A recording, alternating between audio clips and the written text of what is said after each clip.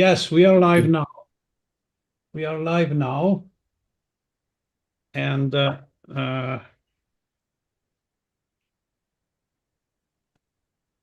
yeah, I think we are online. And I want to welcome everybody to this third day of the Space Renaissance International Fourth World Congress. Today we will have several sessions and some panel too. And I think the best is to give immediately the floor to Robert Katz, our moderator. Okay, Robert.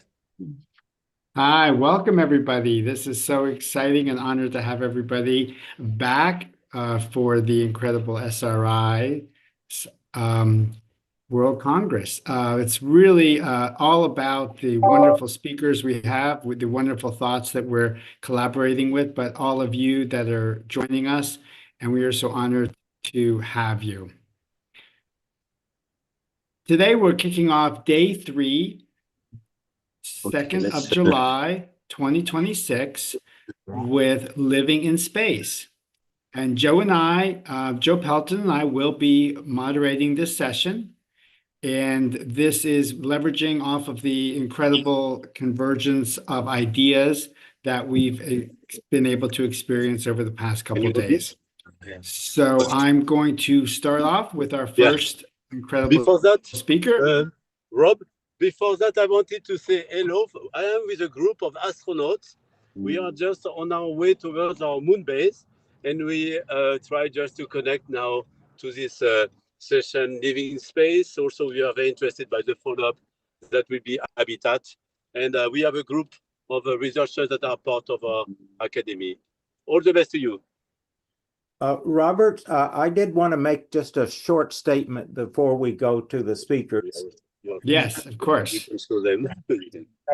This panel represents the great diversity of topics and subjects that are really involved in living in space. We have actually formed this group whose website is basically living-in-space.org that tells about all of the various panels we've had on living in space, the special issue that we're doing in Frontiers in Space Technology about all of the various aspects of living in space that's ongoing, and particularly the book that we are doing, which is called The Future of Living in Space. And this is an attempt to cover all of the aspects we could in just our first book.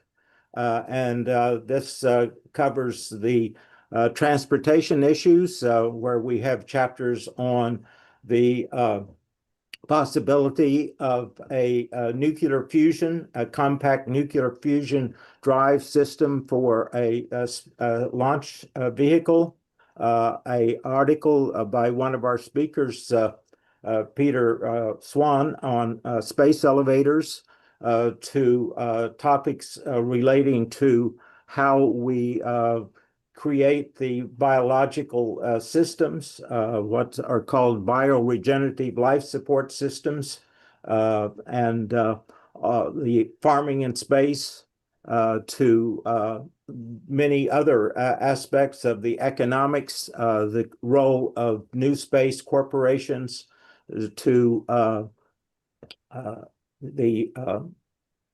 if you will, the challenges of space regulation and a legal system, to the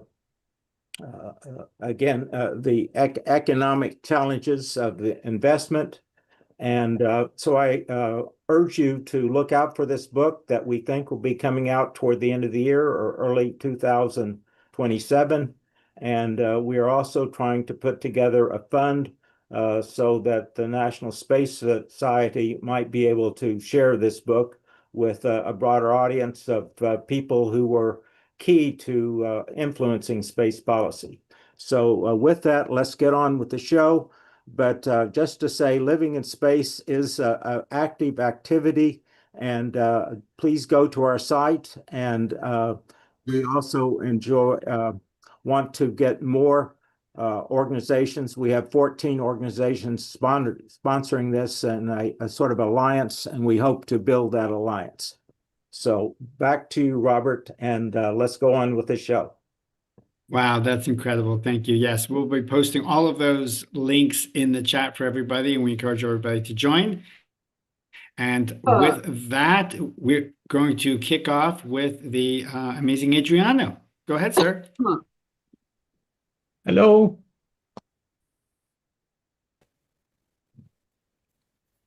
Hello. Hello. Sorry, Yes, sir. Yes. It's to me. Can I go on with my presentation? Yes, sir. Okay, thank you very much. Sorry, I was just opening the PowerPoint, and now it is there, and I can try to share it. Maybe I can try to share it. Yeah, share. And here we go. I think you are seeing the presentation, right? Yes, sir. Excellent. Excellent. So the title. I recommend everybody to mute their microphone when they are not talking. Okay. However, the title is "The Next Land of Freedom is in Free Space," and the under title is "Why." Oh, where'd you go? I'll go get my shirt. Where's your shirt? Okay, somebody is. Just let me see what I can do. Mute all. Yes. Okay. So, can I restart? Maybe. Okay. Why 1G simulated gravity is important and mandatory for Gerald O'Neill. So, over 8.5 billion people on Earth are exercising an increasing anthropic pressure on our environment. We urgently need space expansion to sustain humanity's future. Earth's environmental and social deterioration prompts moving beyond our planet. We shall do it now while the historic and technology launch window is still open. Later, the social and the environmental situation and everything and the crisis could prevent us to start moving outside. Among the Moon, Mars, and habitats in free space, these last are preferable. According to Gerald O'Neill, the high frontier human colonies in space. The Moon and Mars have limited ground for human settlements. The enormous quantity of asteroid resources allowed the building of virtually unlimited habitats floating in free space. Self-sustaining, rotating orbital worlds designed to simulate Earth's gravity. Focus on human well-being, freedom, and creativity in space environment. So we have, when we try to design something for space, we always have to start from the requirements. And by the way, always, even for any system we want to design, starting from requirements is a correct way of doing. When discussing space habitats requirements, we are not talking about astronauts. We're talking about space settlers living and working in space, long-time resident inhabitants, people endowed of full human rights, life, health, and reproduction warranted by proper technology solutions. Any comparison among astronautic exploration missions, maximum 1 year, and civilian space settlement, long-time residence is inappropriate. So we have basically 3 levels of traveling in space. The first is a space exploration, characterized by short missions for trained astronauts. And the health and ergonomic requirements, unfortunately, are low because they should be higher, however, but they are considered low in some kind of military philosophy. Yeah. Then we have the space tourism, I can't see your slides. Sorry, I don't see your slides. you don't see my slides. What are you seeing? I see the, Oh, I can see it. oh, okay. Oh, sorry. Just me then. Okay. Go ahead. I can see the slides also. Okay, Health and ergonomic 3 levels. okay.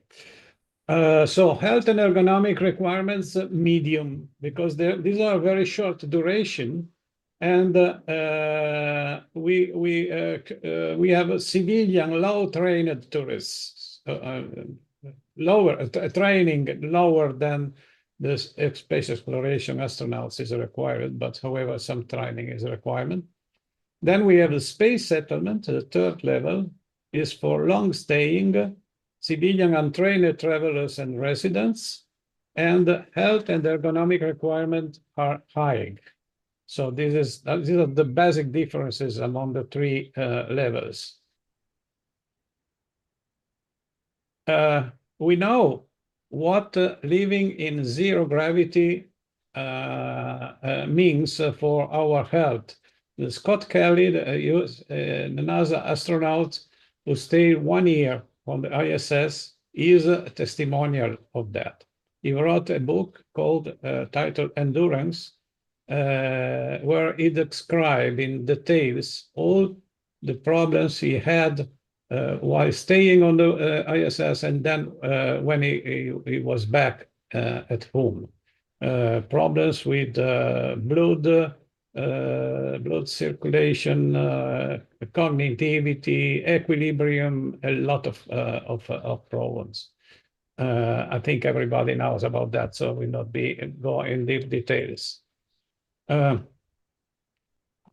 legacy of Gerard O'Neill and the Space Study Institute is very big.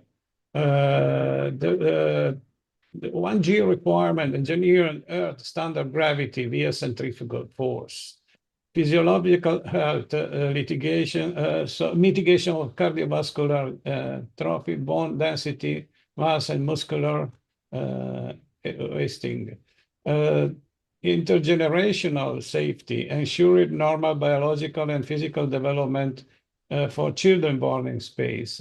So we have basically 3 pillars: the physiological health, the social cohesion, and the fundamental liberty to be free to migrate and to go and come back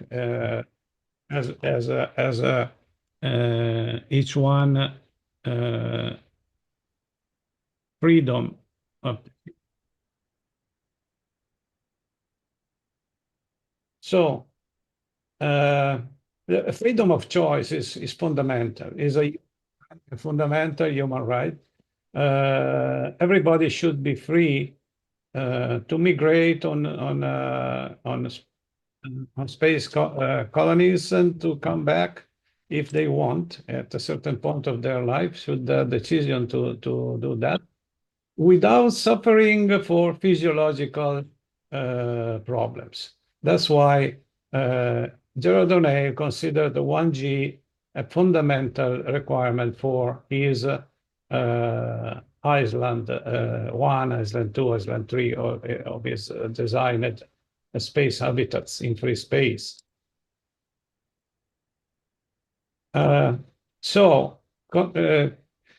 Thinking about the Coriolis effect, we know that we have a so-called comfort zone that begins with a radius of 222 meters and 2 rounds per minute. This is generally considered the threshold for long-term comfort.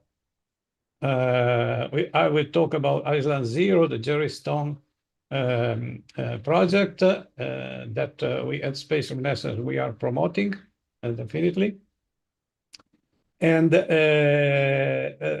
that could be a demonstrator, a small demonstrator, and for research purposes of this. Of course, if we go to larger diameters and larger radiuses and lower rotation, we get always better conditions about the comfort, to not suffer of Coriolis effect. You can see more on this on the all globus space settlement population rotation tolerance that made a deep study on that. We also have to take care of what Gerard O'Neill called the bi-directional tourism. Then will be another rationale for 1G requirement. The iFrontier mentions the key industrial sector that will expand proportionally to human settlement in the solar system. Tourism, two ways. Earthly citizens will want to visit the settlements, and the settlers will like to visit Earth. 1 minute, sir. Sorry? 1 minute, sir. 1 minute. 1 minute to the end. Okay, thank you.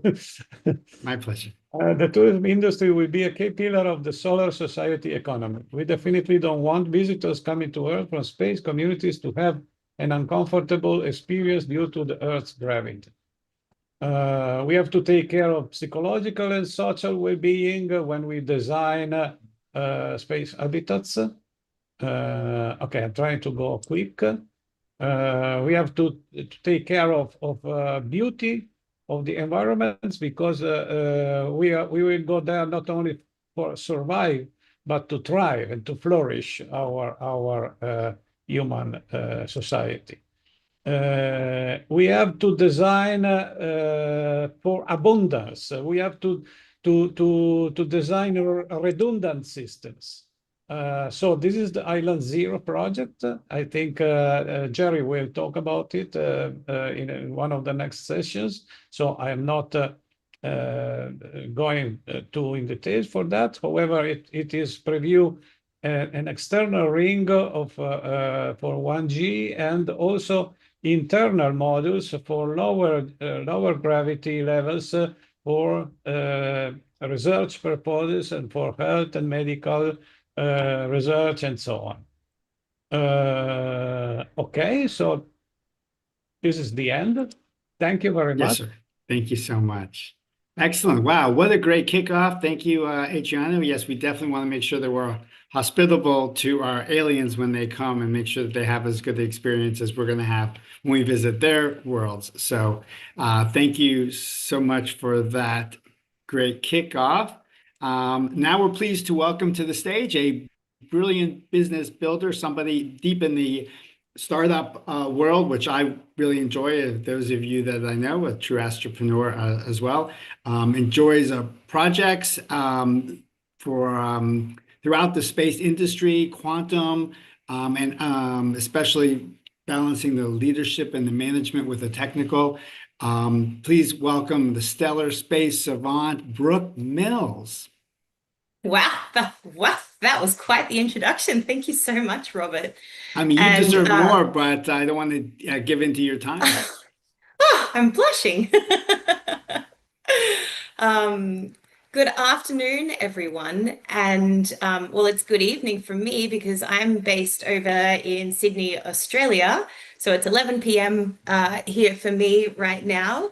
But I could not be more energized to be talking to such a fantastic group of people today about the research and technology that we have been building that is so relevant to this particular session. So thank you very much for having me here. I'm just checking everyone can see my screen okay? Yes, excellent. Yes, fantastic. So yes, my name is Brooke Mills. I'm CEO and co-founder of Australia Technologies, and we're a research and development and deep tech company.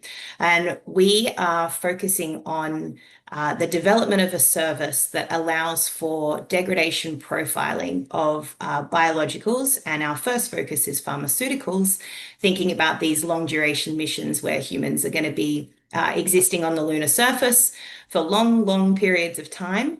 And there are incredible companies out there that are taking care of our astronauts. But what we're doing is we're looking into the healthcare systems that support our astronauts. So again, beginning with pharmaceuticals and then hopefully going into further degradation testing of the technologies, diagnostic equipment, and so on and so forth. So radiation, as we all know, it silently degrades medical technology and materials long before failure is visible. And particularly with pharmaceuticals, when we talk about ingestion, how are these pharmaceuticals being affected during these long duration missions? And one of the things that we have come across in our research is that it is an area that is under-researched, yet critical to human health. At this point, when we look at radiation degradation, most of the technologies just kind of do it pass fail. It degraded, it didn't degrade. We're actually developing a technology that is capable of profiling in situ the process of degradation so that we can help our customers identify how it degrades, why it degrades, and so on and so forth, and then work with them to fortify these materials and pharmaceuticals for use in long duration missions.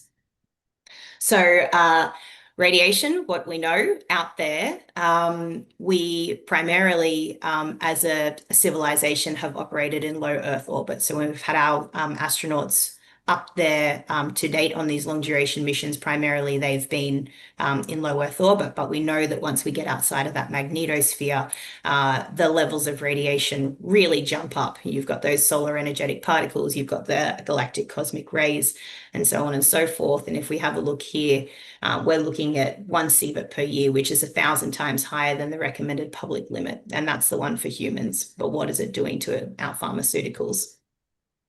So if we just look at a little bit of historical human flight data, we've got the Mercury missions. They went to Leo, Gemini, Leo, Apollo, the only ones outside of our magnetosphere, and the longest mission was 12 days. And then ISS again in Leo. So if we're looking at the current ambitions being spoken about from NASA and other agencies out there, we're looking at 30 plus days on the lunar surface for Artemis, potential Mars missions in the future. So as you can see, they're significantly longer than what we've done previously. So we really need to be preparing these healthcare systems to support the astronauts now, because it takes a significant amount of research, and we want to ensure that we have the right things available to them proactively, rather than them getting up there and getting sick. It's harder for them to get back, and you know, we lose lives or risk the healthcare of our astronauts, and hopefully space tourists in the future. So what we've been able to look at is the effects of radiation on Earth in, say, oncology units and treatment centers, to have a look so far at what, the lower levels of radiation are doing to these pharmaceuticals. And you see chemical degradation, you see the loss of effectiveness, damage to the packaging, and contamination risk. So all extremely, potentially fatal effects for those that are going to be ingesting these pharmaceuticals. So the service that we've developed here is something that we called Astrea Drift, enabled by technology that we have developed called Hero Lab, the Heavy Ionizing Radiation Observation Laboratory. So what we do is we take our customers' products and we pop it into our Hero Lab system. We are in the design at the moment of being able to integrate multiple samples into the Hero Lab payload. The Hero Lab payload is then attached to a host payload, bussed in for power and comms, launched into space, and basically from the moment that it's launched, it starts its analysis. So the systems are in there designed to be testing in situ. The sample is analyzed every 10 minutes with all of the comms data being sent straight back to us so that we can see what's going on at all times. And then at the end of the mission duration, we've got the full scope of what degradation occurred, how it occurred, what broke down, what didn't break down. and we've partnered with the incredible Centre for Pharmaceutical Innovation in South Australia, who we then work with to develop a full-scale report where our customers will get access to all of their data, all of our analysis, and also recommendations for the fortification of their products, so that they can go through a reiterative design to fortify those products, and then hopefully verify them again with us to ensure that once they've made the necessary adjustments based on our recommendations, they're verified in space again to ensure that no degradation occurs, and they can be signed off as can be used in space for long duration missions. Of course, as we know, when it comes to designing for space, it has a lot of on-Earth applications as well. So the exciting part about this is we're looking at longer shelf life for pharmaceuticals, which supports remote areas. Here in Australia, of course, we have a lot of issues with quality healthcare getting out to our remote areas. So if we're looking at the extension of shelf life with pharmaceuticals, it's only going to be a positive thing. So this is our technology currently about to be built. I'm going into our final build meeting on Tuesday before we kick it off. So this is Hero Lab. We have a 1U payload design, a 2U payload design, and a 4U payload design, depending on the mission. Of course, the longer the mission, the more expensive the mission, the more samples we want to get in. So as you can see, we've got the quartz cuvette on the outside, which hosts the sample that's exposed to the full spectrum of radiation throughout the entire duration of the mission. Internally, we have these lab-on-the-chip cartridges. So each cartridge connects to one sample, and the entire lab on the inside is just doing the complete analysis of the sample. All of those cartridges attach into the central CPU, which is where it's powered, all the scheduling's done, and it gets fed into the host payload, and then comms transmitted back to us so that we can gather that data in situ. So that's a broad overview of what we've got right now. I'm mindful of time, so I'm skimming through details. I will provide my contact information at the end of this presentation. So if you've got any further questions, or if you want to pick apart our design, please, I'm all ears. Feedback is nothing but a positive thing. But this is our team. So the concept was conceptualized by Gordon Carroll, who's got a history in space medicine.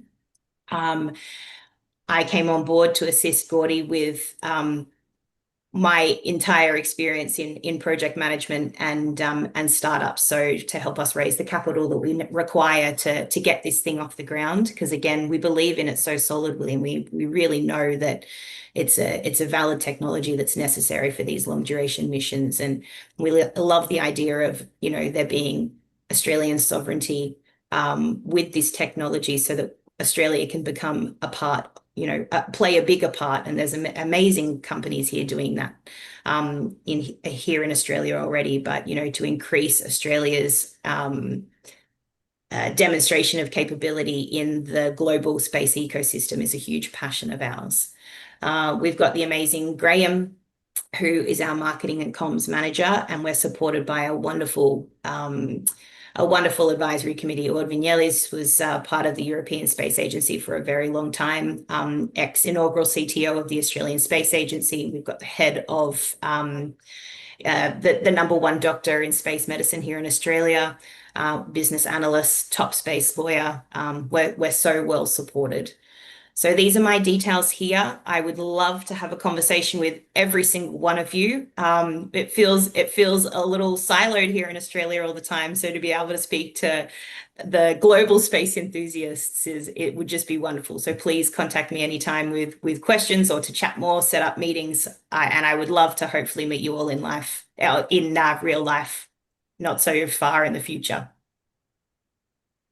Amazing. Thank you so very much. That was great. And we really do look forward to having Australia be closer to the team. I was blessed to have a ground station in Perth back in the early 90s and was traveling there a lot. And I know that the rest of the world was missing out on that treat. And you were a wonderful host for IAC last year. So thank you so much for that.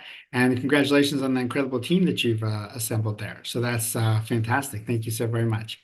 So I'm pleased to introduce our next speaker, a brilliant bioreactor builder, himself a mighty mastermind and enthusiastic executive, the CEO of Eco Islands LLC. Everybody, please welcome Colin Lennox.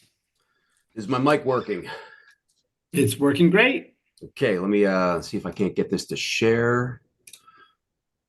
And hello, everybody. Good morning. Can you see the slides? Almost. There we go. Looks great. Awesome. Okay, and also I want to do just a real quick shout out to one of my best friends, Mr. Frank L'Italien. He's on the line right now. Oh, there goes my dog. Sorry, I got a senior bear and she's not feeling well. River, come on, 1 second. Frank is also helping me out 3D printing bioreactors. Hey, puppy, all right? Just a couple more minutes, I'll get you out. Sorry, senior dogs. Hey. Could you go screen? Could you go full screen, please? Yeah, sure. Where do I do that? Of course, the slideshow. Thank you. Okay. Thanks for bearing with me.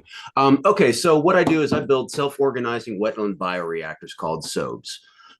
Invented the process back in 2013, but essentially, if anybody knows what the Winogradsky process is, this is a functional version of the Winogradsky process, and that is a biological distillation. Essentially, Sergei Winogradsky, back in the early 1900s, brilliant Ukrainian scientist, was the one to figure out the nitrogen, biological nitrogen cycle. That's how important that he is, and almost nobody has ever heard of the Winogradsky process.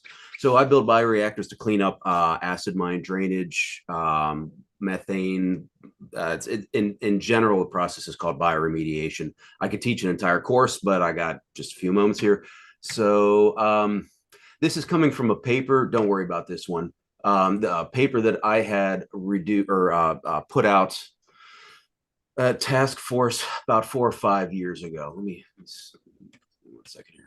It feels like we're the slides are a little out of whack here, but generally speaking, so the Winogradsky process is where you get a glass column, as you can see here. You put some mud into it, and then that mud then will stratify, and that stratification is self-organizing depending on what's called the terminal electron acceptors, terminal electron donors, and the carbon source. So we are chemoheterotrophs. Everybody listening to me right now, my dog right looking at me lovingly right now, right next to me. So we eat food, and we get our carbon and our energy from the food that we eat, and then the oxygen in the atmosphere is what allows us to then exhale waste carbon dioxide as well as some other VOCs. Keeps us alive. And there's a whole bunch of different kinds of metabolisms.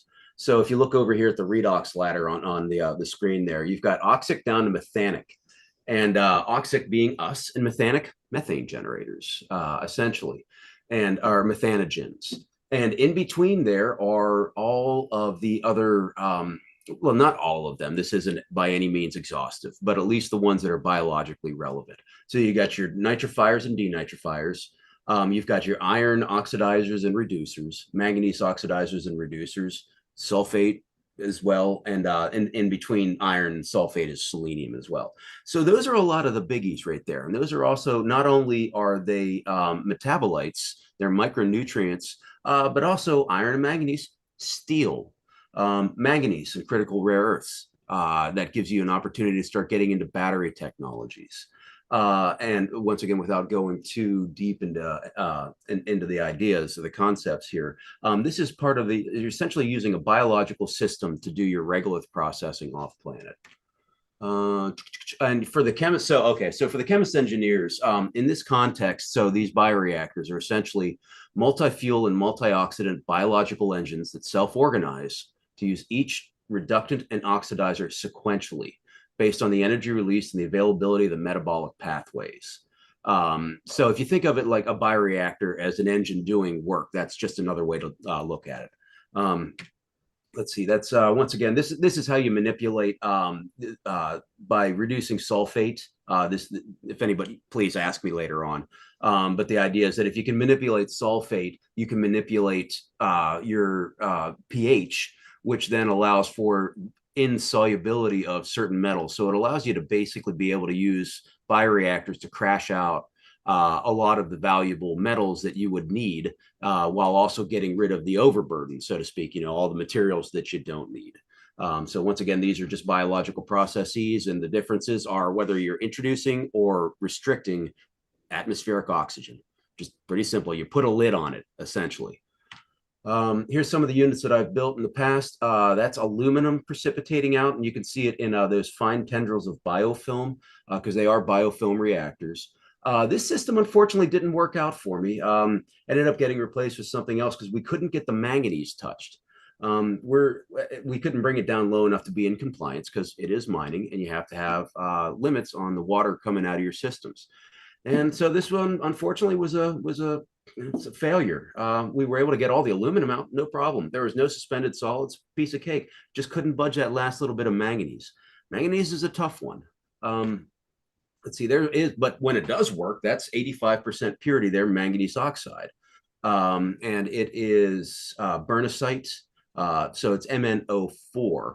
And if there were critical rare earths in that particular source there, they would be within that, those big masses. I've sent this stuff off to Oak Ridge, sent it down to Jeff Post at the Smithsonian. We've done a whole bunch of different analysis on it. And it's if anybody wants any, I still have some left over. This is from 2014, 2013 or so. There's my dog, and some of the who's right here with me, and some of the other systems that I've built. Wastewater treatment is one of the biggies. The white boxes are some older units we built for a mushroom grower out in the Philadelphia area and treating wastewater. Hey, there's Stuart, another one of our co-workers, Frank and I's co-workers, and that's a larger unit then. So we use thermal welding and plastics. So that's essentially a big active septic tank. So it gives you kind of some idea. Stuart's a pretty tall fellow. He's a little over 6 foot tall. And I took my welder out there and we welded it up, and that's for wastewater. There's me doing my thing. Even turns out on a cold day, you can still weld as long as you've got plenty of heat coming from the sunlight and warming up the plastics there. And Frank and I both work, generally speaking, in plastics. So instead of a 3D printer, I've got an extrusion welder, but they're basically the same process.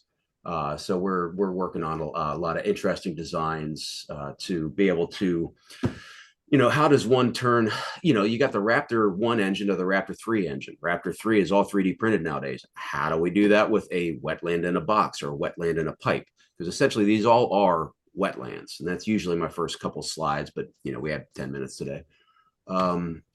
Okay, so this is the tour de force. This one's my opus. So that Winogradsky effect, what I was telling you about, that's all the number 3 blocks. The green blocks on the top left or top right, excuse me, are the civilian habitats and different habs, and then regolith processing. And this is specifically for Mars. So 1A, 1B, 1C are all the materials that are coming in. And of course, you're compressing CO2 from the atmosphere and pumping that into your grow rooms. So this system then if you use the Winogradsky effect, essentially reintroduce wetlands and not just have some simple reactor, but when you invite in all of the different chemistries, all the different biologies, you have an opportunity to do all of this stuff. Sorry, when I say do all this stuff, be able to reduce or oxidize minerals, producing your own oxygen, recycling your own CO2 through a system like this. And that's like, you think about just standard environmental degradation nowadays, in a lot of cases or floods, it's because we wiped out our wetlands. We went and paved them over. And all those natural services that it's being done for, has always been done for us, we're just saying, oh no, we don't need that anymore, because nobody really understood the value of them. This is the reintroduction of a wetland into a habitat system. And yes, water is one heavy, more minute, sir. Yes, sir. Yep, I got I see the clock right there. Appreciate you. So anyway, but the idea is, if you can reintroduce the wetland into a system, then you can get all those natural services back.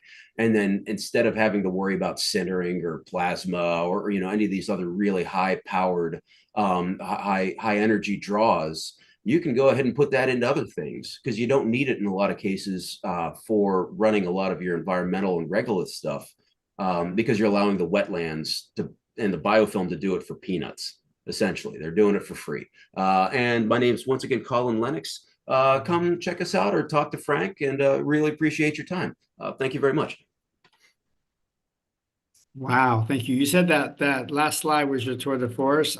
I would disagree. I think the whole thing is a tour de force. So that's quite amazing. Thank you very much. We look forward to, yeah, there's a lot more there. There's a lot to uncover there. So pretty ingenious. Thank you so very much. It's a whole class, but thank you. And Nicholas, of course, we work with Nicholas as well. Moon Society, he's your guy.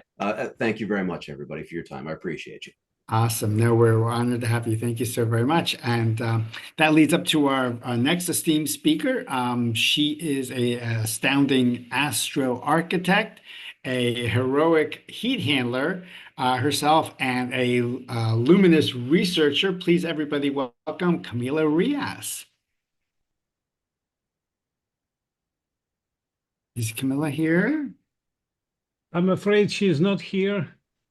I will check, but I think she's not here. Okay. Is David ready? No, she didn't. She has not joined.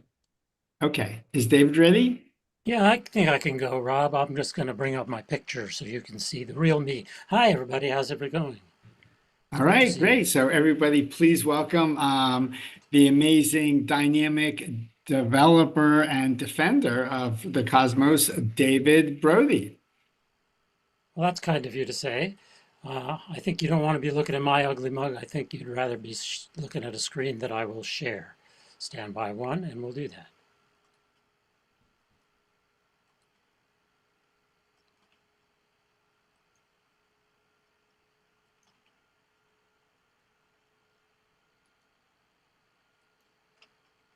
Entirely too many button presses required. I will go full screen for us.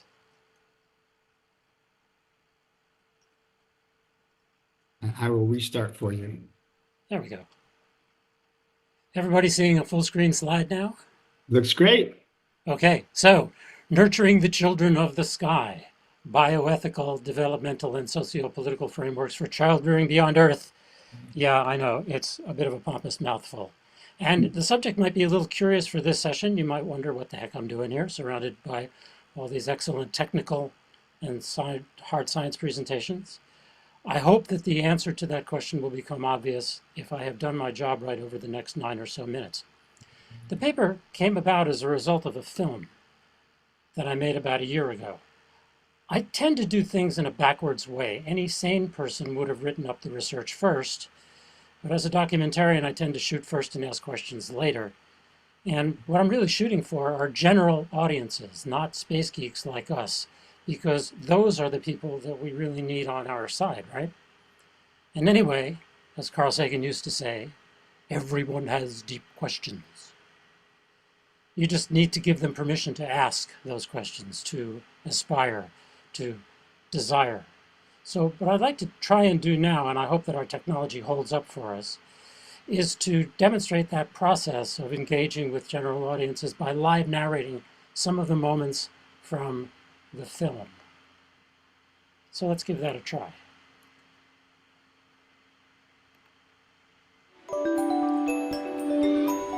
How many of us have had this dream? Self-reliant space settlements in the solar system beyond Earth.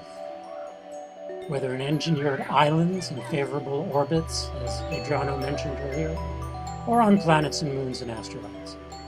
But the question that I have is, can any space community be said to truly exist before the first child is born there? Is Mars really the kind of place to raise your kids? I don't know, is it? Who should get to decide if space is safe enough for children? What are the risks around pregnancy and childbirth off-planet? Would you edit your child's genome to permanently adapt them to a different world? Let's say that a space corporation builds a company town. Should it be required to provide health care and education for its workers' kids? What about child labor practices? Can a kid raised in lower gravity ever come to Earth? And might the children of Earth someday light up their torch ships? Come on, torch ship, light up. Strike out for the stars. As I mentioned earlier, we are watching some clips from Children of the Sky. Can we raise kids in space? So, I'm a documentarian, which means I'm not an authority, I'm not an influencer, I'm not an academic, I'm not a wonk. So I thought I'd better bring along a few actual experts.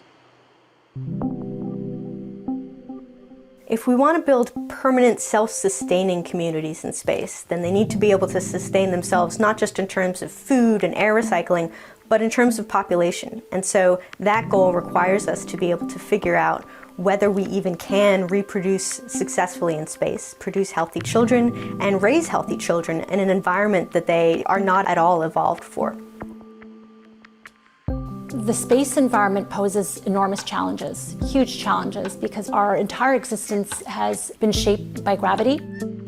I see a fractioning of our pathways where there's a divergence of the species, where within 300-400 years there'll be a population that remains on Earth and never leaves. And then there'll be others that migrate out and become people of another planet. Outside of our space community, most people don't realize that we Homo sapiens evolved on the densest planet in the solar system. All of Earth's species are built for relatively strong gravity, even the great whales. In microgravity, as you all know, space station astronauts, cosmonauts, and taikonauts must exercise hard. They need to go hard every day, and they may still have challenges after they re-enter. It's a bit like being born again on Earth. So, once again, referencing Adriano's mention of Gerard O'Neill, what about so-called spin gravity, where down is outward along the axis of rotation? We have talked about this for decades, but we still don't really know if such centripetal acceleration will protect space settlers in the same way and to the same degree that Einsteinian space-time deformation does. It would be nearly impossible to simulate additional gravity on a planetary surface like Mars or Sirius. We haven't seen children born off planet in no gravity. What would be the effects on kids' bone density? This is when they are taking all those minerals into their bones before they get to the point in life where they start leaching them out. There could be some serious health issues for children, but we don't know what they are yet. Also, outside of us spacey types here, most folks don't know that our species was born on a planet that generates a strong protective magnetic field. Brooke referenced this earlier in her great talk. Mars, the Moon, and other small worlds are not so fortunate. There's a constant barrage of highly charged particles from the Sun, and energetic particles, energetic active galaxies with black holes, gamma ray bursters blast our solar system with cosmic rays. We know that radiation is genotoxic, it's mutagenic, it harms every single cell in our bodies. It'll affect the DNA in the sperm, it'll affect eggs, it'll affect the DNA in eggs. Embryos cannot survive in radiation, they will become mutagenic. Fetuses will be harmed by radiation, we know this through natural experiments here on Earth. Even exposure to the eggs and sperm, even if that child was born, could result in future cancers in the child through exposure from his parents in the preconception or prenatal periods. The big challenge is that we don't even know how to ethically figure out whether humans can reproduce in space, because that kind of scientific research would require us to experiment on pregnant people and fetuses, which is generally considered to be very unethical. So to solve for radiation and extreme temperatures on planetary bodies like Mars, settlers may be forced to spend much of their time underground, or living beneath a substantial defensive buffer of insulation. Kids venturing out onto these stark surfaces will be well advised to keep their trips short. They're going to have to thoroughly detox their gear before re-entering their homes. Well, ultimately, is it really fair to sentence children to live on a planet they can never experience directly without a pressure suit? or to grow up on a world where they may not be able to leave to come to Earth? Who gets to decide what environmental conditions are permissible for kids? Should it be some government agency? Some corporate authority, perhaps? On the other hand, this is one of those safety concerns that could be a mark of tyranny.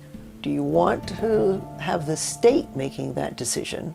Or do you want to leave it up to individual parents or super sad grandparents saying, don't take the kids to space? If there's generations living outside of Earth, do they have a right to come to Earth and become Earthlians? They might need a passport to get into Earth. Can they then come here and cause harm? Well, beyond looking at the world through a child's eyes lies something I think is even more powerful. And that's viewing the universe through the eyes of a parent or a caregiver. Because this nurturing perspective forces you to see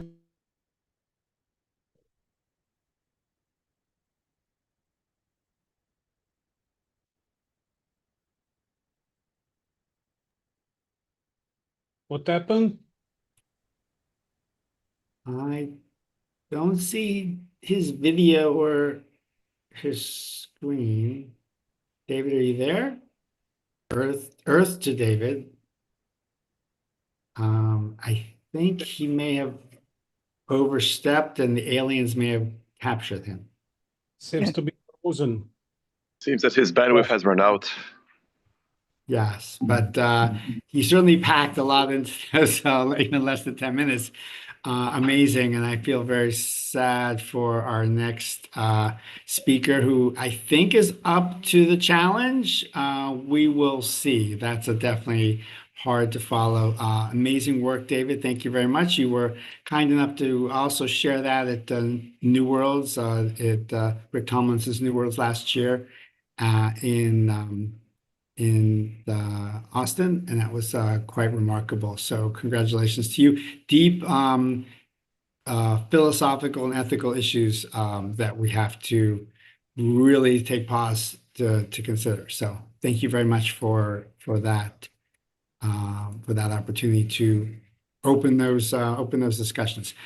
So next we're going to come back. Before we go to the next thing, I would just like to note that in the series I mentioned that we're doing for Frontiers in Space, we are currently reviewing an article on reproduction in space and talking about what we do know from reproductive experiments with various species of animals and so on, and what we've learned and what the dangers might be. So that's coming up in the futures of space, Frontiers of Space Technology article. Wonderful. Thank you very, very much. We appreciate that. We very much look forward to that. So next, we're coming back to the chair of this session and put all the session together. If everything goes great, all the credit to him. Anything goes wrong today, all the blame to me. Everybody, please welcome a wonderful and talented, tremendous terraforming titan, a wise world weaver, and an eminent emirate executive who used to be running the International Space University that we all know and love so well. Everybody, please welcome our good friend, Joe Pelton.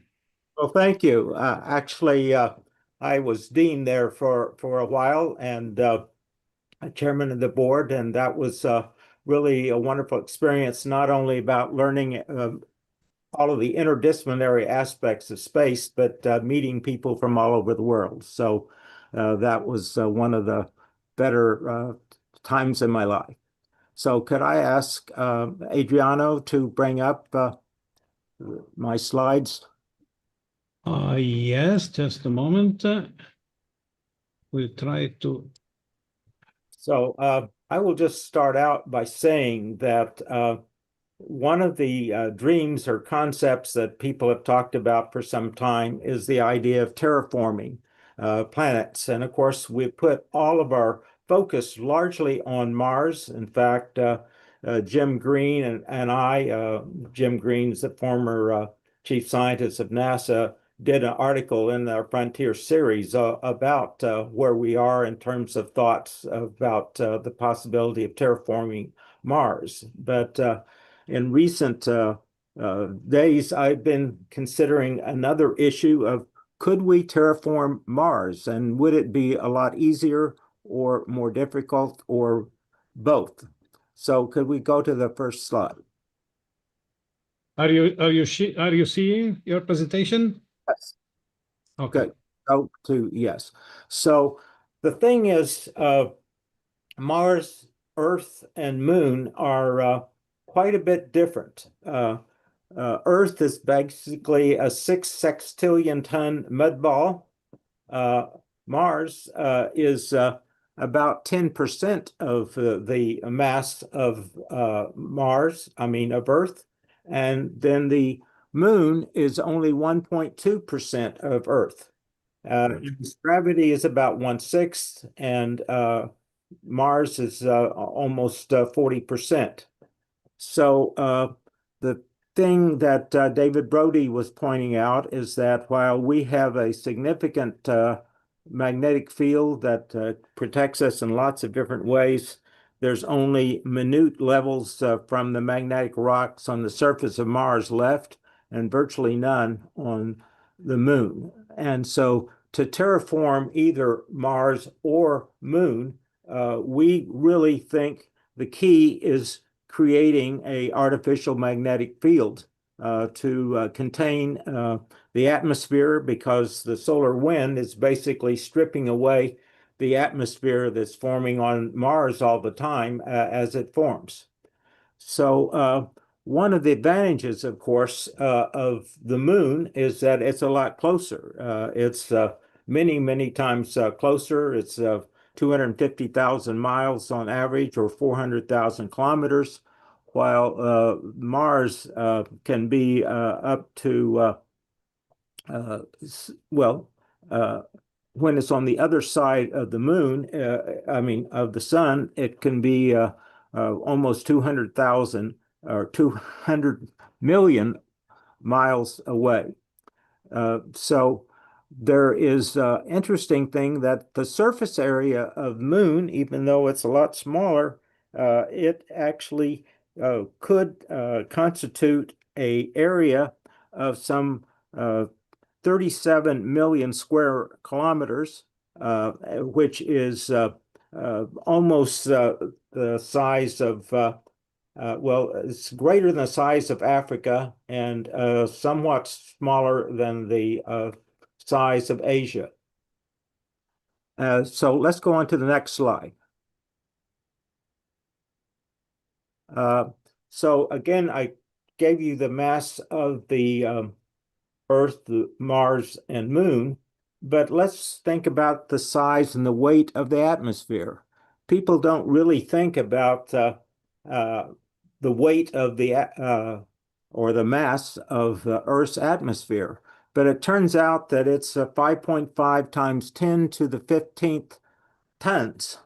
That's a whole lot of mass, and the mass of a atmosphere for Mars would still be even larger, of like 9 times 10 to the 12th mass. And so if we're thinking about maybe lifting mass up to create an atmosphere on Mars or Moon, it is a gigantic, gigantic task, and far, far greater than anything that we've ever conceived about the things we might lift up to space. Let's keep going. Next slide. So what are the challenges? Well, first of all, as we have heard several times already, protection from radiation. And people sometimes don't understand that protection against radiation, like when you go to the dentist, is quite different than when you're out there in outer space. That you can put on a lead coating when you're in the dentist office, but out there, a radiation strong enough could actually start off a a reaction, a chain reaction. So the protective shielding you do out in outer space is much different than what we do when we're down below the Van Allen belt protection. So there is the issue of low gravitation and its adverse health impact. But the issue is if you're trying to simulate that for either Mars or the moon, it's essentially the same issue of trying to create rotating platforms. And whether that works or not, we learned, we still don't know. And of course, there's the same problem of cold temperature, and there's a lack of atmospheric pressure. People don't really realize that without atmospheric pressure, blood boils, and that's not good for one's health. Then there's the issue of breathable air with adequate carbon dioxide for plants. And again, that's the same challenge, whether Mars or the moon. And so the big challenge is the magnetic field to retain atmosphere and prevent it being stripped away by the solar wind and coronal mass ejections. And then challenge 7, virtually no soil or organic materials. And the issue is, can you do things like we were seeing earlier to create the regolith and make it into a soil with worms and other bacterial processes to transform it into a organic life. For those of you who saw the movie where The Martian, where in effect you used poop to grow potatoes, is some of the things you'll read about in our book about trying to create bioregenerative life support systems. So finally, the issue of volatiles and other materials on the moon and Mars that could be mined and processed to create non-toxic gases for the atmosphere. The bottom line here is you can't bring stuff up from Earth to Mars or moon to create an artificial atmosphere. You have to create a process to grow it up there, but it still means you have to take a whole lot of stuff up to even make that process work. Next slide. So we often refer to Earth as a Goldilocks planet, but most people think that's just because it's not too hot and it's not too cold. But it turns out that there are a whole lot of different things about Earth that makes it able to support life. And the thing is, it's a magnetic field that's sort of a magic thing to keep our atmosphere so our pressure is sufficient, atmospheric pressure, so our blood doesn't boil, so the temperature is right, and that we can support plant life that is key to our being able to have foods. So there's 6 or 7 different ways that the Earth is unique, and trying to create all those capabilities is very difficult. I invite you to wrap up, sir. Yes. So the moon is about 250,000 miles away, and that's easier. So go to the next slide. Can we just go to actually the last slide? Anyway, space elevators are key to lifting the stuff up, and I think Peter Swan's going to be talking about that later. So it's a magic lifting system that could certainly be one of the things that we would need. Next slide. Next slide. So we have a long ways to go to make it happen, and the article that we did in our book shows it's almost impossible with the technology we have now to terraform either Mars or the moon. Next slide. So what we will be doing, say on the moon, we'd still have to create a habitat system there while we're trying to make the terraforming process work that would probably take many decades. So it doesn't mean that we can magically snap our fingers and make it happen.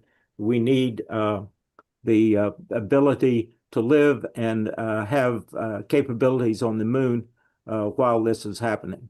Next final slide, I hope. So the idea of, well, no, let's go on. Just to note that Thomas Jefferson, he acquired some 828 million square miles for $15 million in 1803. And the issue is, would it be worth in current dollars to spend $100 to $200 billion to create a livable moon that had an atmospheric pressure? Is there a final slide? So just a commercial for the book that will be talking about terraforming, talking about life support habitats, new transportation systems, and more. And we hope to get it out for about $40. And here are some of the authors who are contributing. Thanks all. Awesome. Awesome. Thank you so very, very much. Appreciate it. That's quite inspiring. Congratulations on that wonderful piece of work. We know how hard it is to get a book from your head onto the paper. So now we all can look forward to enjoying it shortly. And thank you for the assistance on the introduction to our next amazing speaker, who's going to uplift us with space elevators. As he's done with the Space Elevator Consortium, one of the luminary lifting leaders of that Space Elevator Consortium. Everybody, please welcome Peter Swan. Well, thank you, and good morning, afternoon, and evening. It's a global effect, and I really appreciate this. Today, I will set the stage for your understanding of the modern-day space elevator, and we call it the modern day because we have a material now. It's coming out of the lab. They produced a 1,000-meter, half-meter wide piece of graphene, two-dimensional material. So we're there, we believe, to start. But what we're going to talk about is the logistic giant. And thank you, Joe Pelton, for saying that if you need a lot of mass move someplace, we should use space elevators. They will lift off daily, routinely, inexpensively, and as the green road to space, because we don't burn anything in the atmosphere, we don't leave any debris behind. It's a permanent bridge infrastructure, as if you're going from boats across the river to a bridge. So if you think of it that way, it's a very powerful thought. Now, there are three things that are really interesting. The first is that we would move 170,000 tons per year when we get to our mature layout. And if you remember, we've only launched like 20,000 tons total so far, maybe up to 25 now with Elon Musk doing all this stuff. And then we would be 70% efficient. It turns out that we lift off from the ground with electricity. And so we deliver 70% to geosynchronous of the mass on the pad or out to the end of the mass at the apex anchor. And that's another point. We release to Mars every day of the year. We don't have any 26-month restriction. So we have a capability to delivering mass to Mars routinely. And oh, by the way, from the apex anchor, it's only 14 hours to the moon. So it's a very interesting concept. And if you think permanent infrastructure, you start to get a real feeling for what we're talking about. So what do we have? We have a ball going around the Earth with a long tether. The spaceports we've come up with, we're going to take a spaceport like on the Earth's surface and put it at geosynchronous and at the apex anchor. Well, what is a spaceport? A spaceport is just a truck stop. You know, you release, you accept, you repair, you refuel, you store, you assemble. All the things you can do at a truck stop, we'll be doing at our spaceports. So we have some concepts there that are remarkable. And it looks something like this, our architecture. We call it a galactic harbor, which would be 2 tethers radiating from one spaceport at the bottom. That way you have an up and a down. We have 2 ups where you get most of the money for a while. And so you have an architecture there. And then we see 3 competing galactic harbors as we go along. And if you look at the tonnage layout, that's our process as we go from 1 preliminary space elevator to 6 mature, and you can get a lot of mass up there. So we can help you go to Mars. Mr. Musk wants 1 million tons delivered to the surface. And remember now, rockets only provide less than 1% of the mass on the pad to the surface of Mars, 1%. So we have some real strengths along the way on our design, the architecture. Now, if you look at the benefits, we're talking about an unmatched delivery efficiency, 70%. It's a green road to space, daily to Mars. Man, you don't have to wait forever. We have unmatched logistical numbers, so I call it the logistics giant of the future. And we can assemble at the apex anchor. I worked at JPL for 2 years, and every time I talked about a mission to someplace, they were all talking about, oh my God, we don't have any mass, we have to cut down the power we need, etc. They never got enough mass to do all the missions. They had to share battery life, et cetera, et cetera. So we can make it huge by assembling at the apex anchor. Think of a 20 or 50 or 100-ton science mission to Mars. Here's a chart I love. Rocket equation, bummer. Apollo delivered 0.5% of the mass on the pad to the surface. That's not a very good efficiency. We have 70% efficient release at GEO or at the apex anchor to go someplace. 70%. Unbelievable. And then if you build something above the gravity well, what happens? You can go anywhere you want with as big a spacecraft as you need. So what we do is we plan on bringing things up to the top, assembling them at the apex anchor and releasing them. Let's go to the moon in 14 hours. How about a astronaut rescue program or planetary defense? We can do all kinds of things at the top that you can't do from the surface of the Earth. So we have some tremendous advantages as we go through this whole process. Now I'm going through these charts pretty rapidly, but you'll have access to them through the process. And we've got a paper going with this and everything else. Okay, Mars. We had a study at the Arizona State University by the professor there and then his students. And the students ran the orbital analysis. The class was orbits and interplanetary orbits. So they did the analysis and came up with, you can go to Mars every day of the year. Now, some of them are 61 days. Some of them are 400. They go by Venus. But you can release every day of the year. So you can send nails and hammers on 400-day trip and send pizza on the 61-day trip. So the Mars quandary that we had of waiting and then sending a flotilla of vehicles every 26 months, it goes away. So we really have some neat aspects that people don't talk about. Now, our students did something cute. I love it when you work with students. I really enjoy that part. They came up with a bus schedule. Let's have a bus schedule to go to Mars. Okay, on Tuesday, you go from the Atlantic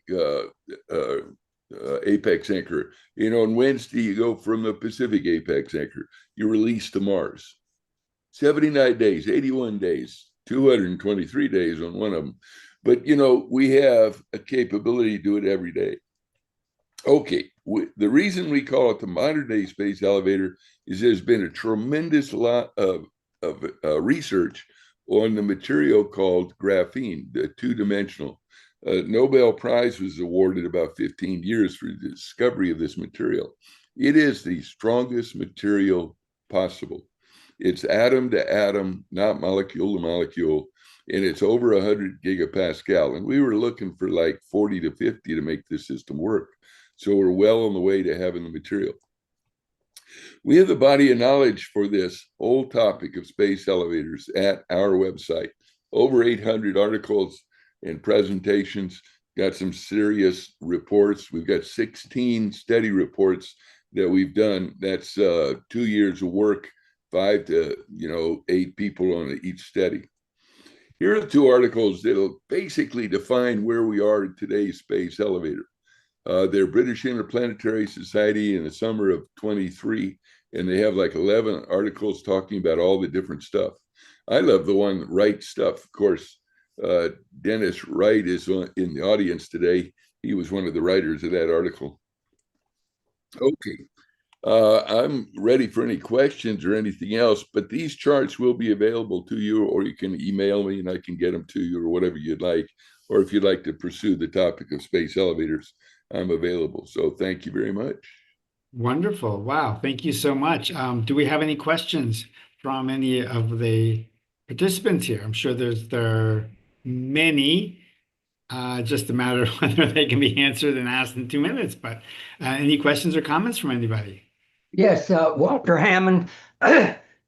So how can you get to Mars in such a short time? Are you extending your elevator tether way out, and that's how you do it, or how? Well, our normal, you could put it any length you want, depending on the math and everything else for the length of the tether. It's got to compensate for below the geo to match the masses. But we're looking at 100,000 kilometers. You release it at 17,000 miles an hour, 7.6 kilometers per second. The key that nobody thinks about is we're above the gravity well. We're well beyond 1 over r squared. So there's no drag whatsoever. When we release, that velocity is what we go at. So we get to Mars in 61 days, just a straight ellipse from where we are. The key is we're not trapped by the rocket equation in going minimum energy path to Mars. Okay. You can't get enough energy in a rocket to do the velocities we do.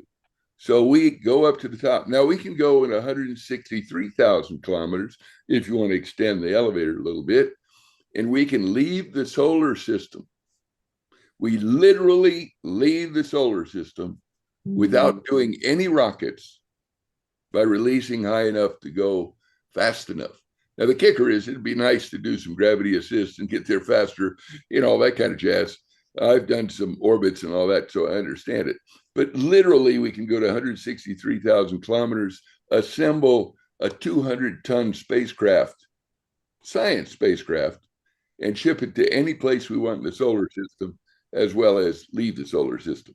So what we do is we open up the environment from the restrictions of the rocket. So we have a few seconds. We have a question from Frank.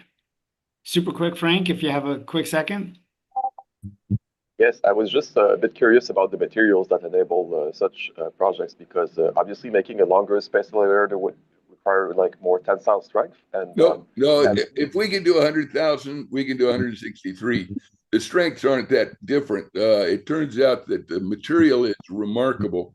It's two-dimensional. It's a whole new arena, and they're growing it now out of the lab, and they're coming out of the lab, and it's atom to atom. The concept of two-dimensional is one atom thick, 100,000 kilometer long, half-meter wide molecule, one molecule. Wow. Now, that amazing. Won't be our tether. It's not strong enough, but we need 20,000 layers of those single individuals. Now, as your mind keeps going on this, you say, that's going to be a complex assembly. And I agree with you. We got to figure it out.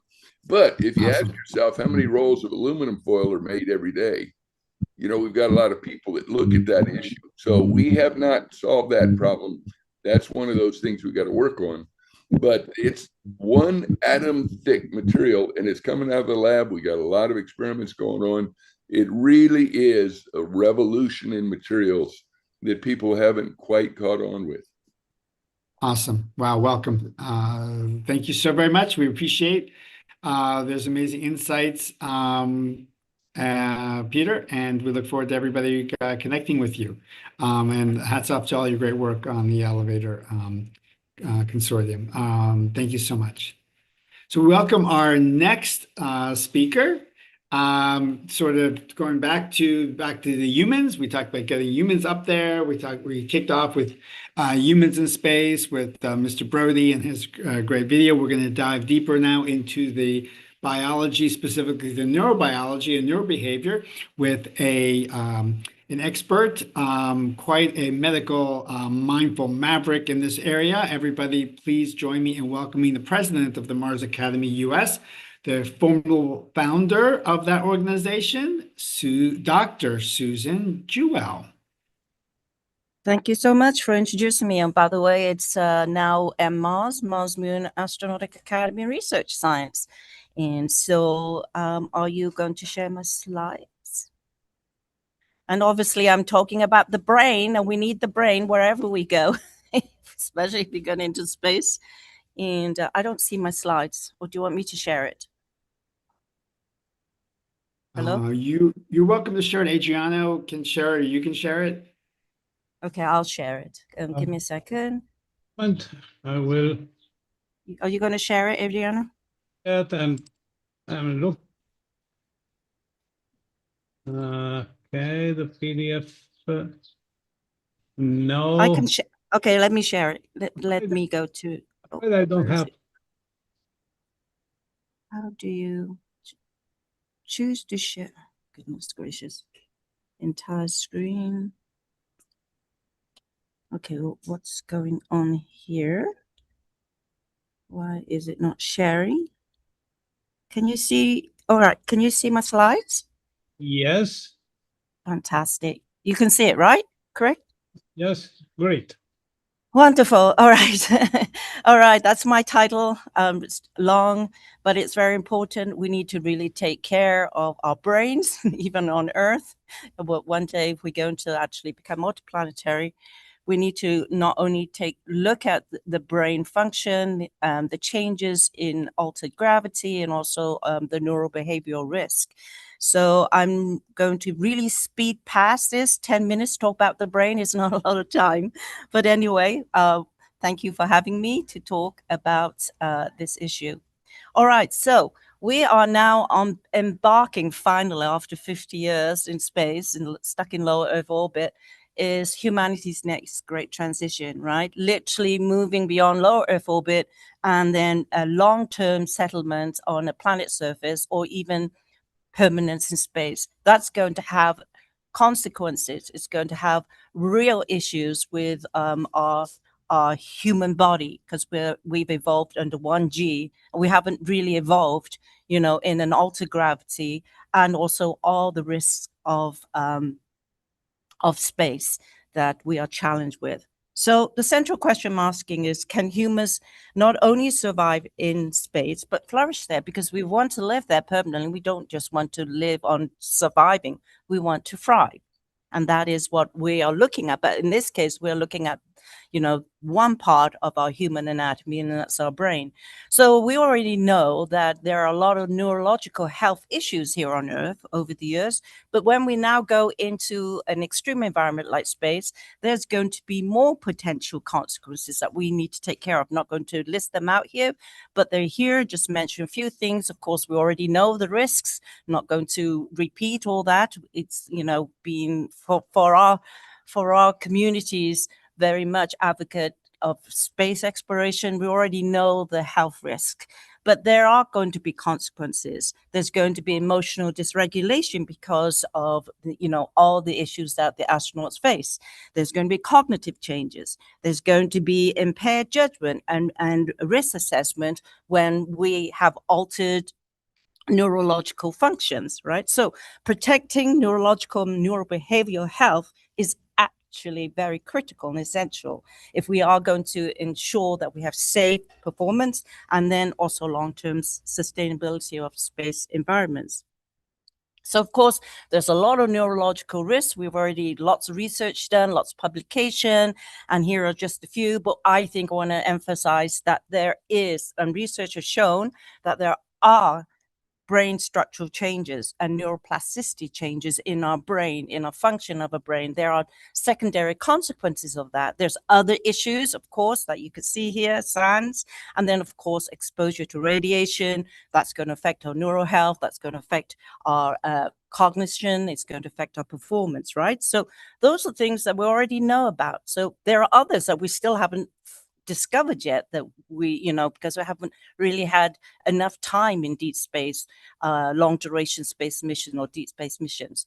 neurobehavioral risk, of course, living in space. Here you could see some of the key stressors: isolation, confinement, which is what we are testing in analog missions. How do we find the challenges? How do we develop the countermeasures? How do we apply technology, including artificial intelligence, to support some of these issues, to build the mitigation countermeasures, right? So these are things that are the neurobehavioral risks as well of living in extreme environments like space.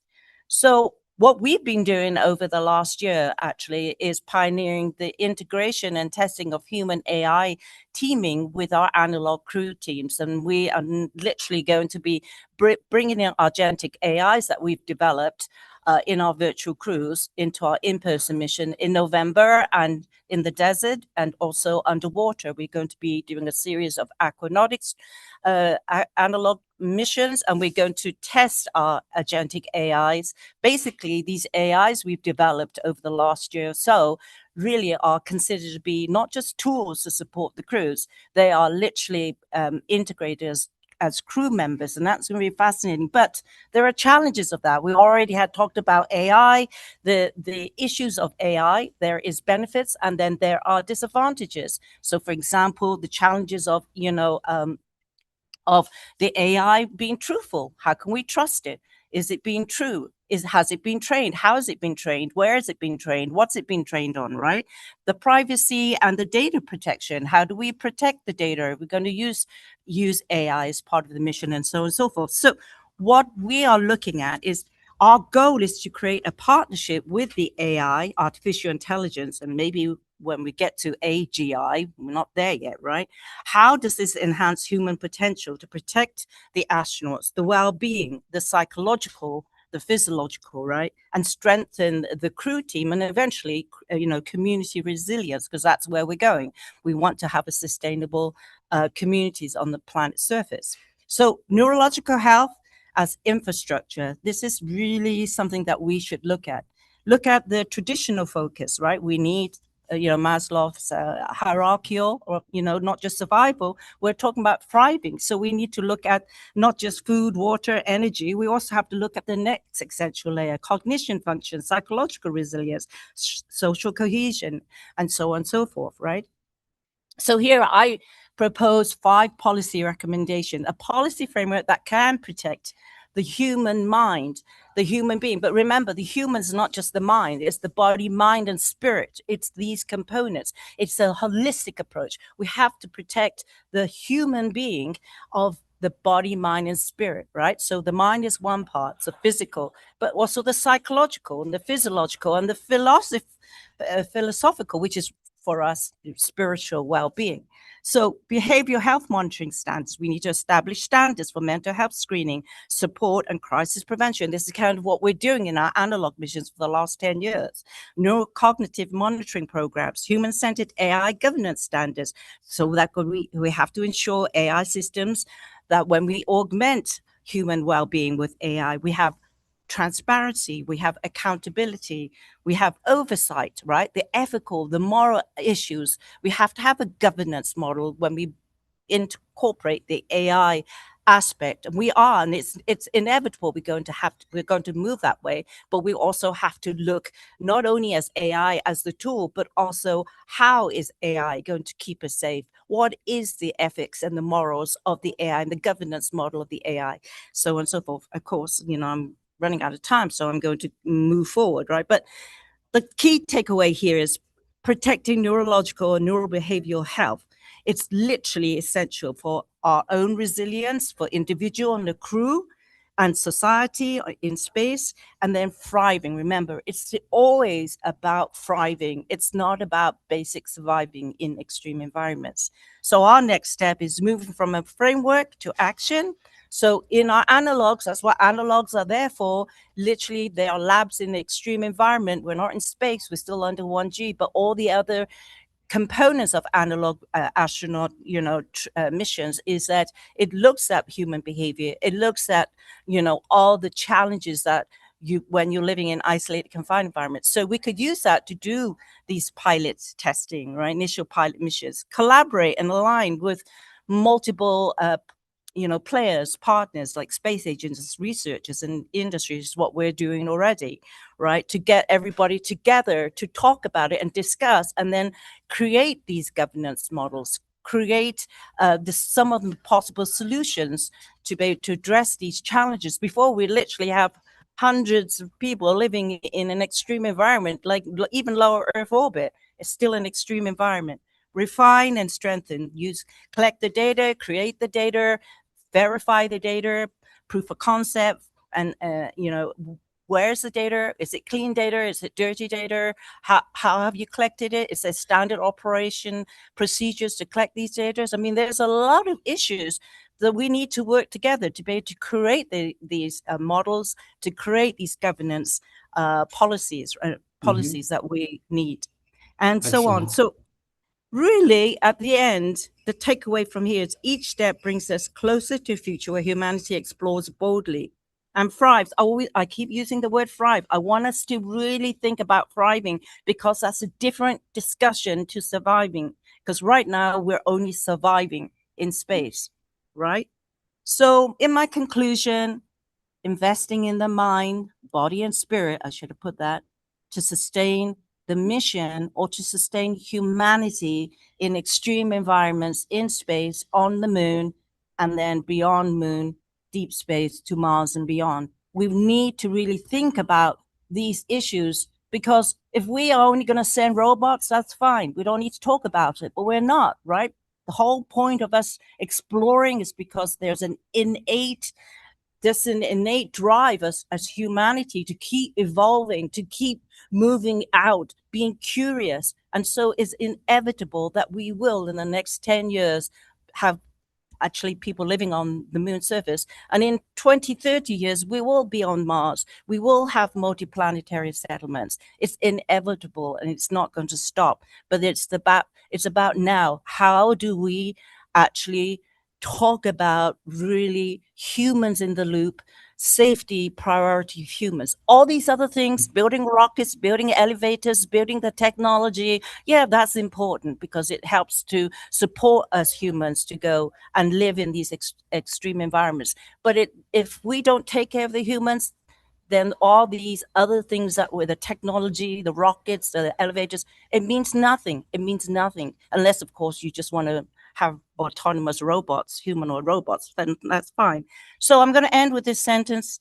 The future of space exploration depends on more than rockets and robots and elevators and all these other things. It depends on healthy minds, body, healthy spirit, well-being that's leading the way. And that should always be our priority. So thank you so much. Excellent. Excellent. Thank you so very much, Doctor. I appreciate it. A very powerful message, powerful visual presentation. Slides are amazing. And of course, a powerful conduction of that session. Really appreciate it. And especially that you ended with next steps, and you presented the case and then what can we do about it? What are the next steps? So really appreciate that. Thank you so much. I'm pleased to introduce another dear friend who was part of our illustrious keynote lineup on day one. And I had the pleasure of being together and reuniting briefly at ISDC there in DC with also many of you as well. Everybody knows the incredible ISS innovator, the fabulous future forecaster, but most importantly, the prestigious planetary professor at USC. Everybody, please welcome the incredible Madhu.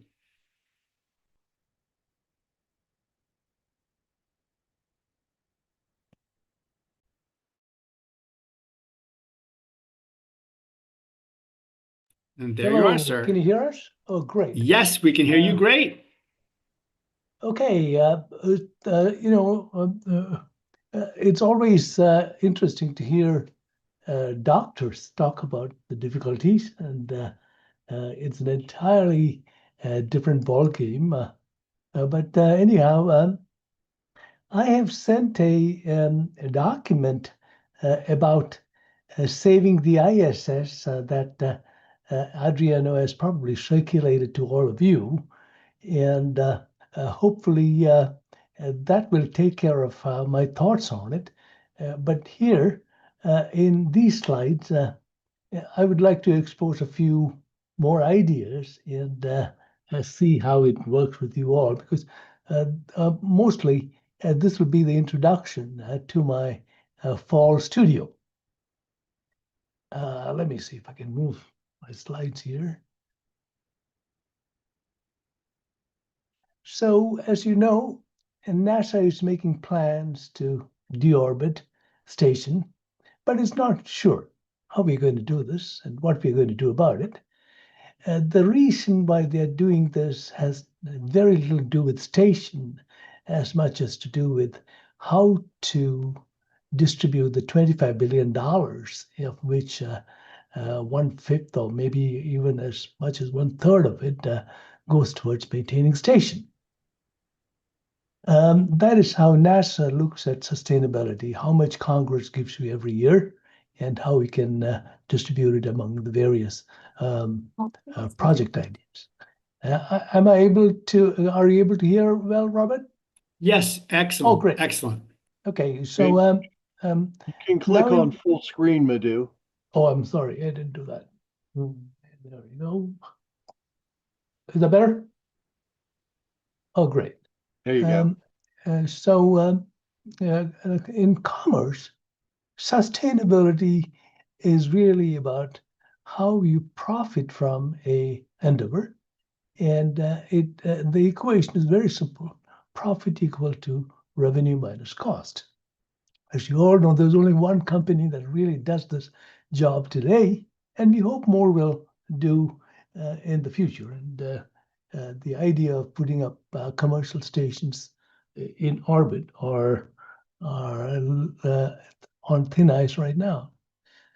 So the question we're going to be asking is, can we attempt a commercially sustainable model using Artemis 2 profile as the model right now, not tomorrow, not yesterday? These are engineering questions, not so much as a doctor question, but attempting a system architecture that can go forward.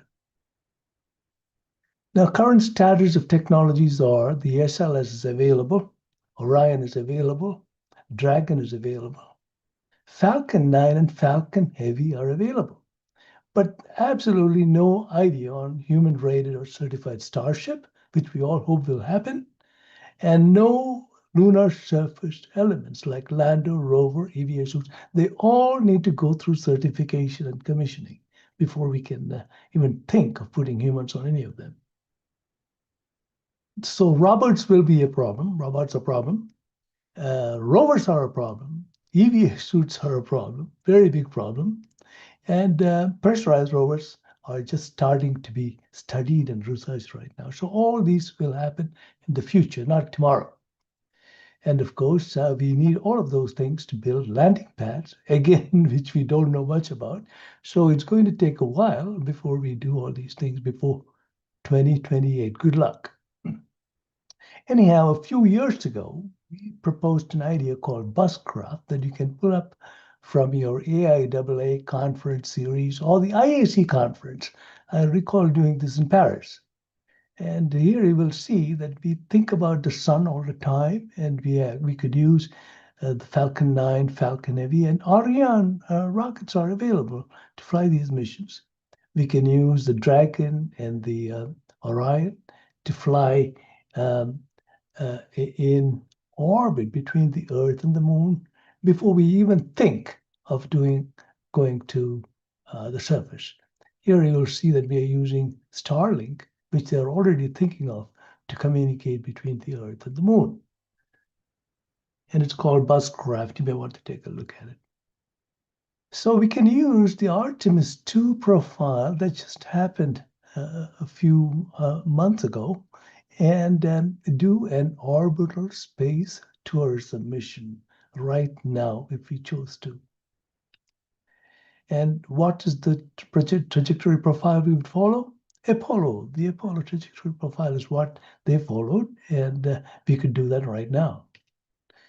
Essentially, the difference would be that we would go to the International Space Station and build up the mission there and then fly off to the moon. And you ask, why would you do that? Because now we are proposing a space tourism mission where we're going to take advantage of the ISS to enhance the marketability of a mission to the moon. And as you know, the ISS was proposed as a place to build large spacecraft, but to change its mission. And now we can do this using SpaceX assets. Of course, in the future, we would have vehicles and orbiting stations, but not right now. And SpaceX has provided a very a comparable mission to Apollo in this chart that you can take a look at and study later. In my own class, the Space Concept Studio at USC, we have studied this mission under with different elements, including Bigelow's inflatable structure called the BA330. You may want to take a look at it. Oh, is that a time out or what? No, sir. It's not. Okay. No, you still have 3 minutes, sir. Oh, good. I'm not sure. That was maybe some of the entering or exiting. Great. Thank you, Robert. Now, this is what it would look like. And of course, we are familiar with what can happen in these regions that Joe mentioned yesterday. Joe Pelton mentioned the difficulties with solar storms, and we have to be careful about them. So we will have a solar storm shelter.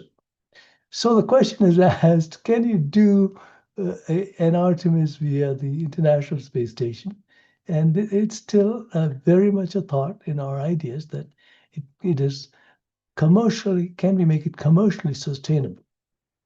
And we think it could be a 14-day mission. And what happens after ISS after 2030? We would decommission it using conventional boost. We take it into high parking orbit. I think everybody in this group knows that it's going to take about the same amount of delta V to put it into the drink, into the ocean, as much as to push it into a safe orbit. And we could use advanced electric propulsion that some countries are using today to keep station. And in case we can't do that, we could do this, bring it piecemeal to the Smithsonian. So what does it cost? And this is a very interesting thing. And these are the things we'll be studying into school today. This fall. So as you know, there is already the activities of commercial space flight, and you are looking at the current administrator of NASA testing their own spacesuits in orbit. And we'll be studying the idea of using the gateway module for purposes of commercial space flight. And further, in the long term, we'll think about having... 1 more minute, sir. 1 more minute. Very good. Thank you. And so these things are all studied in our book. And if you don't have a copy, please get one, because it tells you what we can do on the moon, not by governments, not by particularly a single country, but by the whole world. And Buzz Aldrin sends his greetings. He's in hiding.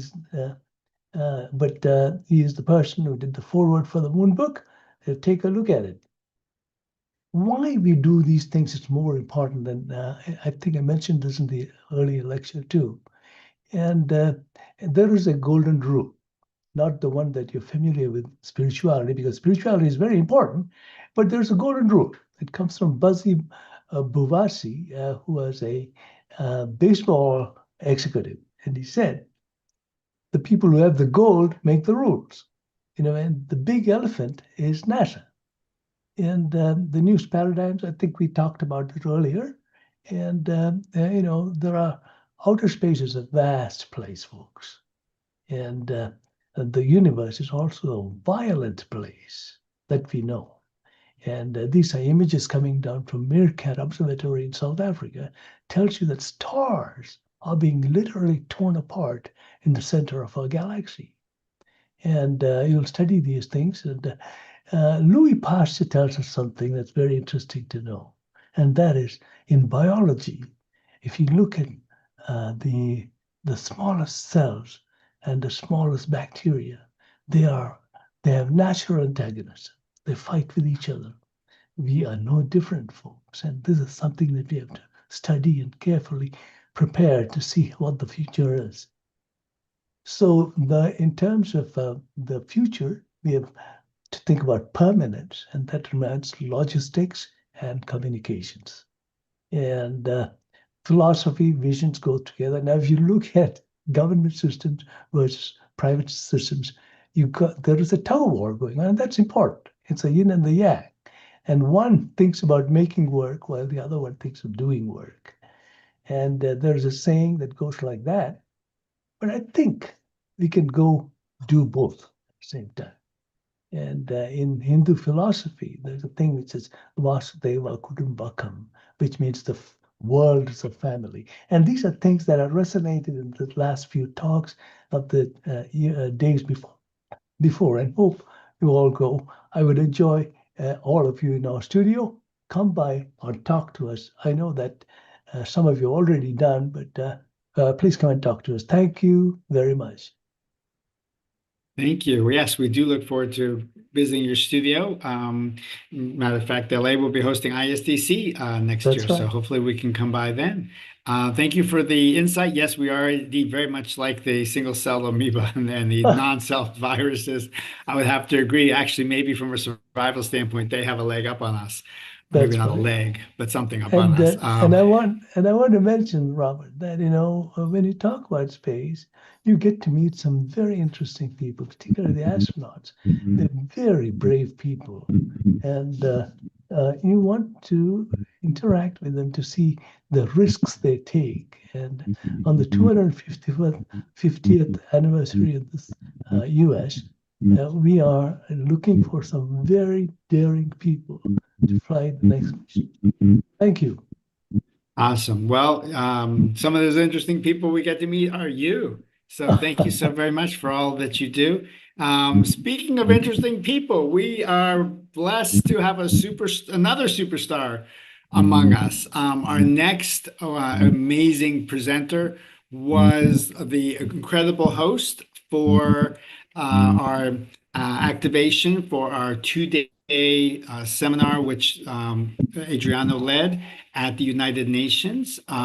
We did one day at 777 UN Plaza, and the next day we were hosted at the Jamaican consulate in New York. We were really, really blessed to be hosted by our next incredible speaker. She is, as you know, captivating conservationist and creator, a vibrant vanguard and luminary voice, and most incredibly, a fascinating futurist. Please welcome the fabulous chief ideation leader of the incredible Future Forum, the amazing dear friend of everybody here, Dr. Claire Nelson.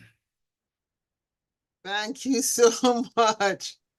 Are you able to see my slides? Yes, doctor. We can see them. While we see your screen, it says, yes, right. Now we can see the slides. And yep, now they look great. We can see them in presentation mode. They look great.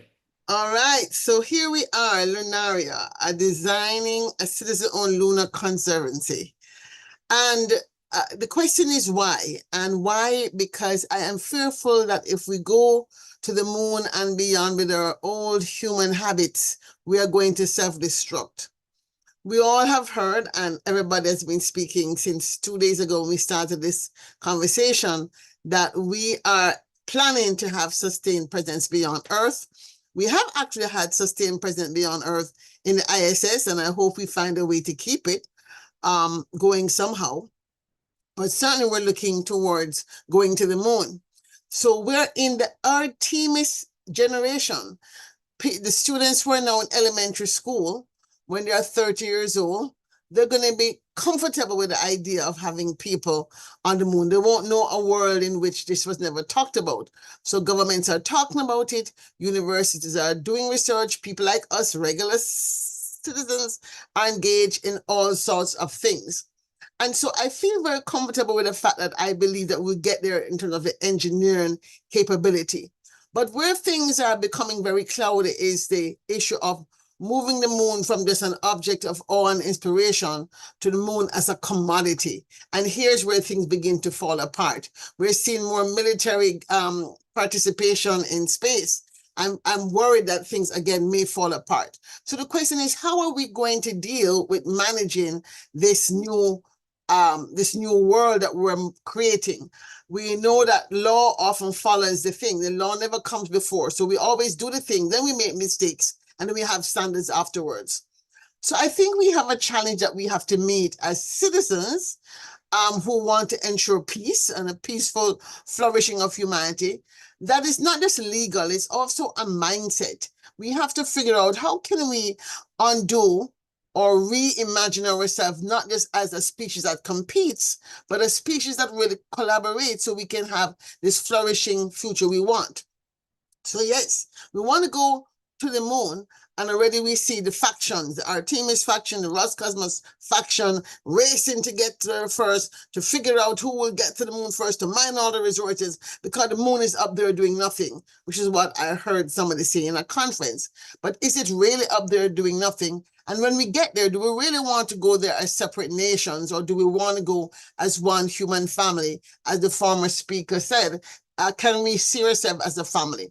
And so in the Smart Futures framework, which is a way I use to design futures, I want us to think about the sustainability issues and the meaningful metrics that we might want to use. How do we become anticipatory in design? How do we design for resilience? And more importantly, how do we use technology in a transformational way? The reality is the moon is part of the earth. It was chipped off from the earth some time ago, and it has become our blood and our backbone. Without the moon, there'd be no earth. Just think about that. Without the moon, there would be no earth. We would not exist. We'd be roasted if there was no moon, or at least toasted. And so first thing I want us to move towards is the idea of a triple sustainability framework. Is the earth has to be sustainable. If we do things on the moon, that has to be sustainable. But the moon Earth as an ecosystem has to also become part of our framework thinking. I never want to hear somebody ever say again, the moon is up there doing nothing. The moon is, as you know, dealing with our gravitational and tidal impacts. And so as we think about our back and forth, when the speakers talk about space elevators, how is our emissions and stuff going to affect the atmosphere that keeps us safe on Earth?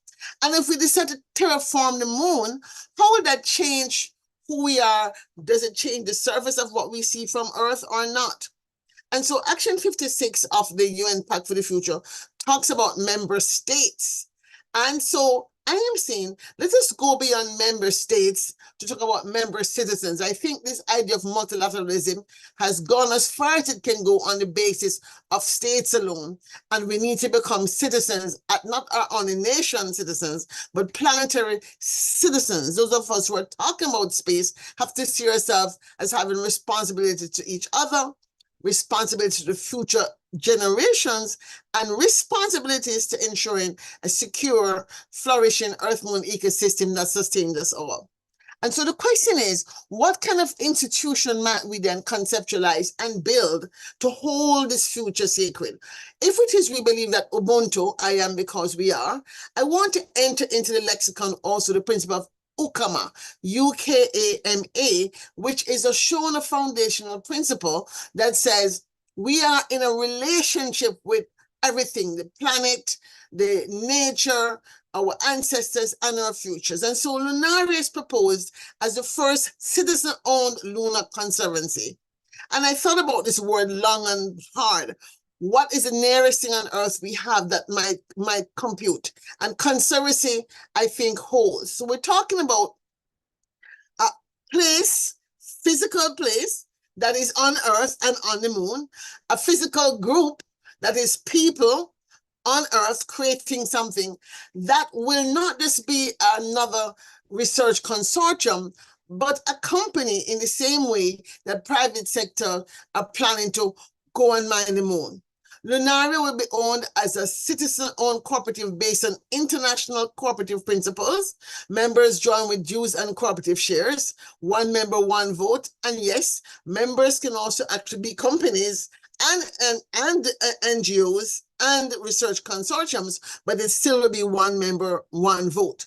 Why? Because we want to have a civic constellation that comes up with a new way of being, that we don't just pattern the last 500 years of conquest and settlements and colonization, but we really think about what kind of institution is going to build this cooperative future and treat the moon as it deserves, as a part and aspect of all humanity. So solidarity, mutuality, altruism, reciprocity, trust are some of the values we want to put in place in creating this thing. And what are we going to be doing there? We're going to have an Earth Observatory, a digital Lunar Heritage Museum, an Institute for Lunar Studies, the Lunar Goodwill Games, and an Earth DNA Vault where we safeguard biological heritage. So these are the research things that we will be doing on the moon. How will we see it? I imagine this being 150 people living there on a permanent basis in the first instance. Of course, the first people might just be 15. I anticipate us beginning with 15 founding chairs and 150 people creating the founding council to get us to our first stage, which is 1.5 million members. And before you say it's a dream, I want to say no, because the precedent for this already exists. There are elements in our human civilization that shows that we can have citizens organizations. I want to take Rotary, for example, which is a service organization. What do members get other than personal satisfaction of being part of a global whole? And so the importance of having Lunaria not just be an earthbound system, but actually be a functioning cooperative with billions of dollars on its management allows us to do research and build a habitat on the moon, because it gives us a seat at the table, not as a supplicant, as a normal NGO would, but as an actor. Because in the business of space and the space law, international law, unless you have something in space, you don't have the same power. And so we want to start with prototyping, lunar missions, virtual twins, design and science collabs, and a plethora of activities that we have to start in the next 5 years simultaneously, because without this, we're not going to be able to meet our target to be in step, lockstep with what's happening in the private sector and with governments as they militarize space. And so imagine, if you will, different mission directorates doing different things. We can build on elements that already exist in various global organizations as SRI. But the most important one would be the finance group. How are we going to make this cooperative work? Who are we going to work with who have done this before, from Mondragon and cooperative alliances to help us do this? So I want us to think about 2030, getting us started. By 2040, we'll actually have a prototype of something on the moon. At least the first 15 to 30 to 50 people will be on the moon by 2040. And by 2050, our complement of 150 people living and working on the moon. And I do believe that my 2035 date of 15 citizens having a habitat is not totally impossible. It's a big moonshot, quote unquote, but I do think it's possible if we really have the willingness to get the partnership going to make it happen. So today is not about presenting a finished blueprint, but to say, who might want to join in creating the 15 founding chairs that allow us to get to the council to develop further the charter, the architecture, the strategy for our future? Because we cannot leave it up to just governments alone.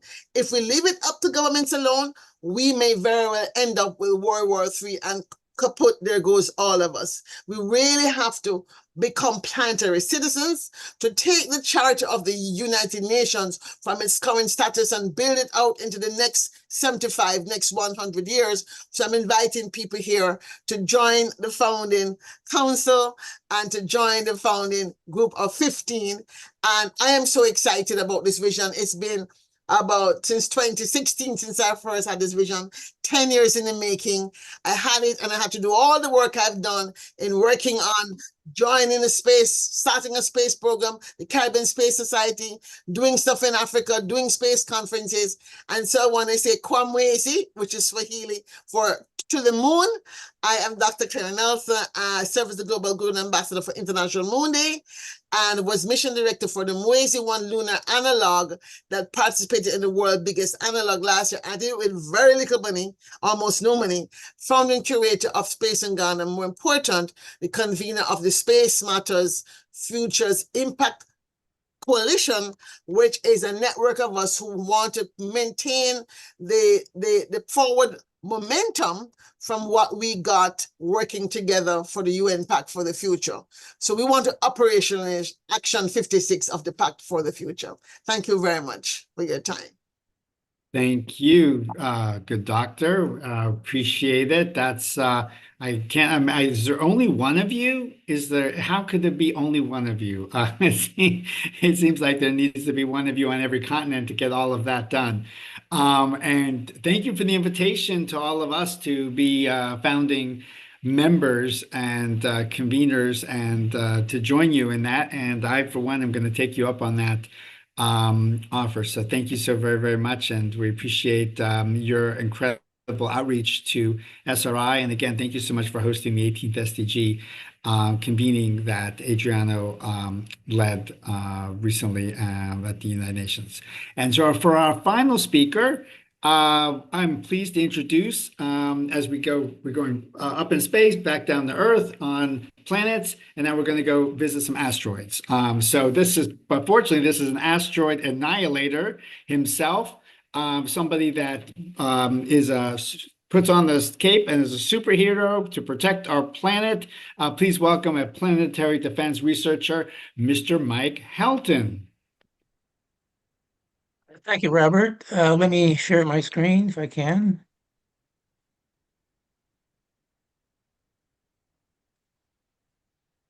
Getting there, almost there. Okay. And there you go. You can put it on full screen if you want by clicking that little, there you go.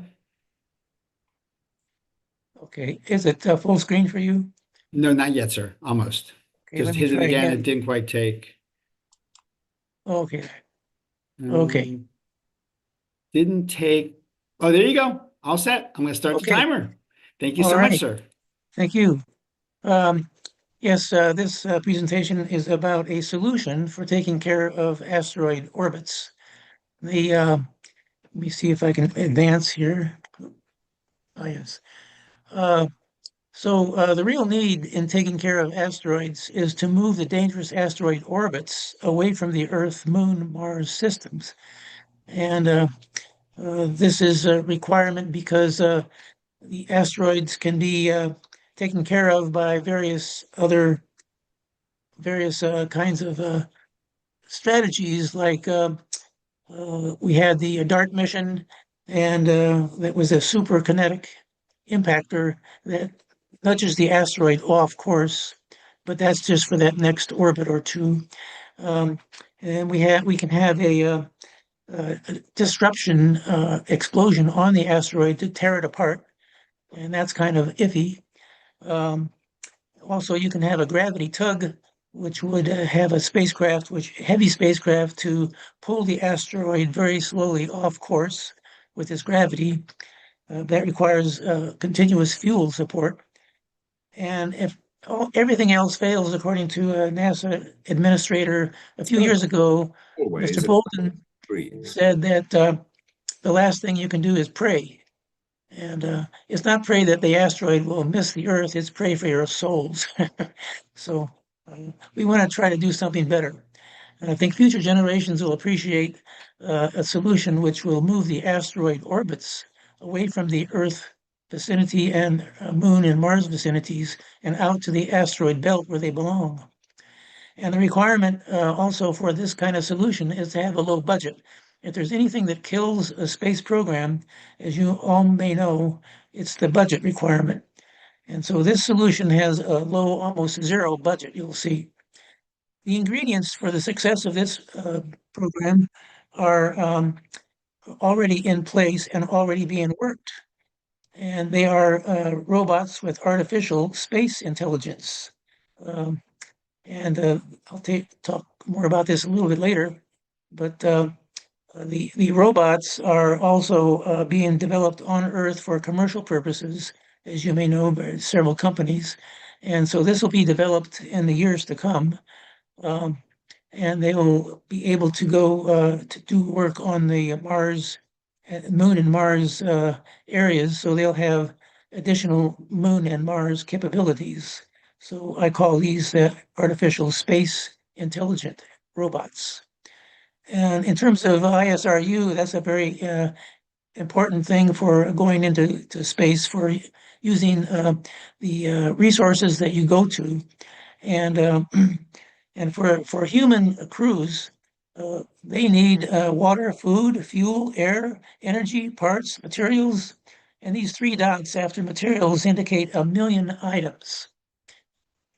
And if you are more than 1 million items, if you're on Mars and you need an aspirin, what do you do if you don't have one packed? So you send away to Amazon. But so we need a Home Depot store, a hardware store on Mars. Also, we might as well have a doctor's office on Mars, a hospital, many doctors, many different kinds of doctors, a dentist, and on and on and on. So you need 1 million items to support a human wherever he goes for sustainability. But there is only one of these items that a robot needs. And I'm not going to tell you which item that is. But your homework for tonight is to look at these different items here and identify which item that a robot is happy with and everything else he doesn't care about. So these ingredients are combined into a diagram here that I made. And this is the convergence of all of these items to make this asteroid solution workable. It took me about 5 minutes to make this slide. But these ideas and items have been worked on for many decades, and they'll be continued to work on for 40, 50, or 100 years.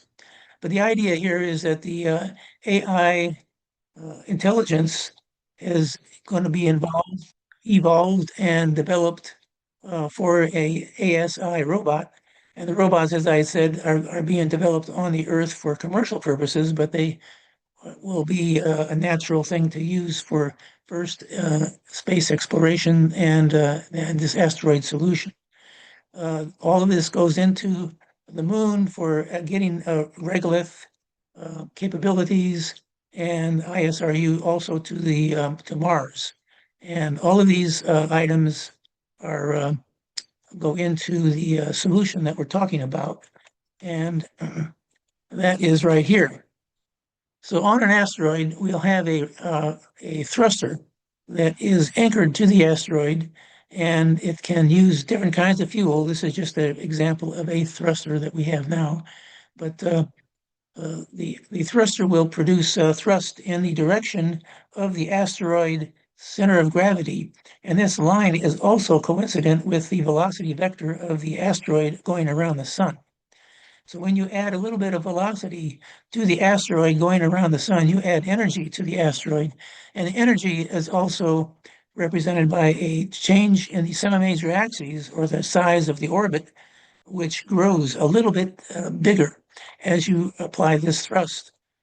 Now, this whole system can be constructed by a team of ASI robots, which I indicate here, that are also tethered to the asteroid. And they use 3D machines and a bunch of other systems to provide what the thruster needs, and that is fuel or mass to throw out into the off the asteroid in order to create this thrust. So that these team of ASI robots can make everything that you see here, plus they can make themselves. And we'll talk a little bit more about that later. The asteroid can be considered as a spacecraft. So you have the big thruster here, and it produces thrust in the line of direction of the asteroid velocity.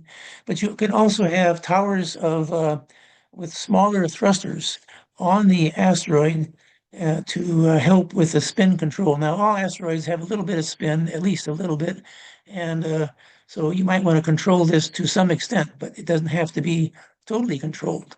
These thrusters can be placed all around the asteroid. So as the asteroid spins, then the different thrusters will go off and help the increase in velocity of the asteroid going around the sun. And in doing so, when a asteroid orbit is added to, when you add velocity to the asteroid orbit, it grows. So that this is a typical asteroid near the Earth orbit. This is a perspective view, so these are not really elliptical orbits right here. But the asteroid usually is an elliptical orbit, and when you add a thrust to the apohelion point, let's say, you will increase the size or the distance of the perihelion point away from the sun. And anytime you add a velocity around the orbit, you will be increasing the size of the orbit on the opposite side. And so as you do that around and around, this asteroid orbit will grow. And over the years, it will grow beyond the Earth orbit, beyond the Mars orbit, and into the asteroid belt, which is what we want. And this is done by a continuous thrusting, and the result is a spiraling of this asteroid orbit out beyond the Earth zone. And after many, many years, and we're talking about maybe 100 years or more, it will go out into the asteroid orbit, the asteroid belt, where it belongs. Let's see. You have one more minute, sir? Okay. So in order to get this done, it would be a phased approach. And the first system to go on to do this would be a human crew, no robots. And they would learn how to set up this system and get it to work. And then the second phase would be another human crew to go and test and refine the setup process. So they would add to the knowledge base of how robots would access this base and how robots would use this information to do this setup and to manage the system.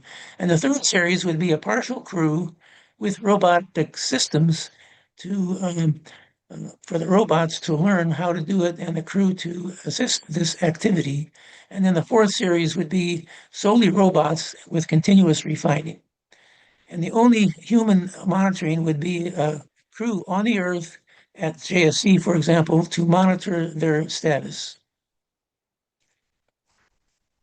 In conclusion, the ingredients for an asteroid control thruster system are being developed by doing the Moon-Mars programs, which are in place, of course. A zero-cost strategy, except for human monitoring, can slowly move all NEO asteroids out into the asteroid belt.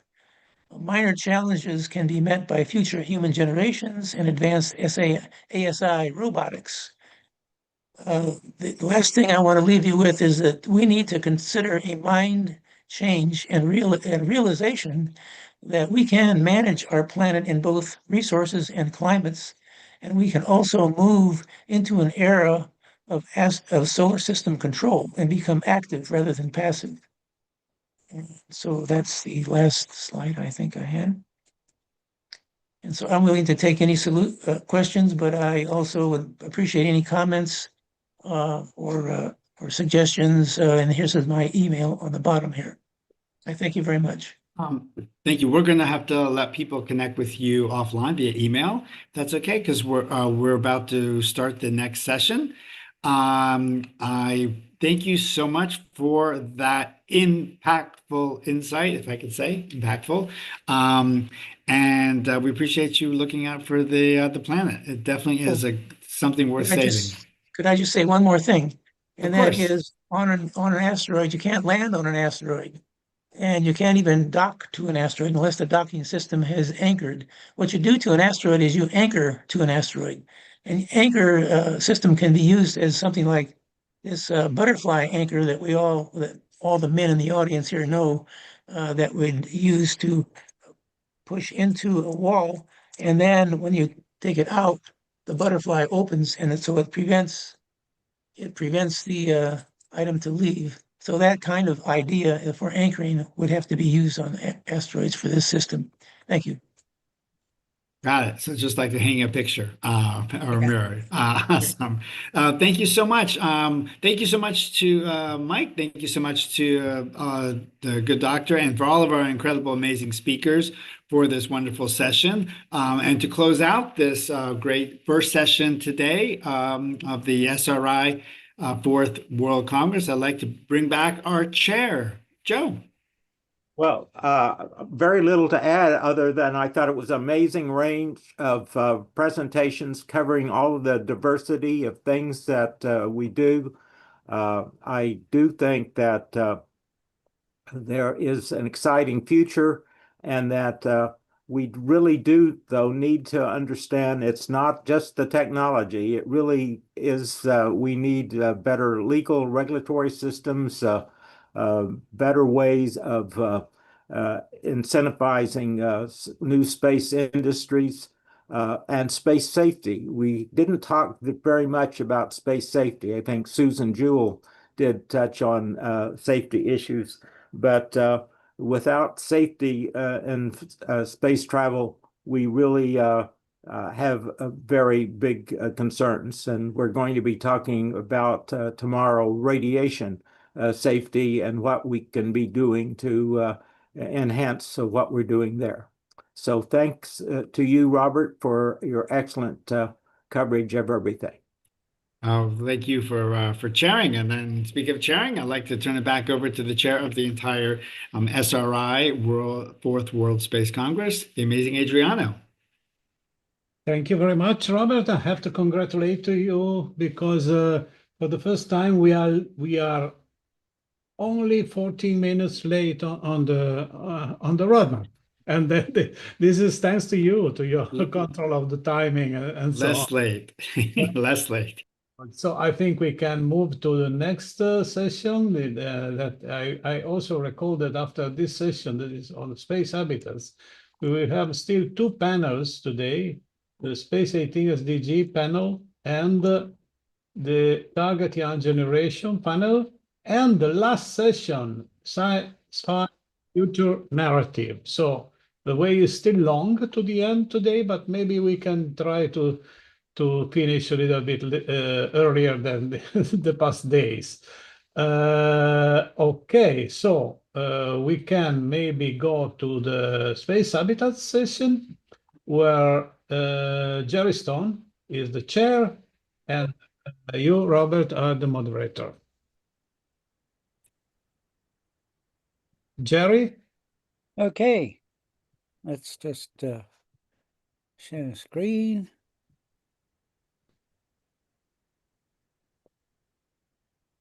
Okay, so welcome to the Space Habitat session. We have, as with the others, a number of sessions.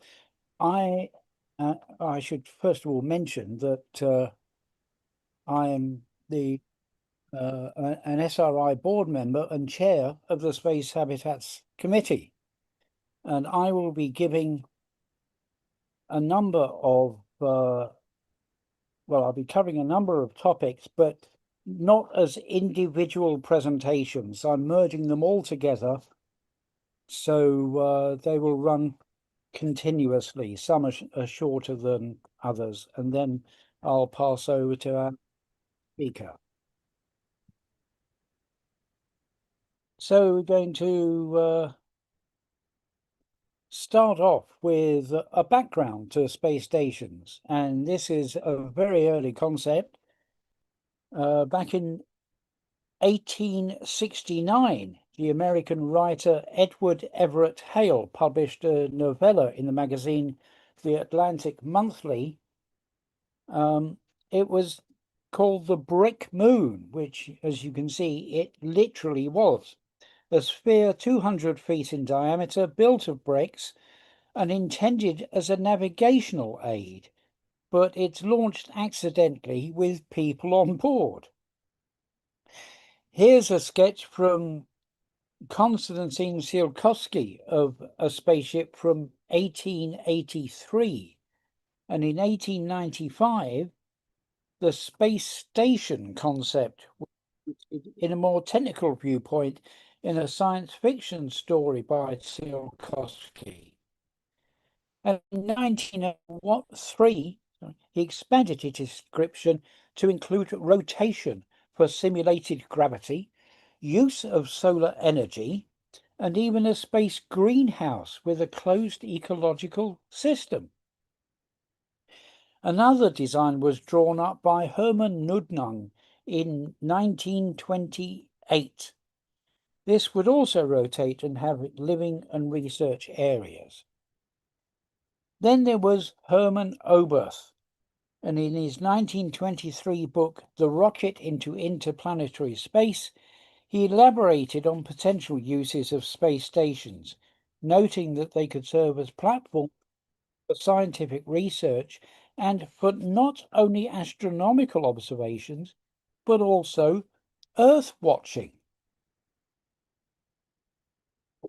Between 1952 and 1954, Collier's magazine published a series of articles about the exploration of space with paintings from the great Chesley Bonestell, who passed away 40 years ago.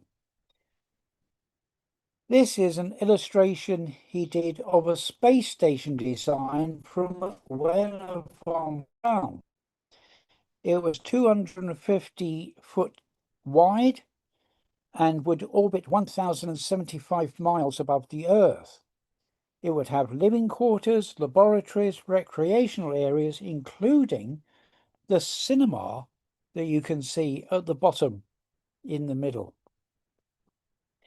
Meanwhile, in 1945, in the October edition of Wireless World, there was an article by 27-year-old Arthur C. Clarke, in which he showed that 3 satellites, each 22,300 miles above the Earth, in what is referred to as a geostationary orbit, now called the Clarke orbit, could provide communications coverage across the entire world. He wrote about these satellites in his 1952 book, Islands in the Sky, in which he described them as large structures that would be permanently manned. And this was because crew members would be needed on board in order to change the valves in the electronics when they failed. Just over 10 years later, he described a much more advanced space station in a much lower orbit that was visualized in the great film 2001: A Space Odyssey, which featured Station 5. This would have a radius of 300 meters, which means a rotation of 1.75 RPM would produce 1 G. So now on to actual space stations, and I'll just mention 3.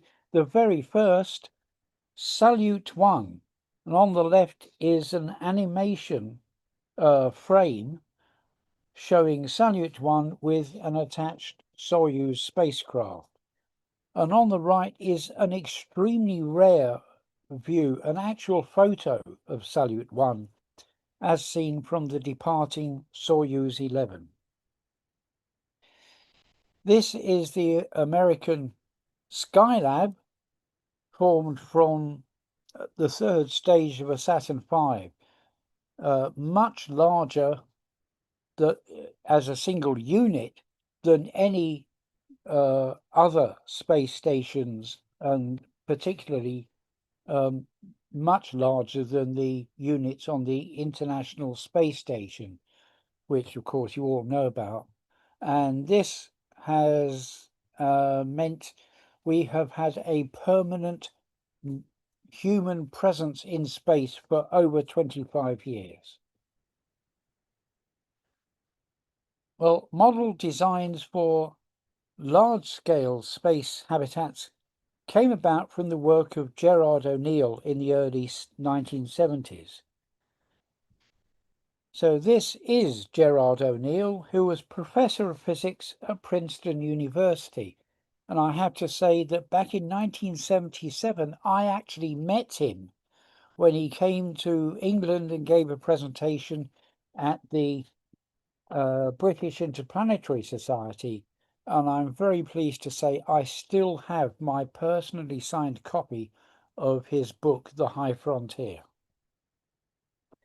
At the end of the new semester in the autumn of 1969, he held an extra seminar for a few of his new students, in which he posed what was meant to be the first of a series of questions that they would investigate to increase their interest in physics.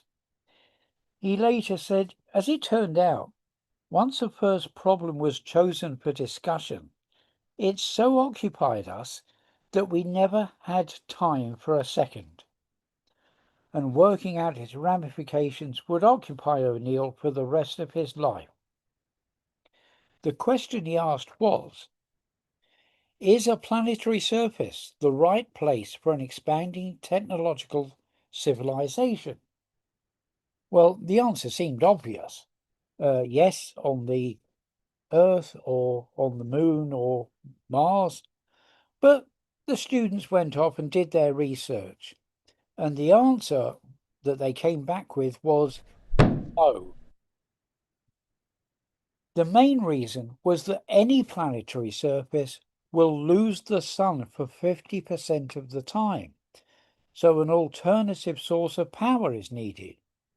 Now, a day on Mars lasts just a little longer than half an hour more than on Earth, but you still need power during the night. But on the Moon, the night lasts for 2 Earth weeks. An additional problem is that of gravity. For a permanent settlement on the Moon, where the gravity is only 1/6 of on Earth, and on Mars it's 1/3 of Earth, over a long time they will both result in major medical issues with the human body, especially with raising babies. So where should such a structure be built if it won't be on a planetary surface? To answer that, we need to go back 250 years. So if this is the Earth and the Moon, and there's its orbit, which of course is not a circle but an ellipse, but the calculation of that ellipse is fairly straightforward. Until we add just one more heavenly body, and the additional gravity makes the calculation really, really complicated. And people worked for decades to solve what became known as the three-body problem. Well, a series of answers was worked out in 1772 by Joseph Lagrange, so they're known as Lagrange points. L1 is between the Earth and Moon, L2 is on the opposite side. Now, normally, being closer to the Earth, you would orbit faster than the Moon. Being further out, you'd orbit more slowly. But at these two particular points, the combined gravity will keep an object in the same relative position. There's also L3 on the opposite side, frankly, not a lot of use. But these three locations are unstable. Move away and you need fuel to bring you back again. So that's why spacecraft have a limited lifetime, only until they run out of fuel. But there are two other positions, 60 degrees in front of the Moon in its orbit and 60 degrees behind, at L4 and L5. And these are stable. The combined gravity will pull you back. So rather than being actually at those points, you are in an orbit around them, which means there's room for a large number of structures. So these space habitat designs were produced years. Their designations are dependent on their size rather than their shape. The smallest would house 10,000 people, and that's designated Island 1. A larger structure housing 100,000 would be at the level of Island 2, and the biggest, housing millions, would be an Island 3. So this is a habitat on the Island 1 scale. Habitat itself is the sphere in the centre. Sunlight reflects off that ring of mirrors, bouncing forwards or backwards to the ring mirrors on each side of the sphere, and then through large ring windows to the interior and the main area where the inhabitants live and do most of their work. And looking through one of those ring windows, it's an inside-out world. There'd be houses, workplaces, schools, hospitals, shops, sports centres and other leisure facilities, public transport, everything required for a town of 10,000 people. As you can see, we'd take and grow earth plants and trees. And we'd have roses, but no aphids. And we'd have other flowers, but no thistles, dandelions, or stinging nettles. We'd also take bees to make honey and pollinate the plants. And there are reasons why we would need to have certain types of wasps, but not the stinging kind, so we can have our barbecues in safety. But we would not have mosquitoes, which still kill about 250,000 people each year. And there'd be no tsetse flies, lice, fleas, termites, cockroaches, or even flies. And no rats, snakes, or scorpions. The ecology is obviously an area that would need extremely careful study and consideration, and I said it'll probably be the most complex part of the project, more so than the engineering. The main agriculture wouldn't take place within the habitat area, but in separate agricultural rings. And it's possible not just to have several crops in adjacent areas, but the same crop can be grown at multiple stages, as there is effectively no seasons. So because of seasons on Earth, you can usually only reap a crop once a year. So if it takes 3 months to grow, here you could reap it 4 times a year. And if you had sections that were planted 50 plus space, then even more often. And with another 2 sections, you could have fresh corn every 3 weeks. So similarly, you could have fresh strawberries all the year round. Now these rings are open to each other, but by closing off one ring, you could have a different climate there. So you could have it hot enough for growing rice, grapes, or... Now, unlike this painting from 50 years ago, we wouldn't need cattle for beef, but we'd probably have dairy cows for milk. We'd also have chickens for eggs and pools for fish. As a result of O'Neill's work and the tremendous interest that it produced, NASA sponsored a study that ran for 10 weeks in 1975. The results were published as NASA Special Publication 413, Space Settlements, a Design Study. The main result was a ring design, also holding 10,000 people. And as the event was held at Stanford University, it's known as a Stanford Torus. The large mirror in the area above reflects sunlight off the central hub and outwards to the interior of the ring. A larger, similar design was also produced at the next level, known as Island 2, to house 100,000 people. We could make buildings from mooncrete, that is, lunar concrete. Suggested that the Scandinavian settlers might prefer to wait until enough trees have been grown in order to build their houses out of wood. By manufacturing under weightlessness, we could have new alloys made of materials that would separate out under gravity. We could also produce foam concrete and foam metals. So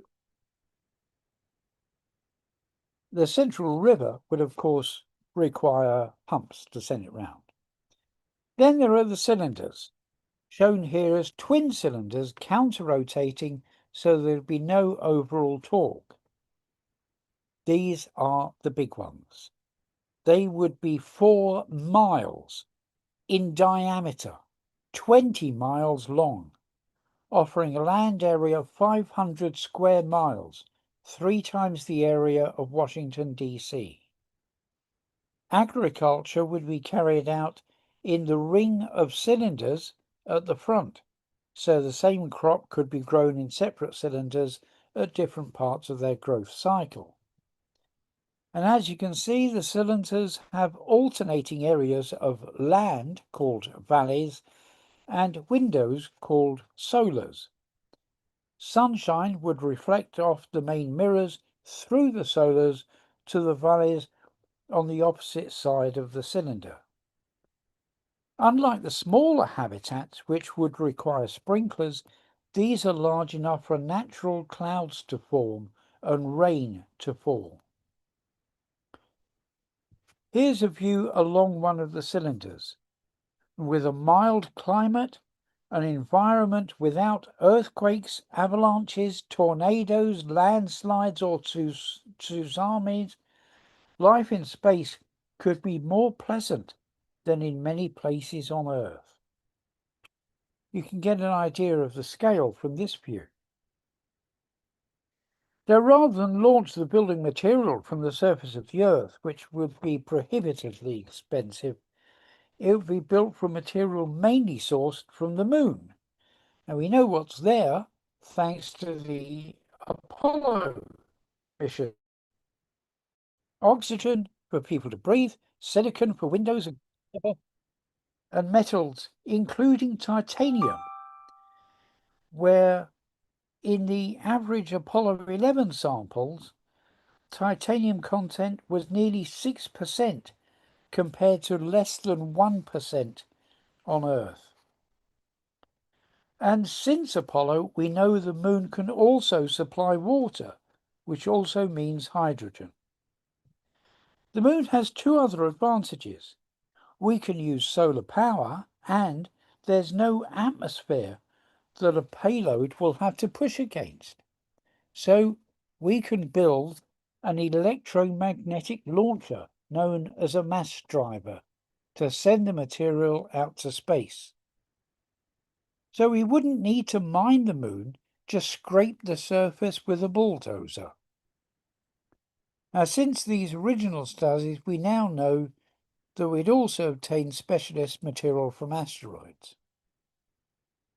How long would a mass driver need to be? Well, that depends on how much acceleration it can produce. So, as you can see, it wouldn't be a continuous track, but a series of electromagnets. So the first demonstration mass driver, built by Gerard O'Neill and others, produced an acceleration of 33 g. That's 10 times that of the space shuttle, but of course, people launching people. At this acceleration, to launch from the Moon, it would have to be nearly 9 kilometers long.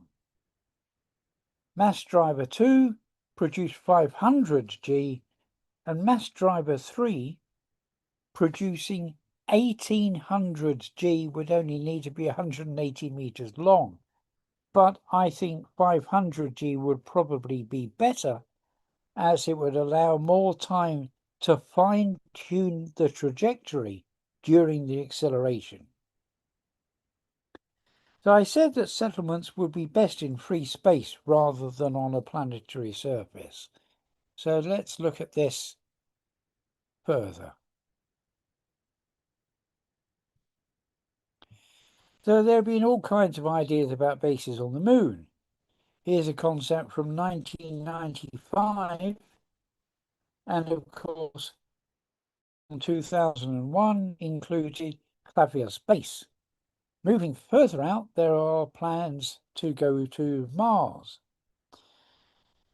This was NASA's Mars 2020. And here is a Mars base model by Zuzana Skatska. And here is a Mars ground habitat. But the major problem with both Mars and especially the Moon is that the pull of gravity is much lower than on Earth. Gravity on Mars is just over 1/3, and on the Moon it's only 1/6. So the big problem is the detrimental effect on the human body. On the ISS, people operating under weightlessness and not having the body work against gravity at all have the following issues. Their cardiovascular system has less to work against, and so the heart weakens. Blood flow is no longer pulled to the lower part of the body. As a result, the lack of gravity causes fluid shifting to the upper part of the body. Muscles no longer have to push against something, and consequently they weaken. The skeletal structure itself also weakens from not having to push the body upwards against the ground. So this results in effective osteoporosis, which is a major study on the ISS. It's because of all this that people on the ISS have to carry out 2 hours of exercise every single day. But even though there is gravity on the Moon and Mars, there are medical effects, especially on the development, birth, and raising of children. Fetal development. Deep space radiation and low gravity may interfere with embryonic cell development. If a baby is born and raised in lunar gravity, their bones and muscles will be weak. They might suffer physical issues and probably would never be able to travel back to Earth. So because bodies adapt to the environment they are born, the child born on the Moon may become a permanent lunar invalid. Even leaving aside the ongoing difficulties after birth, it's been stated that because natural labour would be physically strenuous and risky, any lunar birth may require a caesarean section because the bone structure of both the baby and the mother would be too weak otherwise. Even on Mars, giving birth requires precise fluid management and bodily positioning, both of which become complex. It's currently considered a highly dangerous prospect. So what can be done about this? Well, the simple answer is to completely bypass the situation and look at habitats out in free space. So that's what led to the habitats I've already described. But I have said we would not build an island 1 from scratch, we'd need smaller structures to act as living and working quarters for the assembly team. Also, there are various designs that have been produced, but all of them assume they will rotate to provide a simulated 1G. So I've asked, do we need 1G? 0.9, 0.8 G, or even less. There'd be less stress on the structure, meaning it wouldn't need as much material for its construction, so it would be cheaper to build. There'd also be less stress on its inhabitants. They would be slightly healthier, and over time, they'd live longer.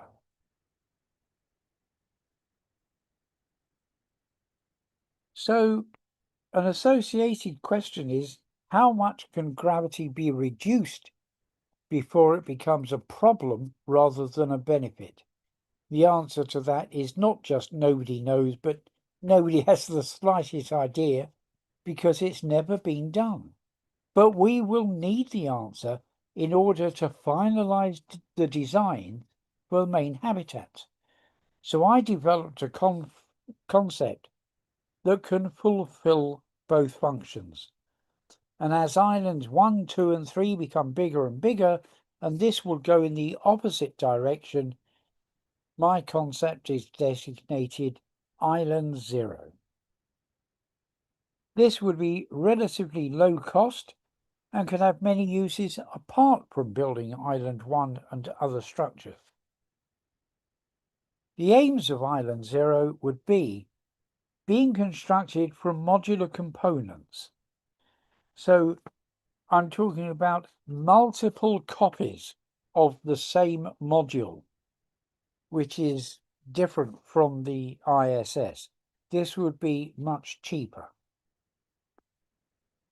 They would live under simulated gravity, which, as I've said, better for their health. And although workers out in open space will be weightless, Island 0 will rotate so they're under simulated gravity. Particularly important when sleeping, which would be a large part of their day. And although we've had people in space for 60 years, this has never been done before. It should involve growing a percentage of their food and involve development of demonstration manufacturing facilities to process material to construct examples of components, with the option to do this in weightless conditions at the central hub.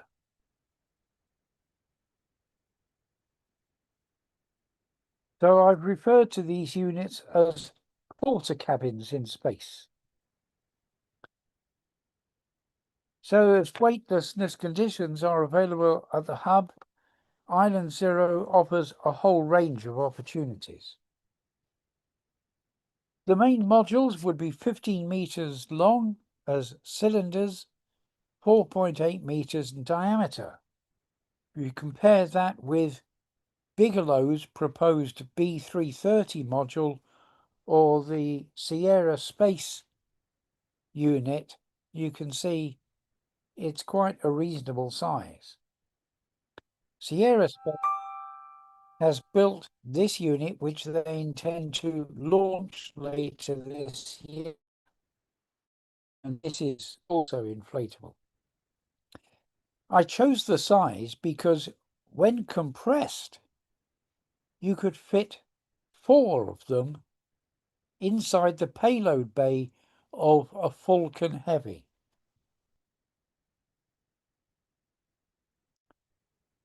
So I assumed 8 of them would be fitted together like this in a ring. But that would mean it would only be 45 meters in diameter. And when I did some calculations on the effective gravity based on the radius down the left-hand side, the RPM down the left-hand side and the radius across the top, you can see that with a radius of 25 meters, at 3 RPM, you'd only get 1/3 of a gravity.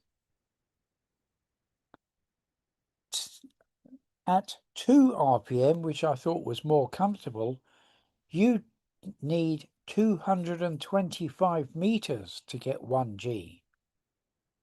And that even at 200 meters, that would need 84 units, so definitely not a low-cost option.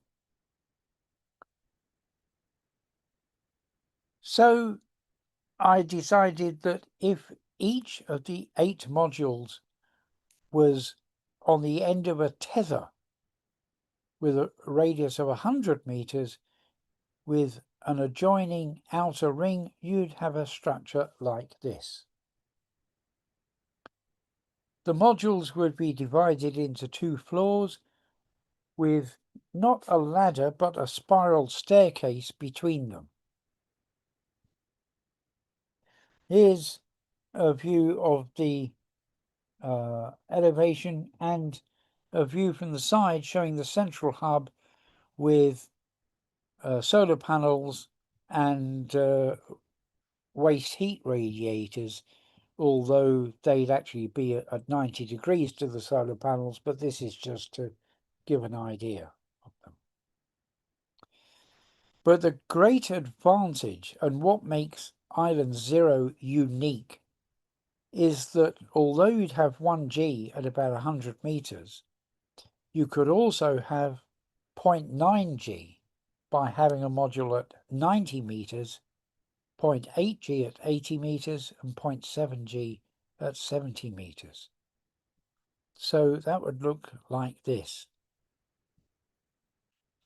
So we'd have additional modules on the opposite side for balance. Just a quick reminder, Jerry, we're 30 minutes in, and we're looking forward to hearing from all your speakers. Yes, I know. Okay. So the point about this is that we can carry out medical research at different gravity levels simultaneously and compare the results in order to determine the best G level for long-term living in space. And this was something that Gerard O'Neill said was crucial 50 years ago. So the other modules, which wouldn't be needed for the medical research, could be leased out to commercial organizations or even for space tourism, which would all generate income. To get from the central hub to all of the other modules, there would be a simple lift based on a rack and pinion, so it could move like this.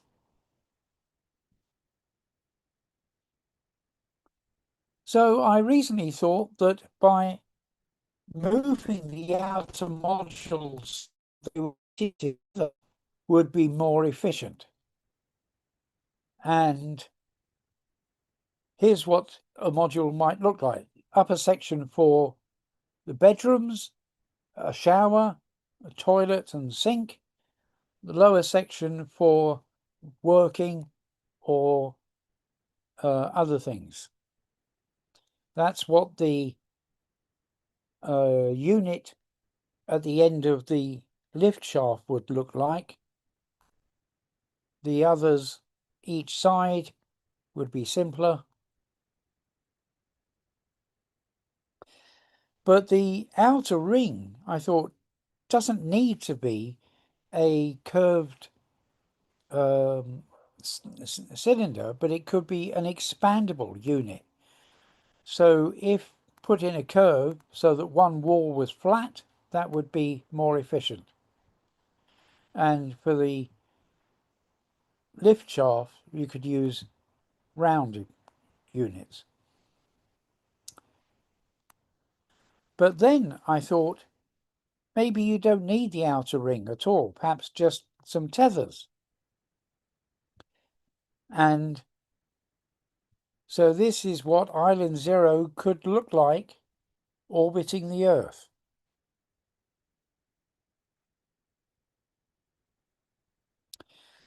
So there's another thing. As you'll know, the ISS is planned to be decommissioned and possibly deorbited in about 5 years. Well, 5 years, it's reckoned, is about the time it would take from a go-ahead to manufacture and implement an Island Zero. So if it was docked to the rear of the ISS, then the ISS laboratories could continue to be used. But the crews would not have to do 2 hours of exercise each day because they'd be living under simulated gravity, so their time would be more efficient.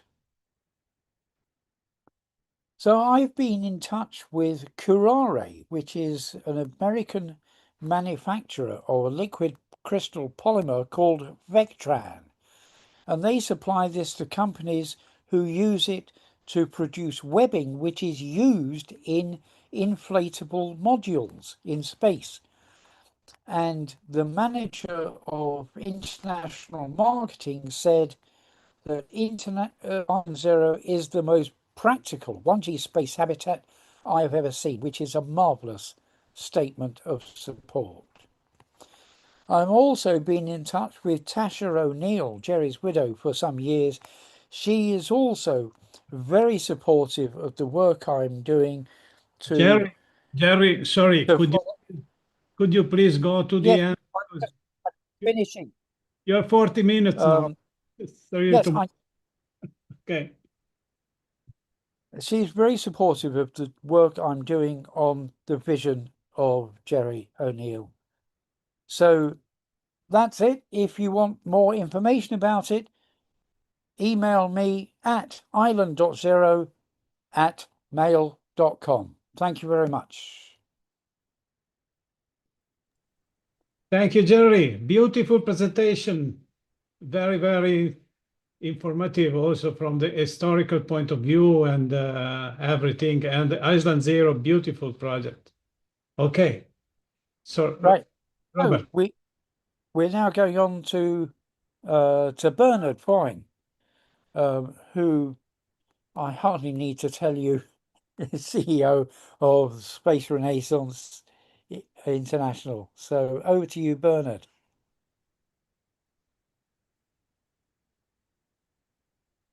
Robert? Yes, sir. Okay. May we restart?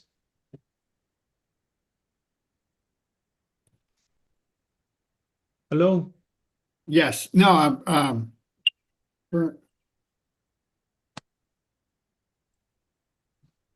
some communication problem. Yes. Bernard, you're on next because our other speaker, Anastasia, is unable to join us. Anastasia, you're here or not? Let me check. Okay. Yeah. Hello, how do you do? Yeah. Okay, so we have two presentations of 10 minutes, and we will do them in sequence. But I am here. Do you see me? Oh, you see the camera? No, we don't. Yeah, they can see us. Now, okay. Yeah, I am here with two of my candidate astronauts inside our exospace lab habitat that we have installed. We have used it first in Italy. It was designed in Bergamo, Padova. We have put it in France. We have to put it in Germany. It's now in the Netherlands. And so I have combined the presentation that we had planned with okay, so I'm going to share some presentation with you. Okay, sorry, share. Yeah, and yeah, we share this presentation. And we are going also to have a special demo with 6 of our astronauts that will, in an accelerated way, show you how you can train in analog base. So we put it in, yeah. So in short, we have a program that we have started 15 years ago. You can count. We have a program where we developed research, with data, with development of instrument, with also participating to missions that are going to fly, but also we test them and we operate them in the field. And we developed a whole training academy for astronauts. And as well, there's an aspect which is linked with business and using astronaut as an ambassador for space peace. But today, we are going to focus on analyzing data. So we have plenty data from a lunar mission where we can study where we are going to land, where we are going to place a moon base. We have a vision for a moon village with this mission, robotic mission, then human outpost, and then permanent lunar base. And we have also worked in exchanging data with other countries, with China, with Japan, with India, with the US, with Europe. So we started some 15 years ago a program, Your Moon Mars, where we built a small lunar commercial lander. So it's a frame of Google and XPRIZE, and we tested how to deploy instruments. Also, we have worked with the German Aerospace Center and ESA to test some of these rovers in areas that look like the moon. This is Mount Etna, very good analog for moon volcanic soil. And we deployed 2 intelligent rovers from DLR and also 1 rover from the European Space Agency that was teleoperated by even an astronaut, Thomas Reiter. So we use this opportunity as well to train in the field young professional, and here we try to train them to study volcano, to test instrument, and also to analyze for the search for life there. So as part of the instrument project, we developed some rovers, and here, for instance, we designed our own rover based on CubeSat technology. It was tested in our Moon Mars field that we have close to ESTEC. And this rover actually used a CubeSat base. We want to develop first a CubeSat which centers around the Earth, then around the Moon, and then on top of the wheel. We work also with the German Aerospace Center on a more advanced rover that can take samples, but also we have integrated a spectrometer on board to analyze samples. So we developed a CubeSat project for education first, so using this CubeSat on board of rovers. Now let's move to the next topic, which is introduction. So we have an habitat that we have used in Poland, and actually, Jokonda, you can come here. I can introduce you. We are going to have a crew there that we will lock into this habitat for 1 week, and Jokonda will be is coordinating actually this activity. So she is aerospace engineer, and she is also looking at strategy, business, but as well, she's organizing a campaign where we will have several astronauts in this base in Poland. We even worked with architects. This was an architect that designed a moon base, and she spent 1 week in this moon base. We even did Artemis 3 program, the first woman on the moon already before the US. We locked Clara and Matthew for 1 week in this habitat alone, together with a robot, and they survived even 3 days of blackout. So now I would like to shift to my young collaborators that are going to give you a tour of the exospace habitat. And so we start with Darius, our astronaut. All right. Cool. I'm gonna get on the phone. The phone. Yeah. So we change the communication. So Darius goes on the phone. All right. Can you guys hear me? Yeah, kind of. Awesome. Yes. Cool. Yes. Yes. So Great. right now, hopefully you can see the habitat. I wish I could see on here. Okay, yeah. So boom. Here's the habitat, right? It's inflatable, just like what Jerry was talking about, having some nice inflatable habitat that can be nicely squeezed together and just pop up on the moon. Or I think this is probably going to be like like first generation. I think probably 20, 50 years down the line, it's going to be made out of regolith.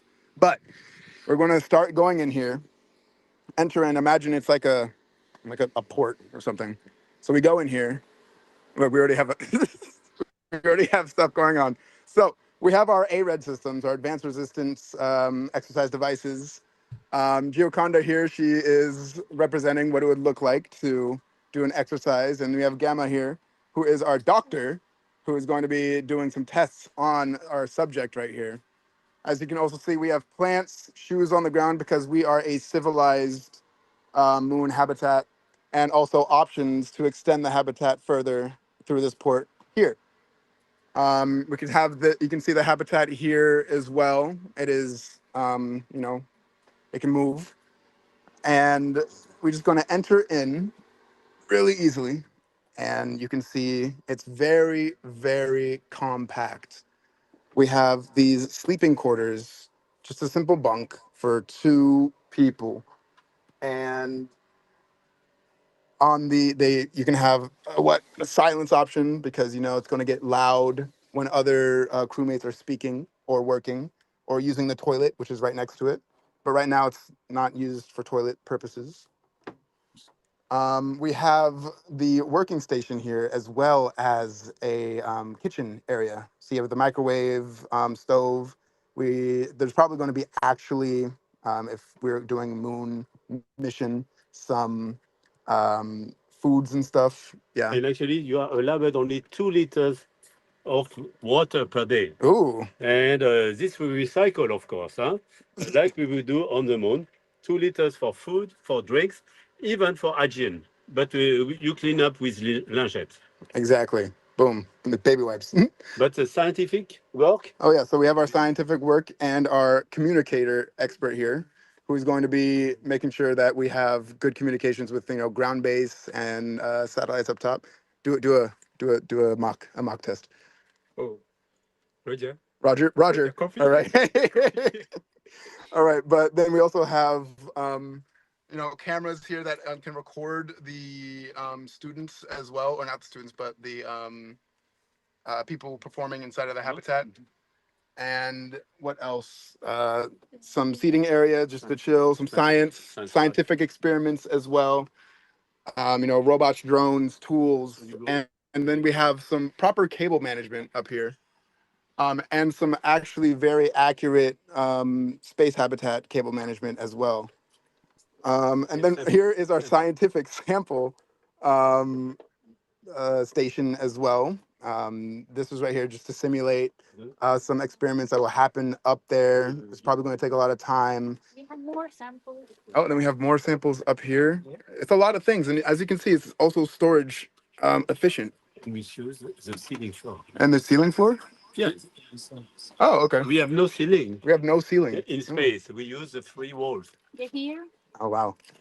So yeah, this is like our show and tell, guys. But oh yeah. Also, here's you guys and the presentation as well. So we have a ceiling TV to simulate a Earth because of the psychological needs of the astronauts. And we perform some medical experiments. Oh yeah, then we have a medical experiment here for like the sleeping after, you know, you're done working out, you get really tired, and then you put the whatchamacallit, the brain frequency, the wave frequency on your brain, just to monitor during the sleep, because I think every moment in time when you are in space, you need to have a recording of what the human body is doing, as well as, you know, leisure time as well. Okay. Because this is also very important to the psyche of the brain. And if we're talking about life in space. So living, working on the moon, but also with culture. So, okay, we read some books. We also pay tribute to all the previous explorers. And we even have some installation of artwork. So these are some artwork which was developed for Space Renaissance Gallery or Moon Gallery. Some work. This one is called Art of Friendship. It was developed by a lawyer that is also an artist, musician that traveled all around the world. We have also some artwork that was developed by an artist from Vienna and from Slovenia and New York. Eva Petric, she developed a perfume for the moon. Actually, this is a perfume of the Earth. When you will go to the moon, you will be nostalgic about the Earth. And she invented a perfume you can breathe to reminisce, to remind you about our beautiful planet here. So as you see, a comprehensive experience where we mix living on the moon, working on the moon, science on the moon, but also we use this as an opportunity for outreach, for training young and also senior together. But outreach, we had some classrooms going there. We were part of the Padova Science Festival. We had more than 3,000 visitors, not all at the same time in the habitat. And we also organize event in Paris. And so you are all welcome when you come to the Netherlands to try out. You can stay there for also one night and see how it is, the experience of living and working on the moon. So we have also some telescopes outside to observe, because of course on the moon we have beautiful conditions for observing the cosmos, but also we want to monitor the sun every day, because as Joe mentioned, and many of you, we depend on our safety on the status of activity of the sun, so we monitor the sun by ourselves. Thank you very much for all of this. So this was developed in the frame of a program called Your Space Hub that was developed, funded by the European Commission in collaboration with Space Renaissance. And now we are developing some new program that we try to expand. Bernard, we can't hear you, please.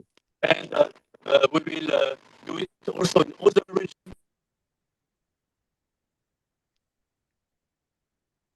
Okay, Jared, unfortunately, it looks like we're having some communication problems with the moon. While we reconnect with the moon, I guess they were going around the dark side. If you can go on, introduce our next speaker. All right, our next speaker is Sylvia, and I believe she has her presentation all set up. So I'll hand over to her. Let's get one view altogether here. Introduce So herself. that you're behind the screen. Oh, okay. I think I took off.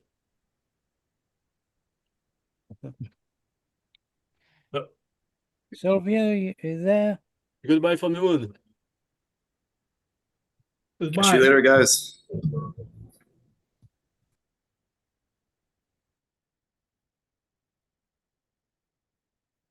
Sylvia, you're muted.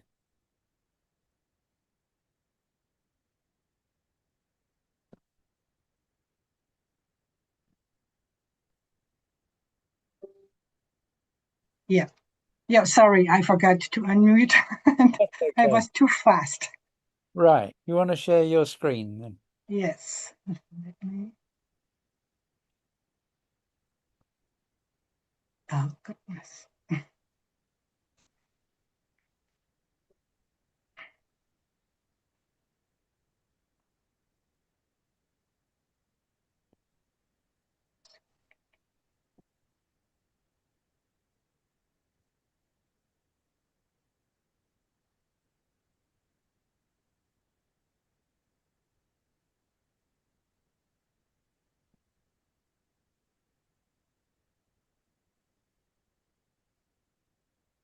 There we go. Okay, do you want to put it into full screen? Yeah, sure. So thank you. Okay. Over to you. So I want to talk about why life is the primary infrastructure for space settlements. So good afternoon, everyone. Most of us have experienced long flights, crammed into a metal tube, breathing recycled air, staring at a beige wall, and thinking, is this the future of human civilization? Do we recall this experience? Because here's the thing. Right now, that is actually what we are offering astronauts in space, a pressured metal box. Impressive engineering, absolutely, but a home, a place for human flourishing, that's a different conversation. And that is the conversation I want to have with you today.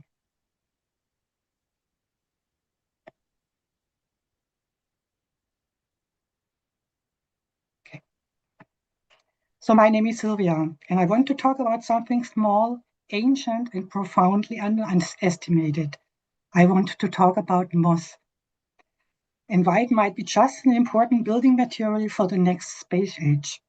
Because every single human being who has ever lived in space has lived inside a machine. The International Space Station is a masterpiece of mechanical engineering. The atmosphere is kept alive by pumps and filters. Its water is recycled by centrifuges and chemical processors.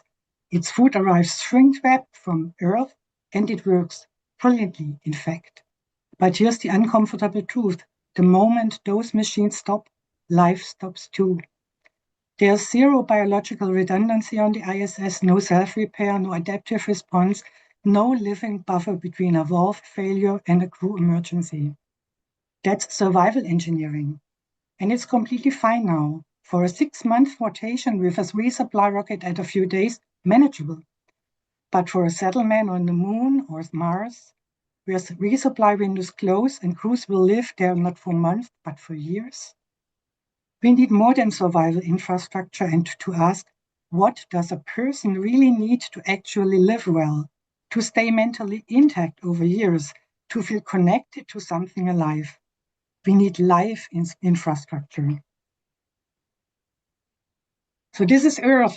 Earth seen from the outside is a rocky body of orbiting an average star, nothing special, except that it is wrapped in a thin, self-regulating biosphere that has maintained habitable conditions for over 3 billion years.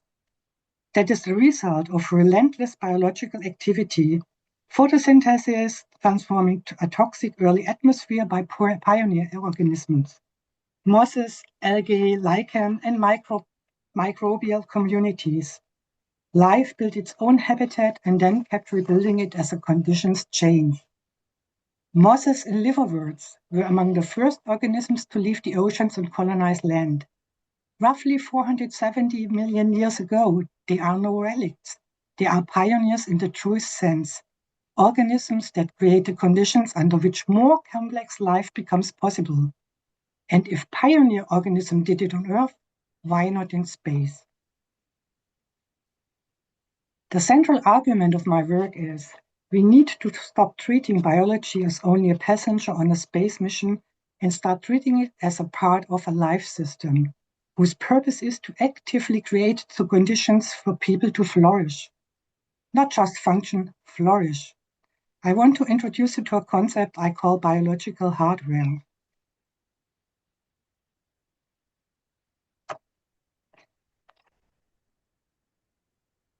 Not because I want to reduce life to machinery, quite the opposite.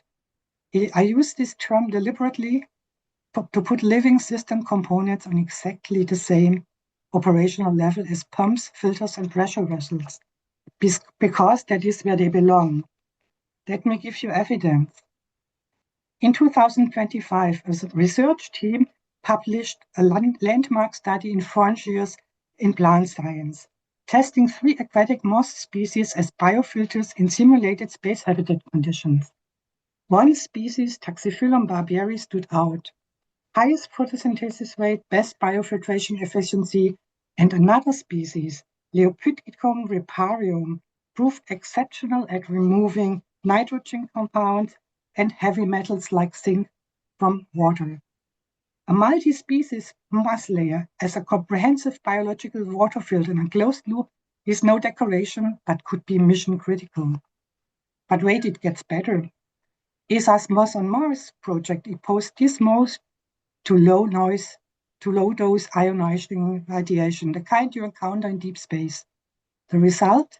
The same moss, Taxiphyllum barbieri, didn't just survive, it outperformed the non-irradiated control group. Higher photosynthesis, better electron transport rates. The radiation made it stronger. You certainly agree, the organisms best suited to the space environment are those that are actively stimulated by it. And then, in November 25, Meng and colleagues published results from the most extreme experiment you can imagine. Moss spores mounted outside the ISS, exposed to 9 months of open space, vacuum, ultraviolet radiation, extreme temperature swings, cosmic rays. And upon return to Earth, over 86% germinated successfully. Moss spores are already a viable transport candidate for future lunar and Martian habitats, where they could be cultivated in situ to establish the biological substrate of a living life support layer. The science is clear. Pioneer organisms are not experiments, they are components. Now I want to make a different argument, one that goes beyond oxygen and water filtration. Astronauts returning from long ISS missions consistently report the same thing. The most distorting aspects of spending time in space is the absence of green, the lack of non-uniform textures, the missing smell of something alive. This is not sentimentally, that is biology. Biophilia, the evolved human affinity for living systems, has measurable effects on cortisol levels, sleep quality, cognitive performance, and social cohesion. The absence of nature is a significant psychological stressor. And here's the beautiful thing about pioneer organisms. A moss wall doesn't need to dedicated agriculture bay. It can be integrated into the living service of a habitat, on walls and corridors as part of the tactile and visual environment of everyday life. The green presence is not decoration, it is psychological life support infrastructure. A crew that is psychological thriving makes better decisions and handles emergencies more effectively, with direct implications for mission success. This is as mission critical as any mechanical subsystem and far cheaper to maintain. A major review published just this year in Frontiers of Microbiology by Esposito and colleagues put it clearly. Our two key life support domains, in situ resource utilization and bioregenerative life support systems, are operational distinct but architecturally coupled. They share material and energy flows in ways that are not yet coordinated. They integrated coupling problem unsolved. Large-scale programs like the ESA's Melissa Loop and NASA's Advanced Life Support have advanced individual subsystems impressively, but the whole integrated system not yet there. And it is work that no single discipline can do alone. It requires system thinkers, engineers willing to collaborate with biologists, architects willing to listen to ecologists, and, I would argue, conferences exactly like this one. There's also a measurement challenge we need to name. Our current performance metrics are quantitative: oxygen production rates, water recovery percentage, you name it. Necessary, absolutely, but insufficient. A system can meet all its KPIs and still feel to the humans living inside it like a machine rather than a home. We need to develop the capacity to track the weak signals, the subtle ecological and relational cues that tell us a habitat is thriving, not merely operating within acceptable parameters. This brings me to the deepest argument I want to make today. The Renaissance, the one on Earth, was not merely a period of technology advance, it was a reintegration of art, science, and human dignity into a shared vision of what it means to live well. The next space age calls for something similar. When we design a habitat that includes living systems as a constitutive part of a living space, we are making a statement.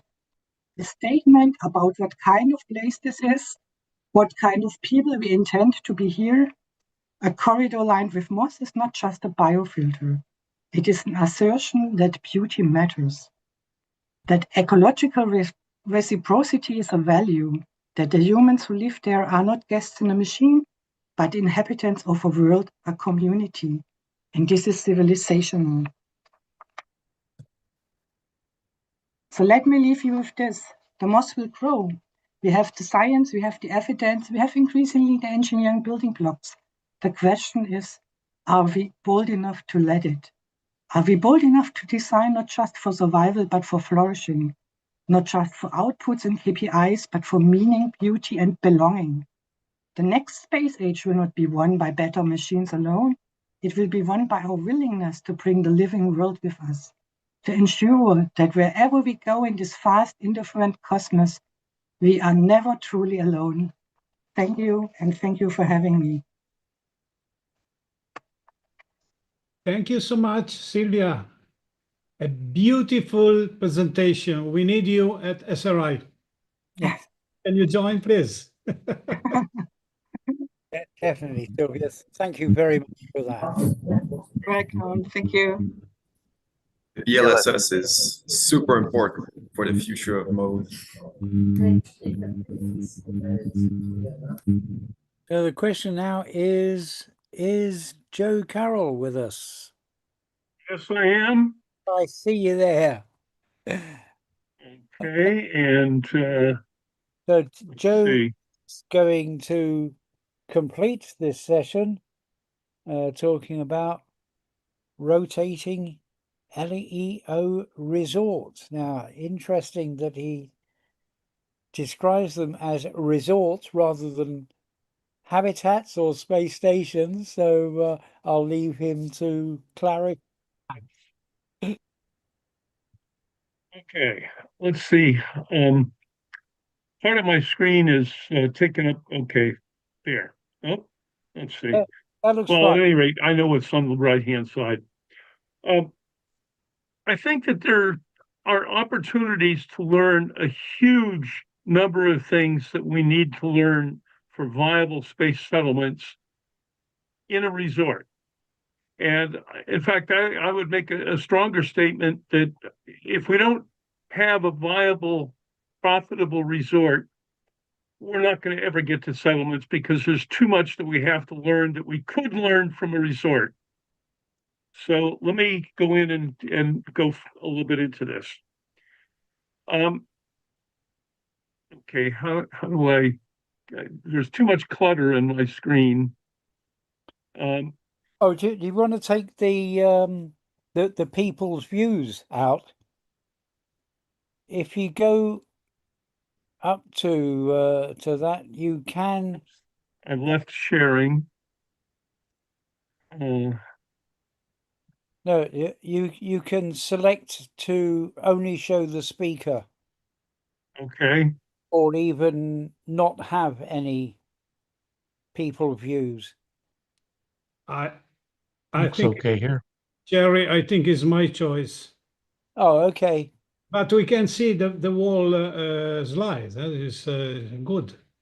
Yeah, everything looks super great. Are you having trouble seeing this your own slides? Yeah, I can't right now. Oh. So let me do this again, see if I. So you can look at it on the original, whatever window of your desktop you're sharing.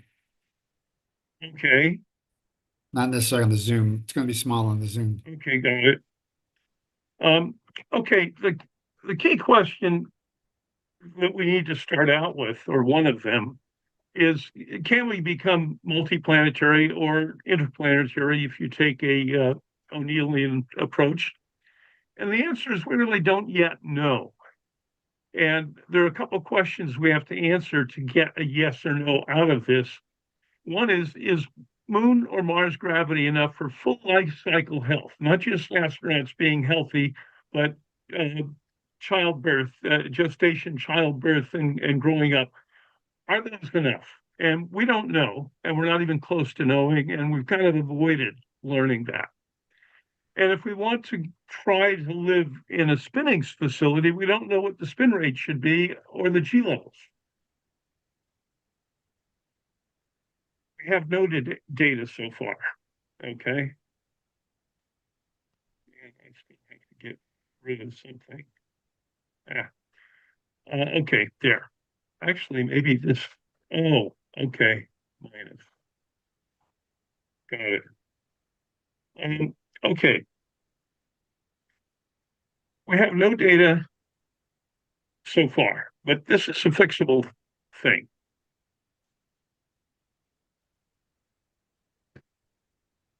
Rotating Moon Mars station. I'm not saying resort, a station. The resort might come shortly after that. Whoops, doubles. Okay. There is a minimum viable Moon Mars station. Okay. It's that. Okay. You don't need the full donut. You don't even need opposite ends of a donut. You can have opposite masses that are different so that you get moon gravity at one end and Mars gravity at the other.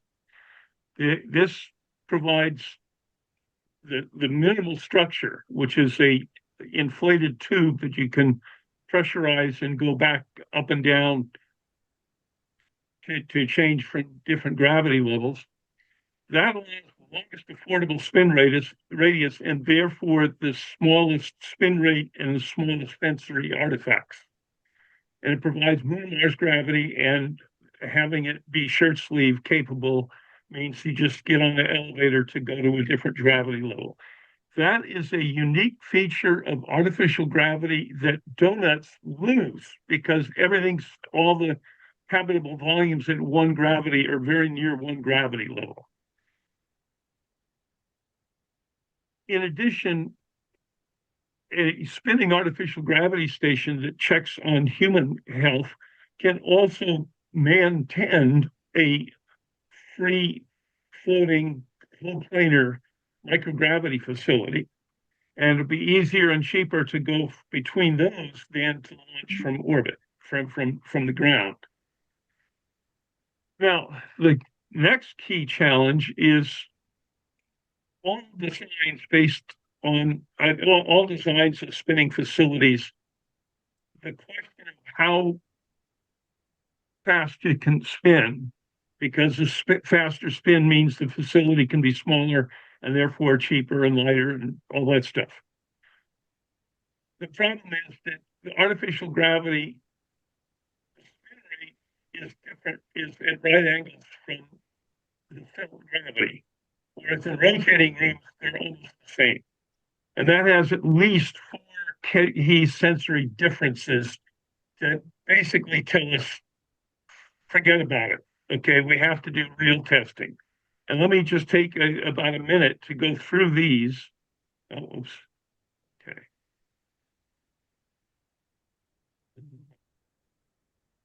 I can't. Let me try backing up. All right. I can't get that, and I'm locked up. Oh boy.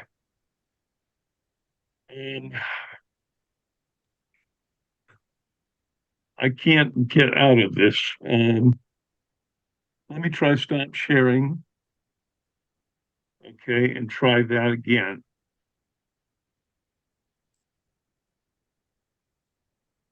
Nope.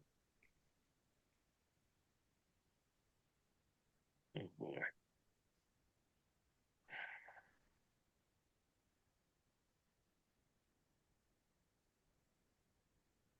I'm sorry here.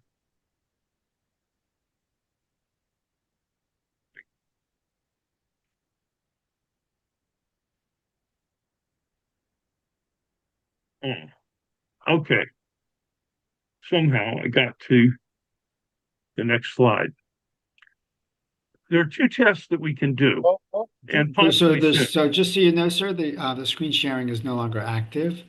But Yeah. I mean, it's okay. You can continue and we can share the slides post if you want with people. Okay, so the 2 critical AG tests, slide 5. We can find out what HE artificial gravity spin rates cause discomfort using a Crew Dragon and the vast Haven 1, and just spin in a flat spin. And I don't think they're going to want to get it to 5 RPM, but 3 RPM perhaps. We'll find out.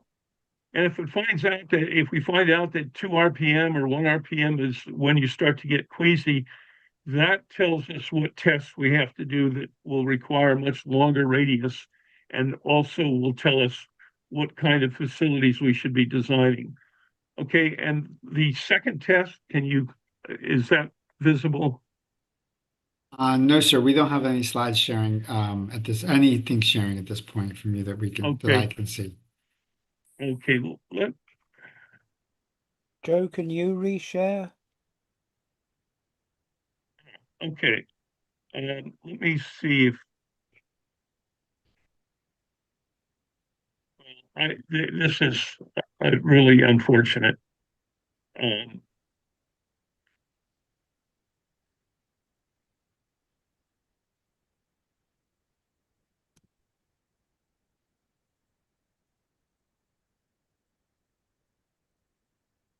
going to drop out and reboot.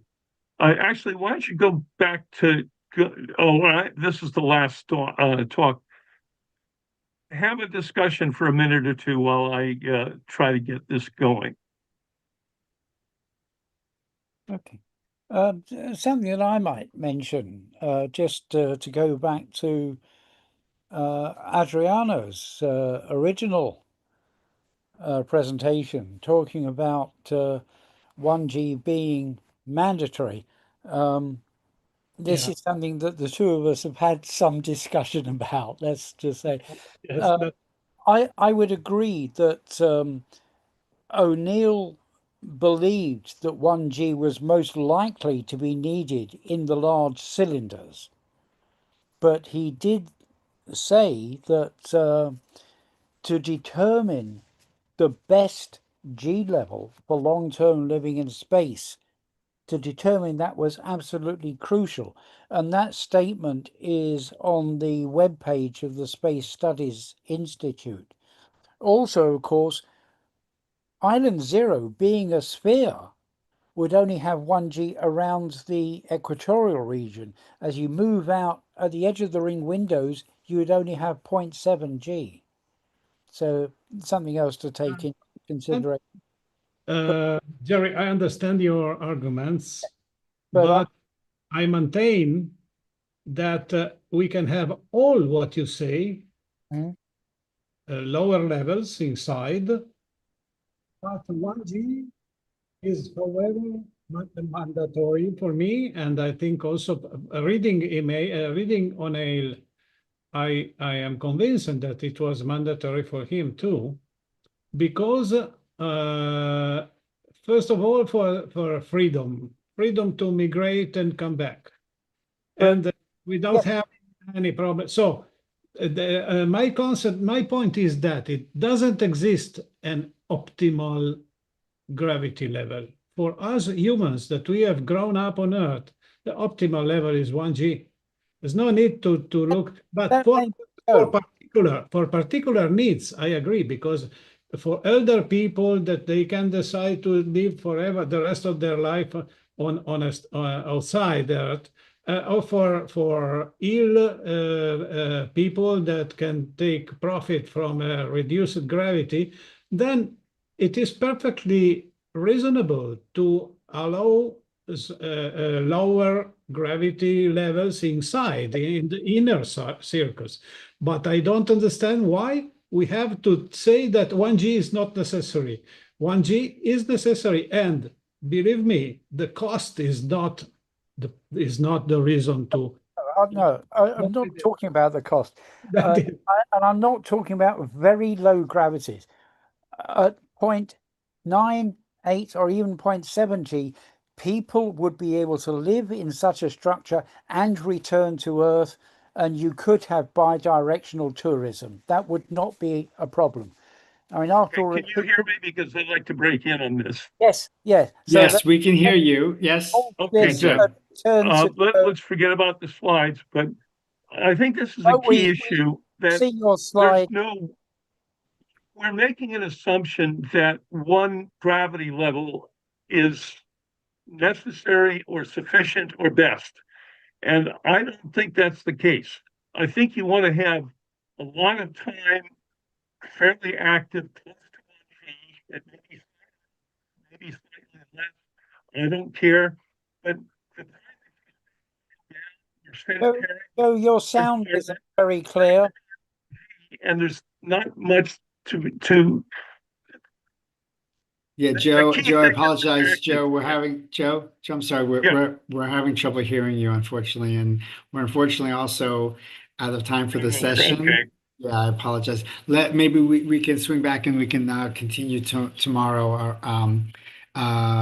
Jerry, do you want to continue on the wrapping up this great session of yours? We appreciate it so much. Okay, thank you. We've had, well, the other speakers having very good. Joe actually sent me his presentation, and it did look very good. And I'm sure he'll be happy to send copies to any of you. If you put a note with email in the chat saying, "Will you please send it to me?" I'm sure he will. So space habitats, in one way or another, are obviously the future of humankind. As O'Neill himself pointed out, that amongst other things, they can act as a safety net in the case of a major catastrophe occurring on the Earth, whether it be natural, like an asteroid impact, or man-made. The 1970s seemed a major possibility. If we have a large number of humans living in another location, then humanity will continue whatever happens, at least until the sun burns out. But then we have 5 billion years to wait till that, so don't let anybody try and sell you insurance against it. Thank you all very much for being here today, and do look at the notes in the chat. There's some excellent work there, and look forward to seeing you taking part in the rest of the conference. So to Robert and Adriano and everyone involved in putting this together, thank you very much. Yes, and thank you so much, Jerry, and thank you so much, Joe, and all of your amazing speakers. As you can see, the challenge is being able to take all these amazing thoughts and get them out into the world in such a short period of time. But that's because this is not meant to be comprehensive. It's not meant to be conclusive. This is meant to be just the beginning and starting the dialogues, and to uncover voices that may not otherwise have the opportunity or get the platform to speak from all over the world and all over the cosmos. And so we invite everybody to continue these conversations here through SRI. We have programs all throughout the year that Adriano and Dr. Didi so amazingly produce for us and the world. So please encourage all of your friends to be part of SRI and to take part in all of the ongoing discussions that are going on nearly every day with this amazing group. So thank you, Jerry, for that wonderful session. And now we're going to go right into our next session. This is a great opportunity to come back and to reintroduce an amazing dear friend who's leading the next session, which is the Space 18th SDG panel. And you are fortunate to have the pioneering partnership creator who has been the director of partnerships for SRI and has increased the membership and is responsible for many of you even being here and being on this this call, and for having the problem of having too many voices to get into a short period of time, which is a great problem to have. She has been spearheading the sustainability of space even before joining SRI. So we were very glad to and fortunate to have her through many of her space and beyond frameworks that she's been codifying, developing, and promulgating. We appreciate that so much. She's been directing diplomatic dialogues where she is the SRI leader of the delegation to Copious, and she's been experiencing and exploring extraterrestrial expansion through her leadership at ESA, where she was working diligently on research and development all throughout the European Union and throughout Turkey, which is maybe not so coincidentally the host of IAC coming up, which we heard about at our kickoff day through our keynotes. We are so blessed and honored to have an amazing dynamo. Please welcome dynamic Dr. Gulen Didi. Thank you very much, Robert. That's so kind of you. So then let us kick off this session on the sustainability of space and Earth combined. And this is why we have the case for an 18th SDG, and we have made our case towards the United Nations and Copious a couple weeks ago, and my presentation will build up on this to kick off the session as well with some introduction, what we have done within the context and what we have done on behalf of SRI within the global space arena. So I'll just quickly share my slides, and this will be touching upon the presentation that was delivered during the plenary 6-9 session. So the delegates found it also very interesting, and they were touch basing with us after the presentation as well. So we are really in a very key moment, and also a timely one to hopefully take it beyond our discussions and to bring it towards being perhaps a working group or any other format that will be deemed fit to carry this idea onwards.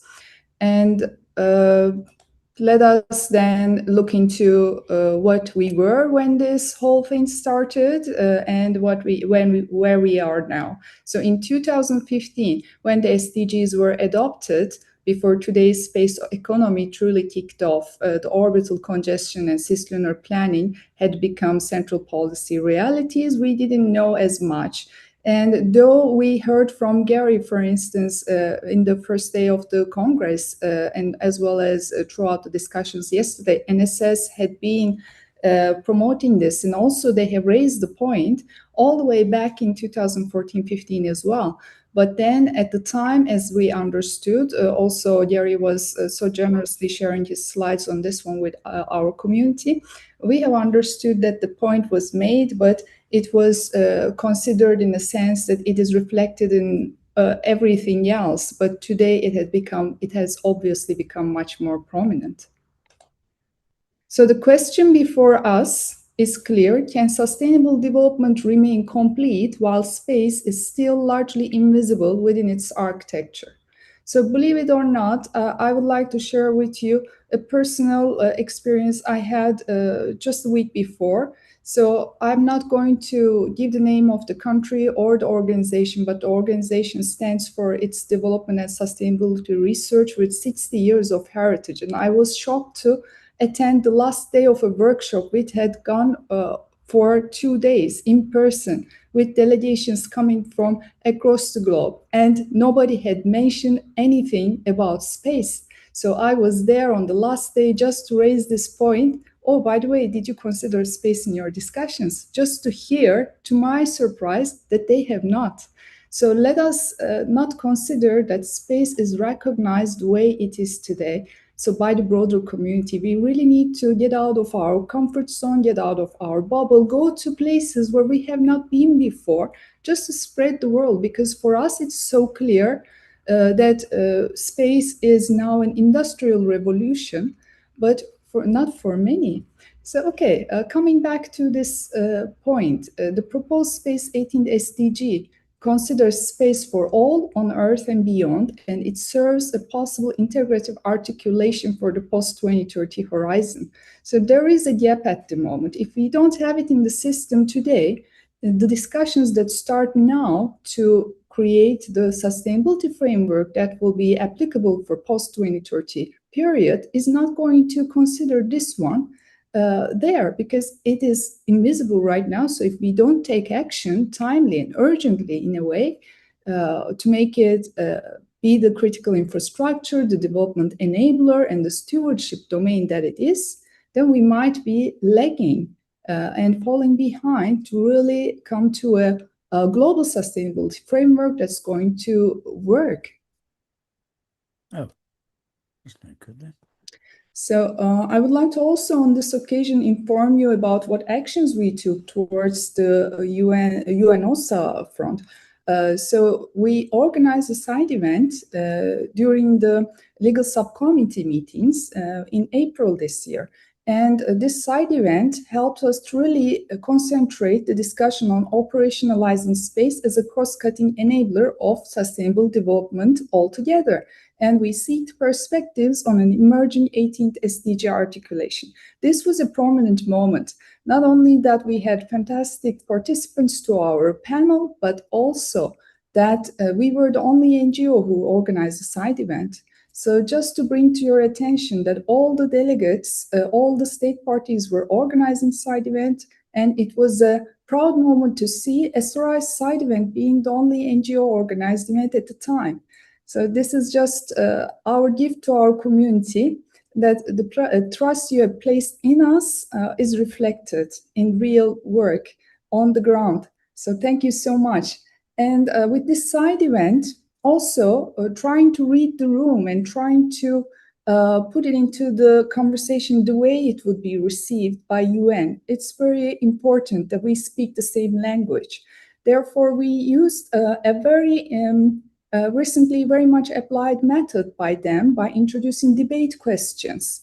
So again, this helps build on the continuity of being in the room. And we were there during the STSC meetings in February. So this debate question format was very well received. And we have observed it, taken note of it, and we came up with 2 debate questions, which really set the scene for the very elevated discussion we had. The first debate question was about institutional future. Should a state-led UN working mechanism on space sustainability prepare the ground for post-2030 consideration? This was very well received, highly engaged. The results I will announce in the next slide. And the debate 2 question was the normative anchor. Also, Professor Marchisio made this point, so it was a fantastic overlap to catch the nuance there that I was very happy about. So should any future pathway be anchored in equitable access and stewardship responsibilities, not technical coordination alone? So findings from this side event that we ended up with, which is a beginning all the way along. So space is both an enabler and an environment. This is true, we discussed this. I'm not going to take much of your time reiterating on that one. Second, sustainability must remain development-led. Well, this is perhaps obvious, but it was very important for us that we reach to this understanding through the conversation between especially the Global South representatives. So the South African delegation who participated in our panel raised this, and it was very much supported as well during the debate question replies. A legitimate space sustainability agenda must remain development-led. So this is very important for this innovative scientific and technical community that we have here around SRI, and then how we take this message to us, because it also very much resonates with the way we advocate things. And digital divide today we are having, unfortunately, should not be tomorrow's space divide, and we should be caring for this. And third is the normative anchor, and that is really what matters as well. A credible pathway must combine both operational expertise and stewardship. So inclusion of equitable access along with responsible innovation is key, as we have figured out. So where the 18th SDG adds value is by linking Earth-based sustainability and humanity's future beyond Earth. And I would like to take us all the way back to the governance gap, which is luckily not a legal vacuum. So the Outer Space Treaty, the LTS guidelines, Space 2030 agenda, Pact for the Future, and now what next? So we need this integrative step, which is going to help fit in the space for on Earth and beyond sustainability. And the task is not to invent the link between space law and sustainability, which already exists throughout all of these agreements and many more discussions that have taken place in between, but to make it legible within the global development architecture. So towards institutional dialogue is what we are focusing right now, because we have had the idea. Now it is very mature, it's been articulated, it had grasped attention also now from state parties, and the next phase of it is to move it from advocacy to structured engagement, which we had been working on it for a while by now. Our consultation for the document of perspectives to include also both supportive and critical voices as well is online since the beginning of this year. and you can still go there and fill in your input. The links will be provided in my last slide, so we'll come to this. And also you can follow up the links from the coalition chat the day before. They are there as well and available to place in your entries. And the working mechanism is something we should still put some effort into thinking and analyzing, and what could it look like. Eventually, the future articulation should also assess whether an 18 SDG adds coherence and visibility, or the way we can make it possible. So the key takeaway and my invitation to all of you to engage. A copious-led bridge to the post-2030 agenda, because space already helps us understand Earth as one interconnected system. I have had the greatest opportunity to work at ESA within the Copernicus program, where I had been the coordinator for the space segment of the program, building Earth observing satellites for climate change monitoring, mitigation, adaptation. And this is really another way to bring to life Frank White's coining that word of overview effect. So as human activity extended beyond Earth, there are places where we should naturally bring this conversation forward, where copious is one, but not the only one. So we need to reach out to as many possible venues as we can to just make our point, because decisions are being taken. A lot of very prominent research organizations have been studying and delivering their inputs to the bigger UN system. And I see sadly that space was not part of the conversation in most of the cases. So with this 121 signatory organizations that support the Space 18 SDG coalition today, we are stronger than we were before, and therefore we can advance this institutionalization phase forward. And this would be a new way of dialogue towards the 2030 framework.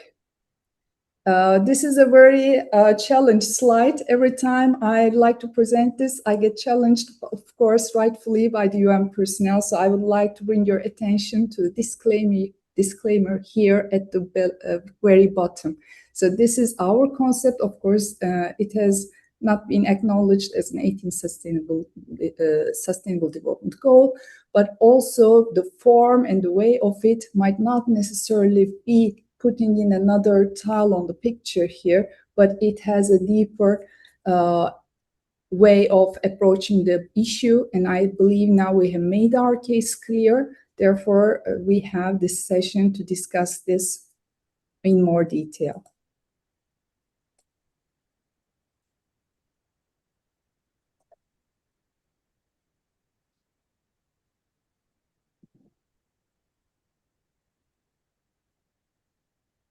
So, well, thank you very much. And let us continue with our speakers. And from my list, we have Frank White. Frank, are you online? Yes, I'm right here. Perfect. So Frank is is the founder of the Human Space Program and the Overview Effect, as humanity understands Earth as one interconnected system. And this perspective is very important. Frank, can you tell us how we can benefit from your vision on sustainability front as well? The floor is yours.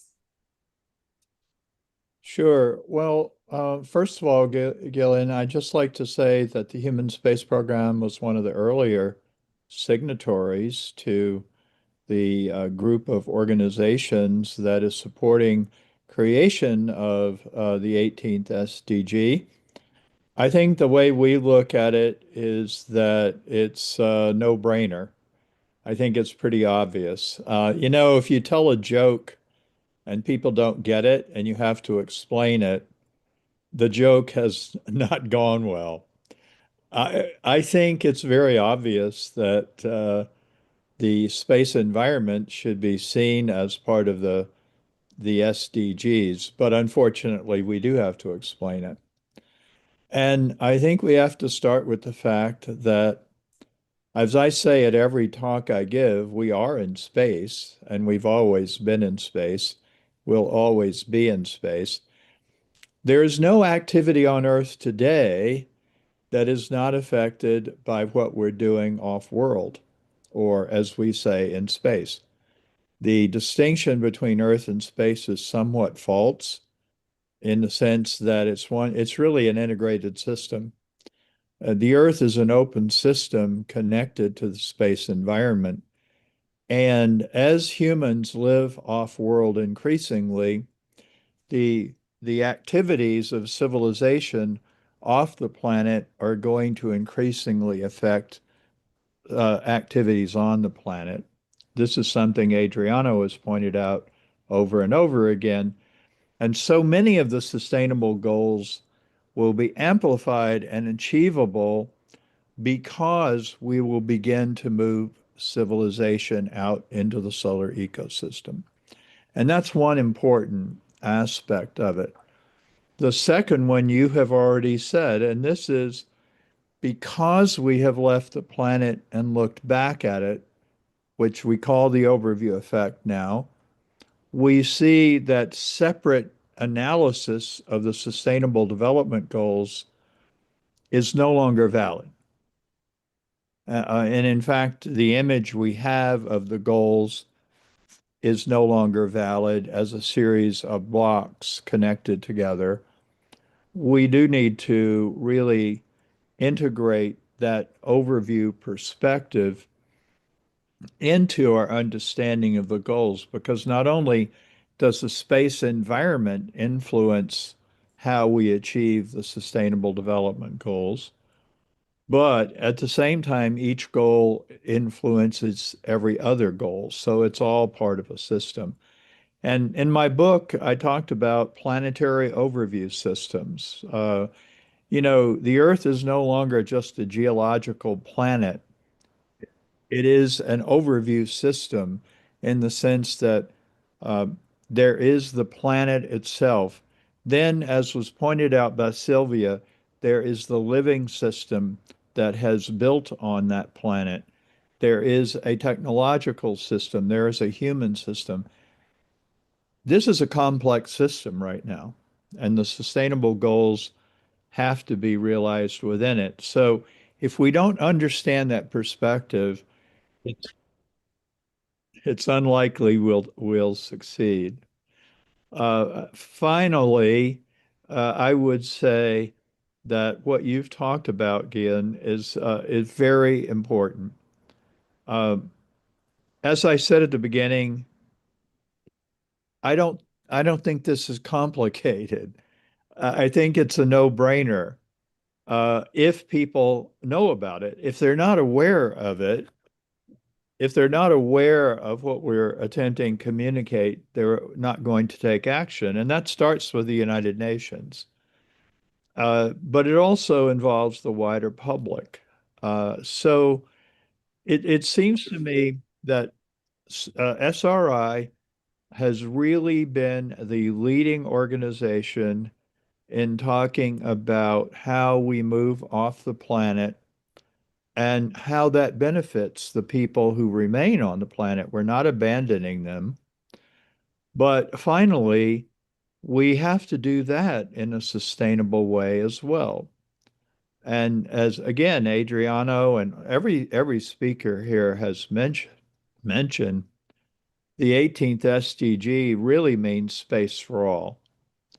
If it is anything other than that, I doubt that it will be sustainable, nor will it contribute to the other 17 goals. And so space is the context in which the goals will be achieved.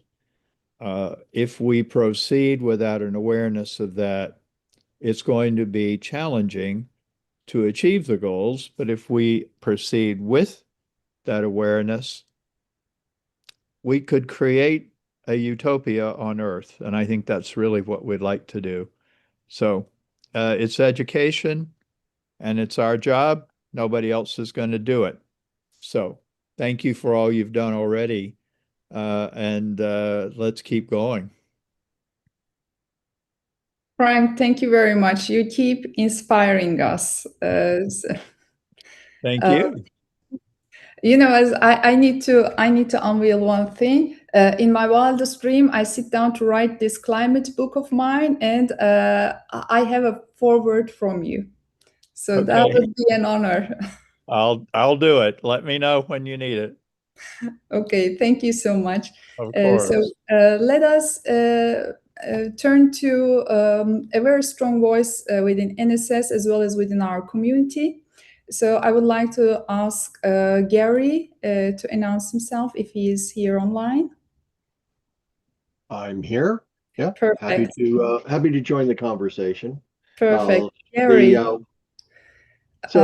In terms of contributing to the immediate discussion, you indicated that you had a successful side session at the last COPUS event. Now, one of the interesting questions that we have to contend with is there a growing awareness amongst the nation state delegations that that space is not an issue of entitlement, it's an issue of being able to provide for opportunities for engagement. That is a critical distinction which Richard Elliott tried to drive home to us in no uncertain terms that had to occur because, in the example that I had cited in yesterday's discussion with respect to remote sensing, okay, going off and offering to share,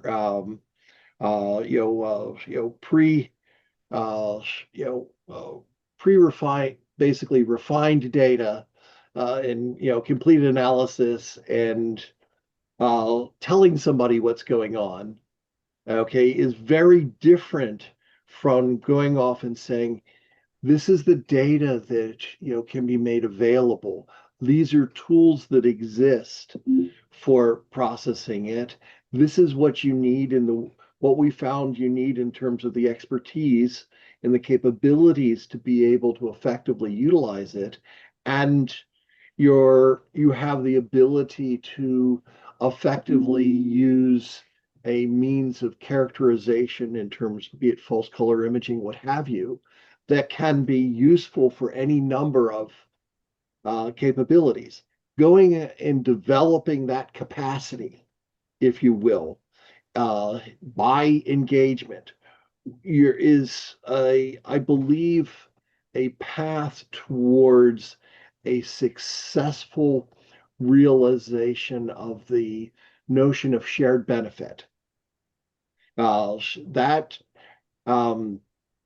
whether or not, I guess one of the sort of the extraordinary things to wrap one's head around is that this notion of how it is that we provide for a realized arcology, which if you're by chance not familiar with the term, Paulo Soleri coined it, and it's the understanding of the relationship between humans and the natural environment and the built environment as we seek to understand how to provide for life, not just for us, but for our companions, if you will.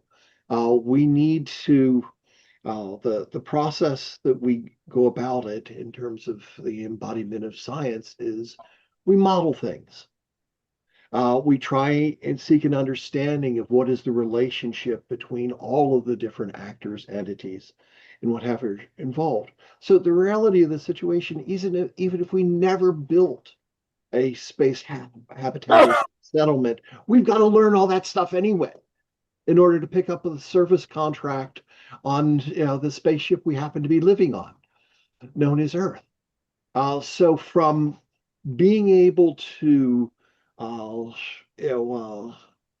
provide and inculcate a broader community with those ideas, I think is something that is an incredible aspect of the notion of the 18th SDG, regardless of how it resolves itself into papers or agreements, or whether or not they give us permission to publish that chart with a UN seal on it. Okay, if you go through and we provide a means of sharing that understanding, it can snowball in very constructive ways. And so from that standpoint, I think it is an incredibly valuable notion to understand space in the context of what it means to, as you put it and others have put it, not just survive, but to thrive as a species, because I think ultimately that's that's the outcome that matters. That's what that's our ultimate utility that we're trying to achieve. And and as we come to understand, life, we discover that, our species doesn't exist alone. It lives in a symbiotic relationship with the natural environment. And I was really pleased to see, some of the other presentations today that, tried to make that very clear. So I think we're onto something, and I really appreciate the fact that we can draw in different voices and different expressions of this understanding, because none of us can make any claim to immaculate perception. But what we can do is help people learn how to think about things. We don't need to tell them what to think. We need to help them be able to think and have the vocabulary to understand the context going forward. So that's my 2 cents, if you will, for the immediate question. Is there anything else that you'd like me to opine on? Well, that's great. I have some notes here that the snowball effect that it could get. I love it. I love it. So that will be one of my slogans, introducing this to the wider public. Also, really very much in line with what you're just saying, because when I had the possibility to introduce this in just 2 minutes, people were immediately, the feeling of the room immediately shifted towards, oh, we did something great. From that to, wow, how did we miss this out? It's huge. It's in front of us. How could we miss it? Typically, after an event, people go to the panelists to agree, to ask questions, to follow up conversation.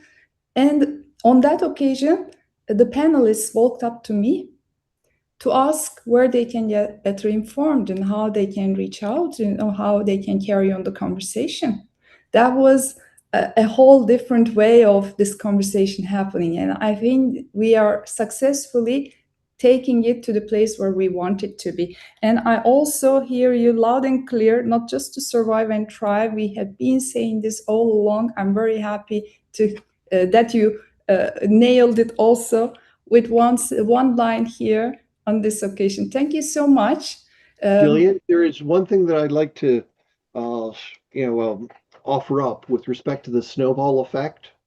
I've been in the, it used to be I was the youngest person at any space meeting, I think. So I've had somewhere north of 47 years on pretty much every side of the table in the space business.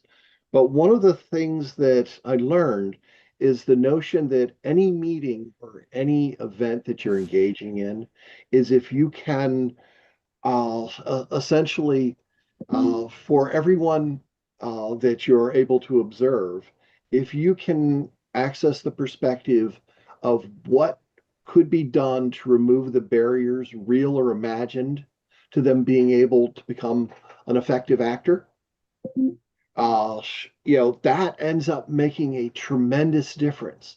That's what creates the snowball effect.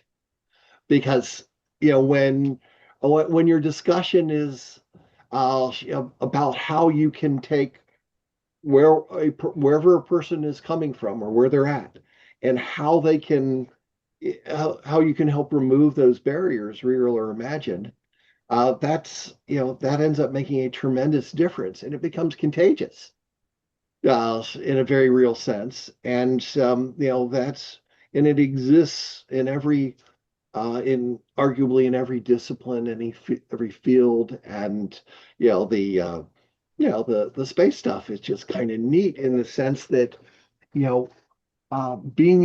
coming to the recognition that you're involved in an enterprise that could fundamentally alter the fate of one's species. Okay, at whatever level you choose to engage. And if everyone, walks away from a meeting or event and actually has something that they can do, that's what lends the snowball effect. Thank you for the opportunity to speak. Thank you very much, Gary. You put into words which I couldn't myself. Thank you so much. Well, we have next up Ammar Jaffri. So with Ammar Jaffri, we met a couple months ago, and we met on the occasion of our efforts to expand 18 SDG Coalition. And he was really key in initiating meanwhile, three partner organizations from Pakistan, Islamabad, to join the 18 SDG Coalition. So we had not been so much active on that area, and therefore we really greatly appreciated to have a foothold into at a geography we were not so much present. So with this one, I would like to call him to deliver his remarks. I'm afraid he's not here.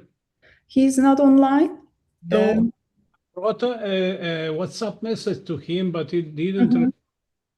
So, yeah.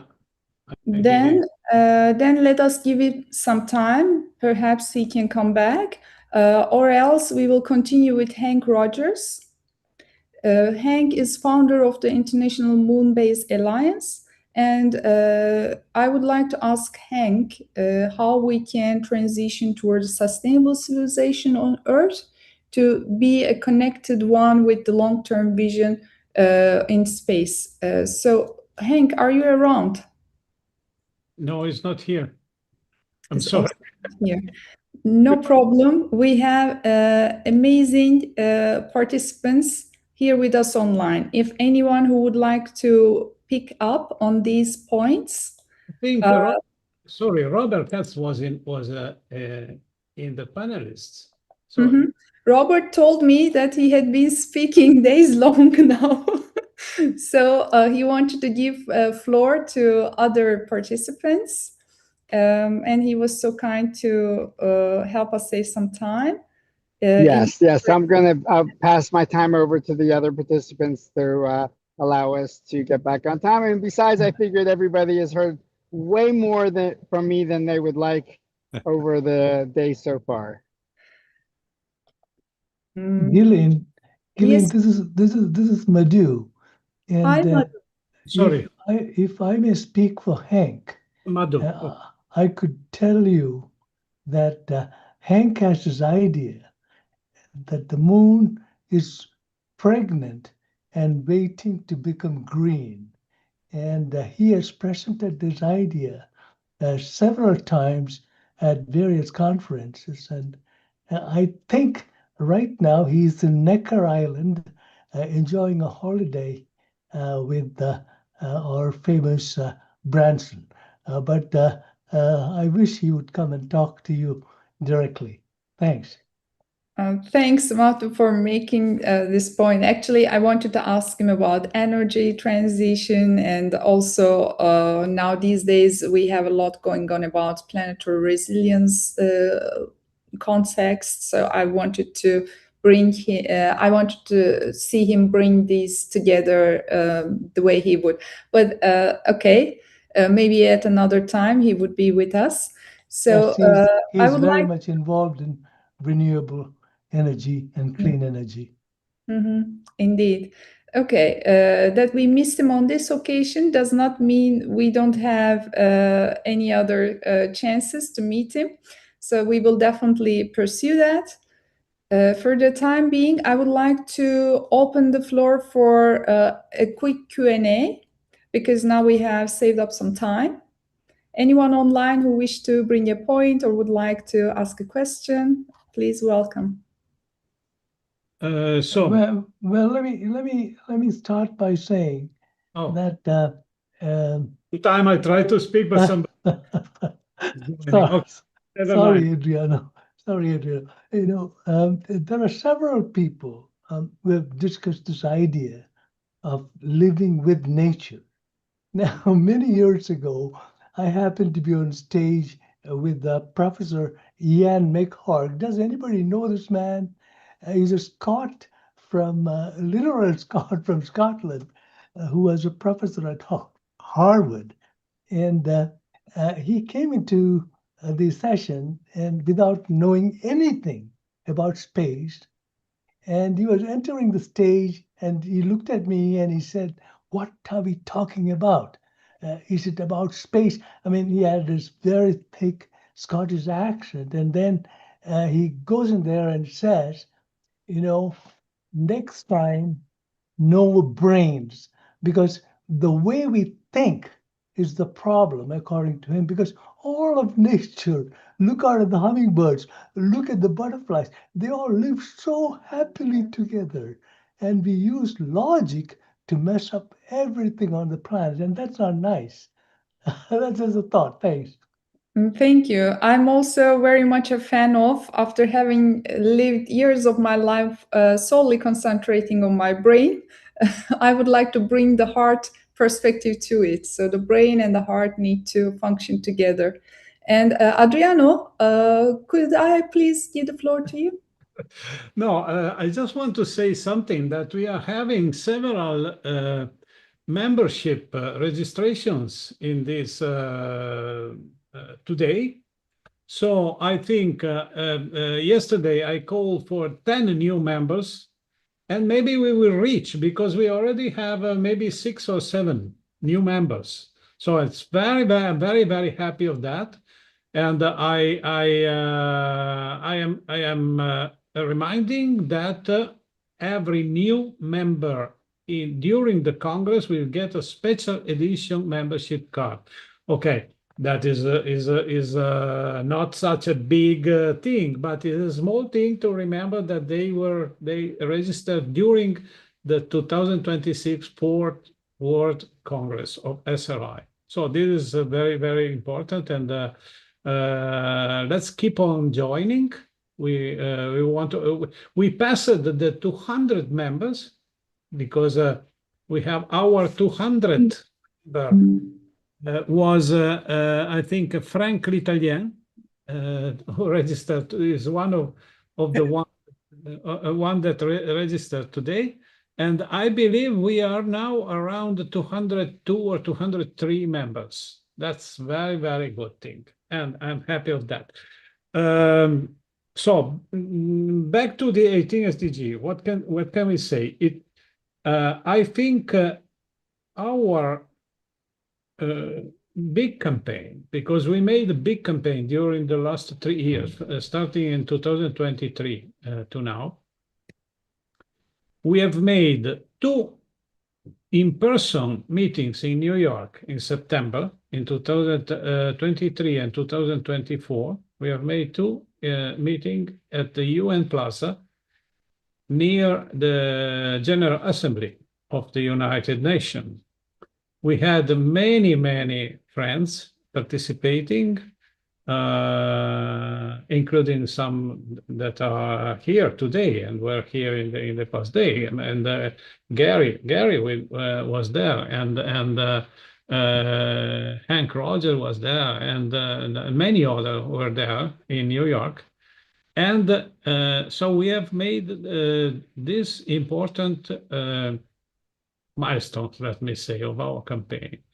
Then we kept on working at COPFOS. And this is very important, because I think, okay, it seems that speaking at UN is useless. It is not true. When we speak there, we are speaking to 110, even more, representative of planet Earth states, member of the UN. So if we are able to transmit some concepts, we can hope that those people, when they go back home to talk with their governments, because all of these representatives are part of their governments. So they go back talking with their politicians and so on. And maybe some of our concepts can pass in that direction. So the importance of expanding into space, the importance of space as a factor of sustainable development, all of these concepts that we tried to communicate in that arena maybe can reach some of these environments. And yes, I know it's tiring because every time we have to explain the same things that we have already explained every time. We have to explain in a better way, adding some arguments sometime, articulating better our discourse, and so on. That's a hard job. It's not a simple and easy job, and it requires very much energy. But we have to go ahead, in my opinion, and also, if we can, to be present again in September in New York, because I am very disappointed that Mr. Ammar Jaffri couldn't join us today, because I believe they are that he said that Pakistan is going to officially present the 18 SDG during the General Assembly at UN this September. We have to talk about that with him, to be sure of that, because of course we can organize a great campaign around this thing. It's time, and it's also time to start talking with our coalition, because of course I had hoped that many our partners from the coalition could be present in our Congress, but maybe we have not worked enough toward them, and so we have very few of them here with us talking about the 18 SDG. But we know that they are there. They have signed the agreement, and they are there. 121 organizations. We have to restart working, because working with them, with the coalition, is as much important as working at Corpus. Then the third thing that I want to mention is about what Gary was saying, that talking is something, and taking care of administrivia is something, but a call to action is a bigger value. So, and Gary often talks about common shared interests that could be raised to facilitate a collaboration, an agreement, a conglomeration of working groups to make something, to develop something, even concrete thing, even concrete projects. So in another of our panels, I think tomorrow, we will discuss about funding the research for life protection in space. This is very important. It's one of our key points from 5 years ago, from the 2021 Congress, that we want to promote and boost the research for protecting life from radiations and from low gravity in space. Adriano, thank you very much. If I may turn to Claire Nelson, which I see her online. She was so kind to also partake in our panel. So Claire, would you want to say a couple things on this one? Well, I just want to say that I think it's important. First of all, thanks, Adriana, for persisting. It's not easy to start an organization. We were with you at the Jamaican ambassador in New York 2 years ago. Yes, right. It's not easy to start an organization and maintain it and bootstrap your way there. And I think it's important that all of us on this call recognize the tremendous undertaking that we're going through in this time of change. The poly crisis, quote unquote, that people talk about has really permitted us to have new opportunities to reimagine what could happen differently. And multilateralism, as it is being under attack, I find these conversations where ordinary people, quote unquote, and I don't say it in any way, that understand the power of their own mind to transform the future and to co-create a different future, are coming together intentionally. And so as we think about what space might become, my personal concern is that there is not the militarization and the continuation of exploitation. We really do think about how do we emerge differently. And so all of us here, I think, have something to offer that conversation. As you say, body, mind, heart, soul, spirit, such that we can really have a flourishing future on Earth. Because as far as we know, it's still on a place we can live freely, breathe freely, you know, and not have to wear a mask or something. So we really have to be able to present to people who look at us with skepticism, and a lot of people who think we're crazy, that we're not crazy, because everything we do has an implication for how we behave here, how we co-create a flourishing future on Earth. So I've really enjoyed this session, and I hope to connect with many of you and continue to move forward, especially to make sure I carry the voice of the non-powerful space nations. I see myself as a voice of all those countries that don't have space programs, but do have people with the genius able to create the kind of things we want to create. So I'm excited about what's possible. So I'm enjoying this. Thank you. Thank you. Thank you very much, Claire. So one thing you mentioned also stands out. You know, when people are visionary, it's almost always, now we call ourselves lunatics to make fun of that association, that people call us lunatics at times. So I enjoy it.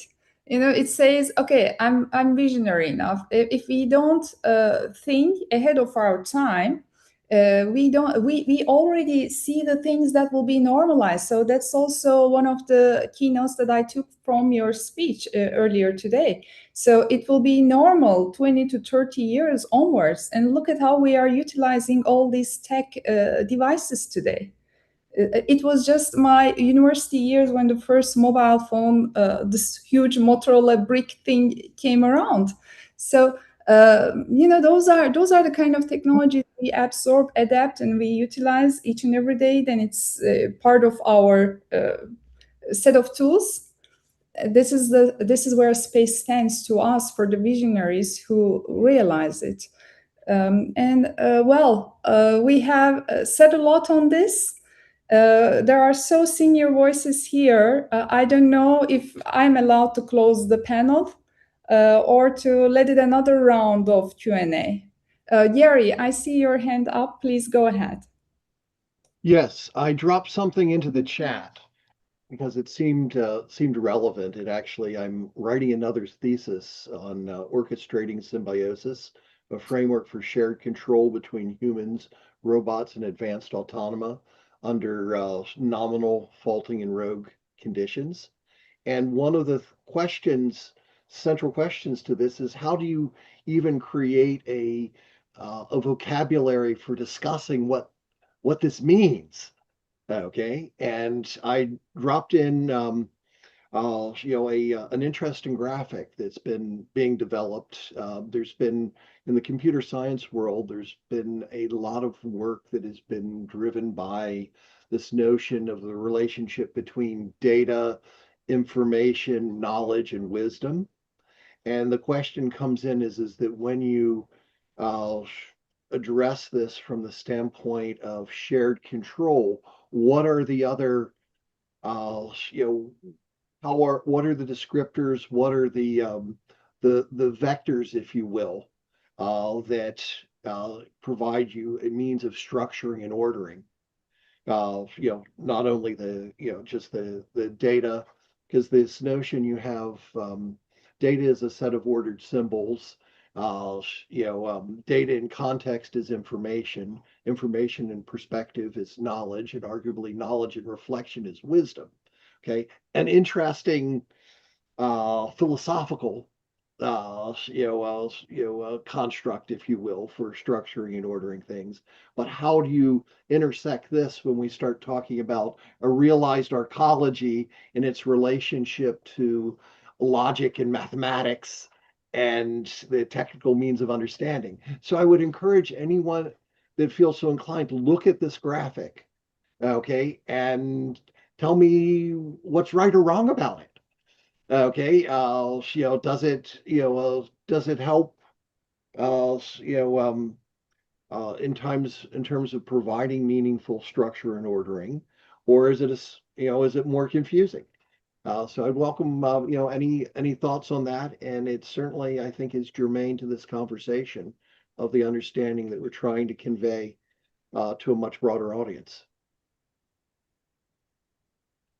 Thank you very much, Gary. I keep hearing you, and it rings in my brain. We need to have more of Gary in our committees. So if your time allows, please be warmly welcome to our committees. We're going to benefit a lot from your perspective.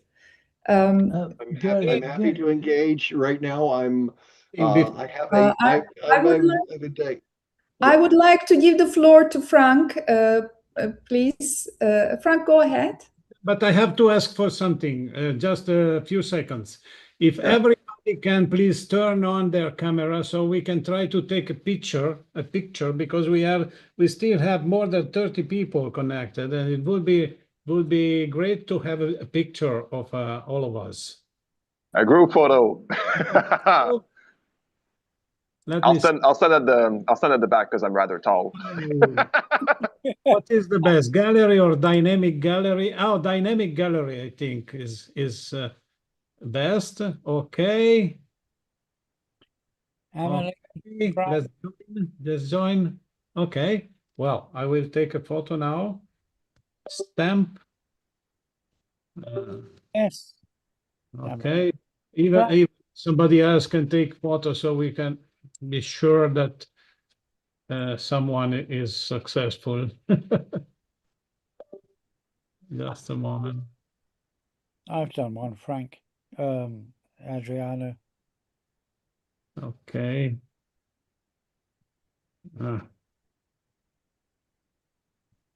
Looks like Frank doesn't want to be seen. Just a moment. I take another one because we are more people now. Oh wait, there's two of me. I joined with the phone because microphone doesn't work on a laptop. I see. Okay. Yeah. We are legions. Okay. Okay. Yeah, I see you top right, left. Beautiful. Okay, so we can go ahead. Please, Colin. Okay, so that was nice, Adriano. It's a nice way to commemorate the moment. I appreciate that. Frank, you had your hand up. Apparently, you grabbed the number 200 membership card. Please go ahead. I sure did. You guys, in case you're not familiar with my work, I'm a friend with Colin, and I've been developing a asset library for 3D printing, high-density ecosystems. As you can imagine, it works on Earth, and basically anywhere else we'd find gravity, rotational or otherwise. I pasted it in the chat a little bit earlier. It's about like 200 megs. You got about 130 something assets. Yes, it's not a reasonable number, but I'll let you look it up. It's a great way to make good use of 3D printers. It's for free, of course. I forgot to mention. Okay, thanks. So Adriano, what do you say? Shall we wrap it up? Sorry, I was. Yes.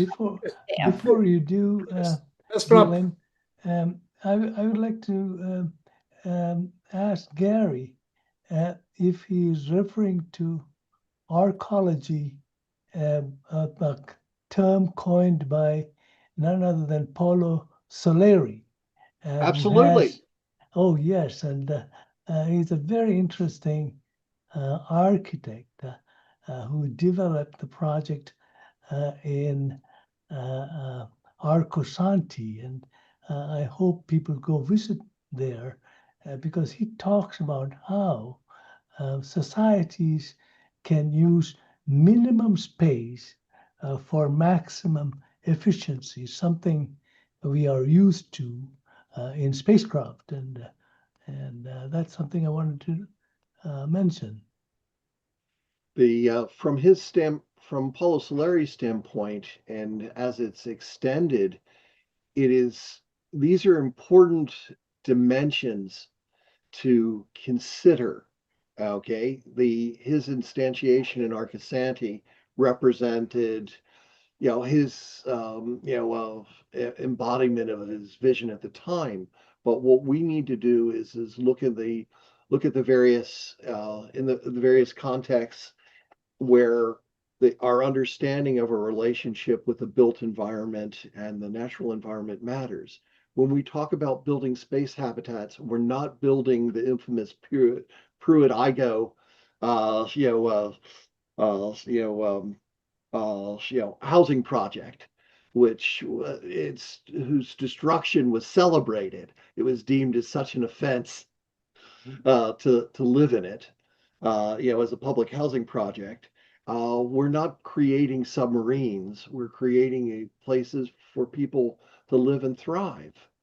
And that is, that's what we've been tilting after with respect to the Oasis project as well, because there's a very real difference in terms of your relationship, with the built environment and the natural environment that we need to come to better understand.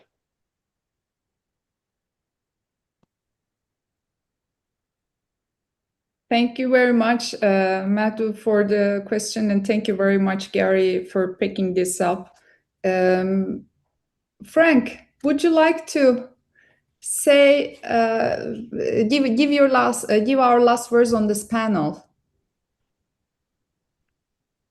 Yeah, well, thank you very much. One thing I'd like to say is we've talked about feelings a little bit instead of the brain, and I've had a feeling today. Adriano talked earlier about Gerard K. O'Neill, one of the great pioneers of this work. We have Ammar Jaffri. Sorry, we have Ammar Jaffri with us. So I think it's worth to elongate a little bit this panel. Okay, we will let us first have Frank finish his works, and then we will turn to Ammar Jaffri. Yeah, just to summarize, I was fortunate enough to be involved with the Space Studies Institute and Gerard K. O'Neill back in the day. And it was inspiring. It was wonderful, people coming together with all kinds of different ideas about humanity was going to reach its potential by expanding into the solar ecosystem. I haven't really felt that way since, but here today, I started to feel it. And if indeed heart is as important as brain, I think SRI has inherited the heart of SSI, and that's going to carry us a long way. And I would like to chime in. Thank you very much. Thank you very much, Frank. This means a great deal to us hearing this from you. So like to turn to Ammar Jaffri. Yeah, Our speaker, Madhu, please, I would like to turn to Ammar Jaffri before we lose him. He's currently online. I will give okay. you the floor at the end afterwards. Okay. Thank you.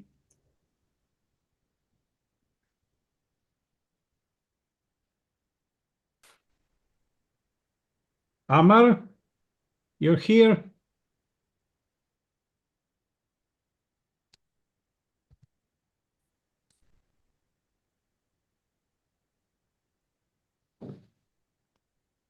Please turn on your camera.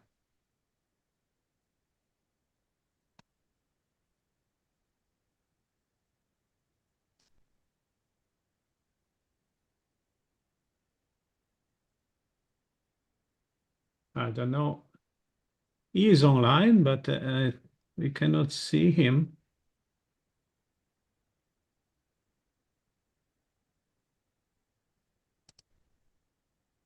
Can he speak, Adriano? Ammar, can you say something?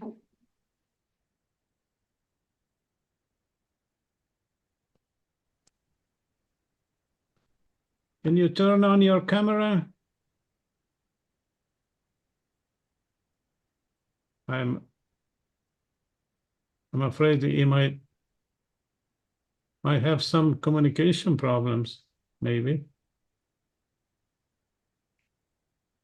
Okay, then in this case, Madhu, please continue with your point. Oh, it is so nice to see Frank after, I meet him at conferences. But the first time I met him was at the International Space University, where he lectured to us about the overview effect and signed his book for me. That was a long time ago. And what is very special is that he looks just the same after so many years. So there's something very special about thinking about the overview effect. Thank you, Madhu. Thank you so much. You are too kind. Actually, I made the point other day when Joe Pelton, he was mentioned that we should send the some leaders to evaluate better how they are leading to space. So they are having this overview effect. I reminded of the campaign that ran for a while back in the day, Send Frank to Space, if I recall it correctly. So I said they are only allowed if they take Frank with them. So I think that would be well deserved. But in any case, it remains being so inspirational and will be that way for sure. Thank you. And let me just say, the campaign is being reopened, and you'll hear more about that soon. Amazing. So I'll take the politicians with me if they don't take me with them. Great, thank you. Adriano, if Ammar Jaffri is not online, I see Alberto being online. And Alberto has this, synthesizing, wrapping up approach the other day when he was speaking at the end of the weapons ban panel. He wrapped it up so nicely. So I would like to give him the floor. Alberto? Yes, thank you, Colin. I think this is not, of course, a topic that I worked on in our organization, but I think that the main point is that the 18th SDG is probably the most important initiative that we have in SRI. Not because the others are not important, but because essentially it's the one where we are doing something and we are reaching some results. And the important point is that it allowed us to speak in a general forum that is the United Nations. Maybe the United Nations can solve problems, but is a place where we can communicate with the world and with the governments, with all. And it's the place where something can start for real, because now for sure we have to start things for real, not just keep talking.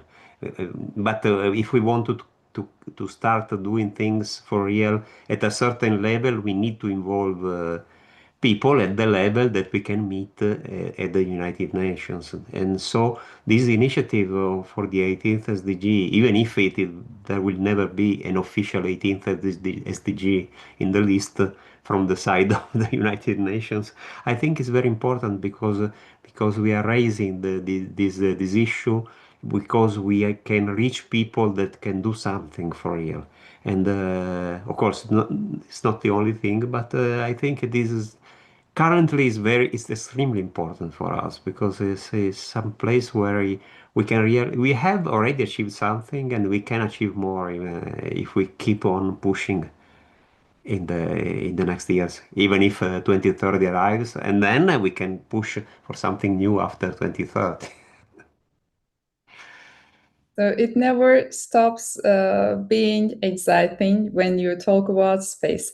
On these amazing notes, I would like to wrap up our session.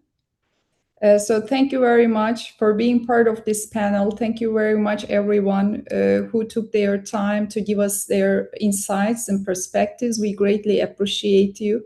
And also to all of those online who were with us into the late evening hours to listen to it and to support it and to bring their questions and suggestions to it.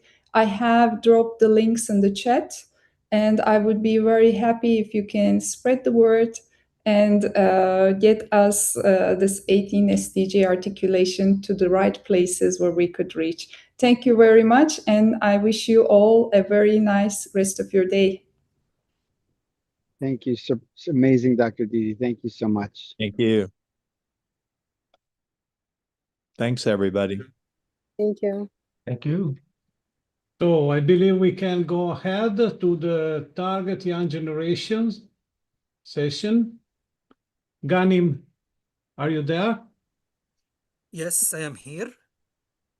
Okay, so you take the chair, and I think Enes especially is moderator working with you. Enes, are you there? Yes. Perfect. So let's go ahead. This is a great opportunity, of course, to be with the speakers and to talk a bit about the Young Generation Committee and also the subsequent presentation. I am happy to be joined here with our new member, also Enes. So during the course of this conference, many respected speakers spoke about the why and the how to expand humanity to outer space. The speakers presented concepts about civilian space development, the urgency of expanding human civilization into outer space, which is, of course, all inspiring and extremely important. Unfortunately, it seems like space agencies around the world and academia are not really aligning, and they are actually taking a different strategy. There is no emphasis, for example, on the urgency of expanding humanity to outer space. In the Towards the Young Generation Committee, we would like to bridge this gap. It's extremely important that students and young generations in academia, in universities, even in other civil society organizations, understand that there are other strategies about the why and the how of expanding humanity to outer space. So we are pretty new. We only started 3 years ago. We had some activities in the past. This year, of course, our main event here, the SRI Congress, we are organizing a competition between students and young professionals. So we have 7 speakers this conference as students and young professionals. And thank you for Susan Jewell, SRI board member, for offering a scholarship fully paid for the best presentation from the young professionals and and students to attend to attend a virtual analog mission, and also 3 partial scholarships for the other 3 winners. Before I go, of course, we have a judging committee from SRI board, so we are judging the winning presentation. Before we go to our speakers, I would like also to allow Enes maybe to give a message or to present his perspective on SRI and also the Young Generation Committee. I'm sorry to interrupt you, but we have again Mr. Ammar Jaffri that had communication problem, but now we joined it again. And I believe maybe he would like to tell us something. So let's make a small part of the previous panel here, just a few minutes. So firstly, I would like to apologize sincerely due to some internet communication. I was trying very hard to join, but again, there was some technical problem which was beyond my control. And really, it's an amazing platform. And all of you know very well that right now we are working on SDG 18. Very specifically, which is space for all, Earth and beyond. And I think I'm very thankful to few of your speakers to be with us on Sunday at 9 p.m. Pakistan time. So my humble contribution in this conference will be, I greatly appreciate the efforts of this international community. And you know very well that this climate change is affected very badly. So once we have access control in the space technologies, which is definitely we can't do it alone, then we can anticipate the possible threats which are coming up from the space in terms of this climate change issues, I think, which is globally equally applicable to every country. So my humble request to all of you is that space is the new arena in which we all humans from different parts of the world can work together, and whatever humble contribution we can make, and we are already making. But I think the very important factor is that space exploration and education is something different, and identifying the space potential collectively due to some research and development methods is something different. So let the astronauts and all these people work on the space technologies. And I think we people who are working on SDG 18, I think we should work on the space knowledge and space explorations so that by the time the advancements come forward, we are all together jointly as a community to understand the dynamics of space and to help each other whatever possibly we can. So this was my humble contribution. If anybody has any question or something, I'm ready to respond. Again, I'll be so very sorry for the communication part, which was beyond my control. Now, never mind. Every time there are problems, so you don't need to apologize. I have just a question for you. We heard maybe on some of your WhatsApp groups talking about your weekly conferences on the 18 SDG, that Pakistan is going to present officially in the next General Assembly of the UN in September the 18 SDG. Is that correct? Will that happen really? Actually, I was a part of conference in which they were collecting information from all countries, and now they have put it the logos also there, where in September this year. That's what I've been told. Frankly speaking, it's not my first-hand knowledge. I've been told that a formal presentation of SDG 18 is going to be made in UN General Assembly, and that will contain the names of all countries. And there are, I think, plus of 140 countries who have been advocate to declare SDG 18 as a formal SDG by the United Nations. That's why I'm limited information. Okay, so if that is going to happen, we need to know better details because we have to organize a campaign to support it. Yeah. And also to I will definitely let you know. Definitely let you know. Okay, so please send to us via email also all the information about that. So thank you very much, Ammar, for joining and for to us. Very much appreciated. Thank you. Thank you. Thank you much. Okay. I don't know, Guling, you're still here? Maybe you want also to... Yes, I'm here. I would like to just echo what you already mentioned, Adriano. So, Ammar Jaffri, thank you very much for your contribution and the information you have provided. So, we have supported your previous events, and I'd like to also just recall on the SRI support provided to the 18 SDG and your academy. We were happy to give presentations about the 18 SDG, as well as that I gave a presentation about AI and space nexus and how AI can transform also the space activities. So we are very happy to make it accessible to your community. With also Space Renaissance having an academy and education is part of our outreach activities, we're always happy to provide that to you. And we are happy to co-support each other's initiatives. And we appreciate you also being member of the 18 SDG Coalition. For the 40 countries, I'm very excited and interested in hearing more on that. So let us touch base on it offline. And thank you very much again. Thank you. Thank you. Thank you, Ammar. Thank you. Okay, so I think we can go ahead with our program. Ammar, you very welcome to remain with us, and even in... Oh, I will be. No issues at all. I will be, definitely. Thank you so much. Ghanim? Okay, so back to the Young Generation Committee session. I will start from where I ended. Enes, do you like to deliver a message?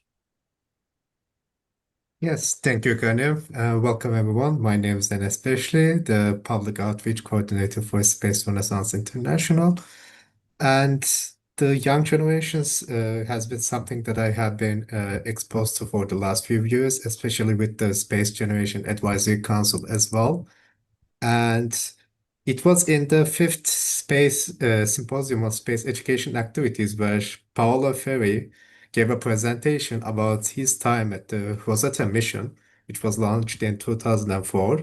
And he was talking about this hiring policy where they had multiple flight managers throughout the decades. And he mentioned that they were not only hiring for experience, but also for hiring people that will be able to carry on this mission forward. And similarly, for the SRI and our other activities as well, it is quite important to not only see the younger generation as a generation to train or inform, but also have them integrated into our missions, into our advocations, and into the global space sector, as well as the civilian space development. With this message, I would like to call for everyone to, it is the importance of sharing these information, not only about the expansion of the human civilization into space, but also knowledge transfer into intergenerational to younger generations and beyond. Thank you. Thank you, Enes. So our session is going to be actually small today. We are going to have 3 speakers, and our first speaker is Marcel. With the topic of the title of his presentation, the Pan-African Citizen Science E-Laboratory Project. So Merkel has founded the Pan-African Citizen Science Laboratory to advance astronomy, citizen science, and STEM education across Africa. With a background in physics and astronomy, he overcame limited access to research infrastructure in Africa by building global collaborations with organizations such as the International Astronomical Search Collaboration and the American Association of Variable Stars Observers. He works spans asteroid hunting, exoplanet photometry, double star astrometry, astrophotography, and amateur radio astronomy and contact with astronauts. Since its founding in 2020, the laboratory has engaged hundreds of thousands of learners across 50 African countries. So, Miracle, the floor is yours.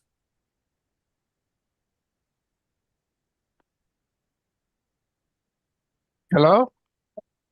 Yes, we can hear you, and we can see Okay. your presentation. All right. Greetings, everybody. So my name is Mira Kuchibusa Marcel, and I'm the founder and the director of the Pan-African Citizen Science Laboratory.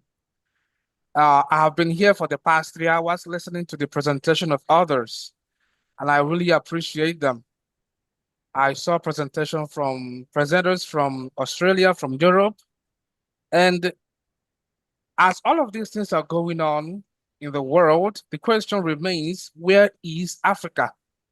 Where does Africa belong in all of these progress going on in space?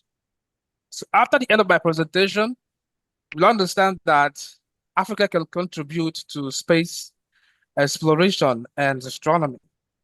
So, okay. So about Pascal, because of the shortness of time, I'm going to be summarizing my slide. So Pascal is simply a nonprofit organization that is using activities in astronomy and space science to support STEM learning across Africa. And in that, we also promoting astronomy and space science awareness. So we have been around since 2020, and our slogan is bringing the stars to your doorsteps. So our aims and objective includes to improve access to inclusive and high-quality STEM education in Africa through hands-on activities in astronomy and space science. And our objective includes to expand inclusive participation in STEM, particularly among underrepresented groups, to develop learners' digital, analytical, and problem-solving skills using real scientific data, to build a strong African-wide network of amateur and citizen scientists contributing to global STEM efforts. And lastly, to foster sustainable local and international partnerships that advance space-based STEM education. Our target audience are mostly students in secondary schools and universities, or people that love, astronomy. They are mostly in Africa. Our base is in Africa. We have had people from outside of Africa that have collaborated with us to expand it in their countries. We have also engaged students from Ukraine because of the war, it affected their academic activities. So some of them located us and enrolled in our programs, and they have been learning, researching, and publishing. So we work with secondary schools, universities, research institutes, space agencies, observatories, STEM clubs, or STEM organizations with limited access to practical STEM education and research opportunities. We work with about 100 of them, 100 of these groups. So all of our activities, all our projects are accessible to all individuals regardless of age, religion, nationality, academic background, professional affiliation, or experience level. So no discrimination. There are only 3 requirements, and they are: participants must have basic computer operation skills, especially Windows operating system. They should have access to internet, and then passion for STEM learning. All our projects are divided into 3. We have citizen science, we have entry-level research, we have applied science and engagement. I'm going to explain that.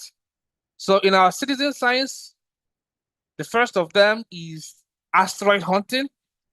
And the objective is to analyze data with astrometrical software to discover new asteroids. And we collaborate with the International Astronomical Research Collaboration. We're the biggest collaborator in Africa. And here you can see one of Africa teachers using it as a medium of instruction for students. And here is another citizen science project called exophotometry. Here we observe known exoplanets and perform photometric analysis with the exotic program to refine their orbital parameters, collaborate with NASA Exoplanet Watch, with Large Compass Observatory and Micro Observatory. We use their tools for observation. And you can see this light curve, exoplanet light curve. And this is another citizen science project called Sky Mapper. So the objective of this project is to connect telescopes around the world to a center, okay? They want to connect telescopes around the world to their computer so that they can have access to multiple sources. So here in Africa, we are part of that project. We are, Pascal is leading it in Africa. So they are to give us telescopes, which will at different locations across Africa. So it's a citizen science project. It is still ongoing. We are still developing it, but it is our latest project. Then we have double star research. The aim of this research is to introduce students to early research, writing and publication before they encounter real research when they enroll in school. Because, research writing, there's a lot involved. You have to learn how to review papers. You have to learn how to analyze data. You have to learn how to observe. So we just introduce them to double stars because double stars observation is relatively simple. So we teach them all of these and they publish the papers. So here is astrophotography. We teach them how to develop skills in processing deep space images like these ones here. So here's the process. You capture those images, use computer to add colors, and you combine the colors to produce these beautiful visuals. So that's it. Then we have amateur radio on the International Space Station. This project is popular in the West, okay? So this is a project that connects students to astronauts in space so that they can interact with astronauts and ask interesting questions. So we recently discovered that it is also open to Africa. So since 2024, we have been championing it. First of all, we hosted it. So let me just show you, play this video for you.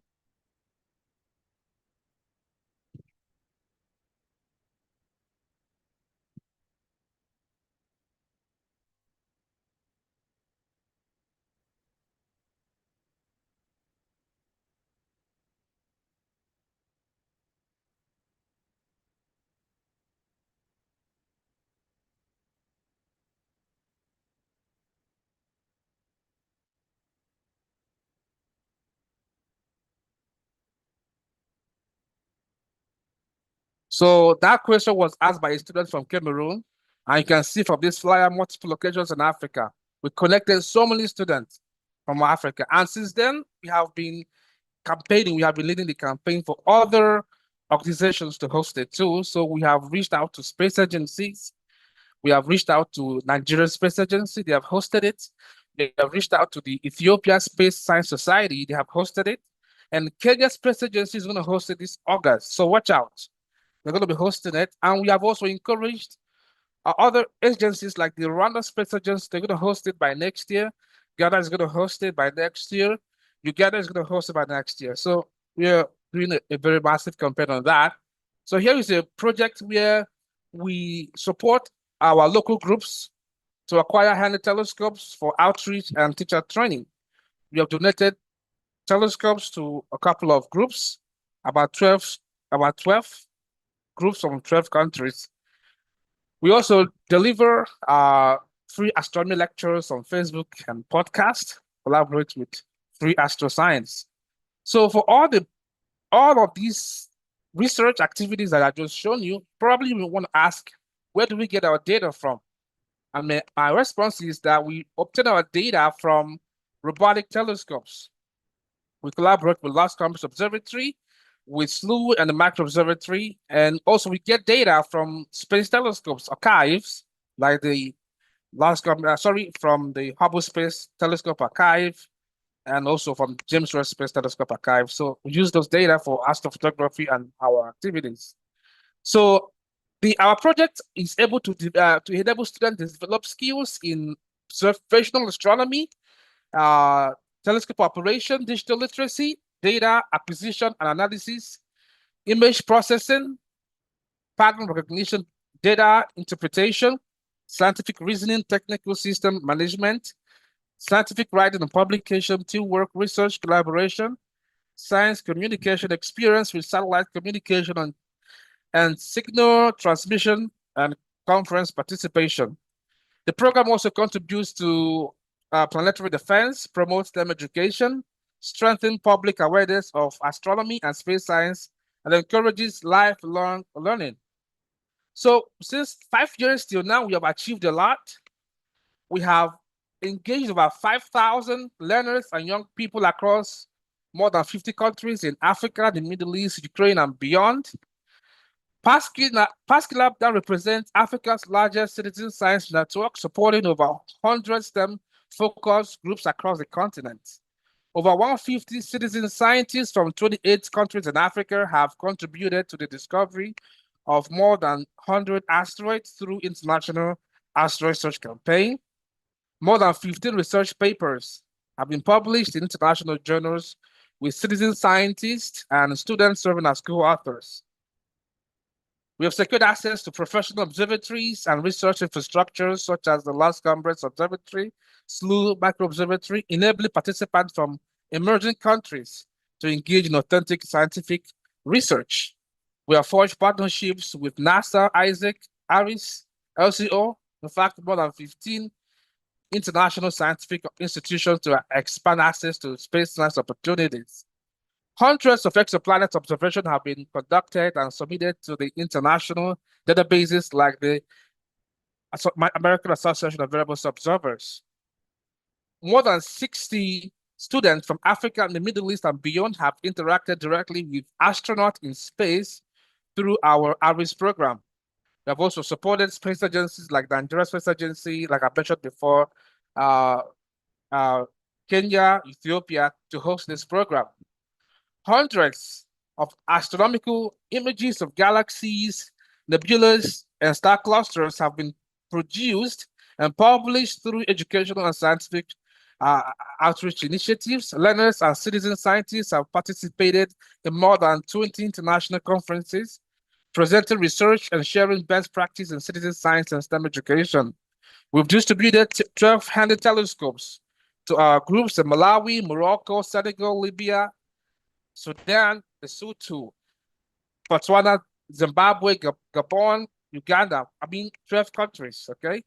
Then our work has been featured in multiple local, regional, and international media outlets for advancing citizen science, enabling I would like to education. remind you, you have less than 1 minute. Okay, I'm almost done.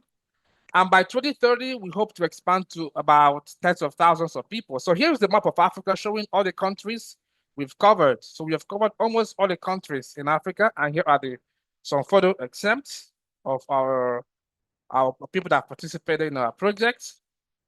So our project is contributing to 7 out of the 17 SDG goals. By next year or maybe later, if there are 18 SDG goals, like we are talking about space, we will be counting about 8 SDG goals. So we contribute about 7 out of the 17 now. So you can go on social media to see our activities. So you can scan the barcode to check our website for activities. And thank you so much for the opportunity. Thank you, Miracle, for your presentation. Of course, outreach and science, citizen science are important. I see a very important partnership here, because in the soon future, in SRI, we will be announcing an essay competition for the young generation. And I'm pretty sure many of your learners and active members from your organization would like to join us, because our mentors actually will be our committee's leaders. So this is going to be a great opportunity for a collaboration between us. Let's be in touch, Miracle. Yes, I'm looking forward to it. Let me add just one small thing. I have put in the chat the link to the form where organizations, universities, any kind of entity can join the 18 SDG coalition. So it would be very, very important if African education entities or organization or whatever can join the coalition. We have now 121 organizations, and we need more to grow. Yes, I'm gonna look into it and join. Excellent. Thank you very much. All right, Great. thanks. So our next speaker is Aya Uthman, but I can't see her from this from in the list. Aya, are you here? I don't think so, but we Me can. neither. Okay. So let's move to the third speaker, who is going to be our last speaker in this session. Poojan, are you here, Poojan? I've seen you, I think. Yes, I'm here. Okay, Poojan, so you spoke 2 days ago in day one, and your presentation was really amazing. Let me just quickly introduce you to everyone. So Poojan is a biotechnology student exploring the design of human systems in constrained and non-terrestrial environments. His interests lie in how infrastructure, governance, and culture interact in long duration space settlements. Through his work, he examines challenges such as power concentration, knowledge distribution, and civilization continuity under isolation. He is currently developing conceptual framework to understand how human societies might evolve beyond Earth while maintaining stability and coherence, presenting early-stage ideas that connect technical systems with broader questions of policy and civilization.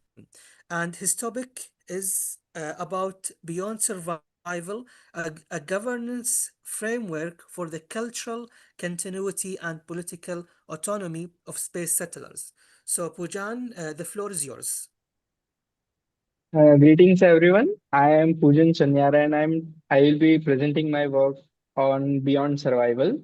It's a privilege to be here among the researchers and practitioners who have contributed so much towards the planning of humanity's future in the space. And some of you, as Ghanim said, that might have seen my presentation earlier in the space policy session as well. So thank you for joining again. So as we move closer toward the permanent human settlements beyond Earth, we have become very good at solving the question of how the humans will survive in space. So the next big question that will be arising is the how, what happens after survival. Engineering does keep the settlements alive, but keeping the civilization alive would be a very bigger challenge. So most of the work focuses on engineering, life support, legal frameworks, governance, and those are absolutely necessary. But if we imagine a settlement 200 years from now, everything would be working fine, people are surviving. Over generations, the settlement has developed its own identity, legitimacy, rules, and the way of understanding itself. So at what point did it stop being the continuation of its founding civilization? I would like to call this concept a civilizational rupture. That is not the failure of infrastructure, but the gradual loss of continuity from its origin identity. So the reason this matters is that the governance challenges evolve in space. Early settlements will focus on survival. Later will be developing their own social structures, institutions, their own cultures, traditions, right? So eventually they would also be needing the ability to keep correcting themselves, to keep correcting their governance systems. So my work primarily tries to focus on these long-term challenges. To explore this, I brought the ideas from 3 different areas, that is historical civilizations, governance theory, and the socio-technical systems. So this is not a model, this is just a conceptual framework for thinking that how do we frame our long-term risks and their solutions. The first observation is very simple, that civilizational don't necessarily collapse dramatically. Sometimes they simply evolve under the long-term isolation in future.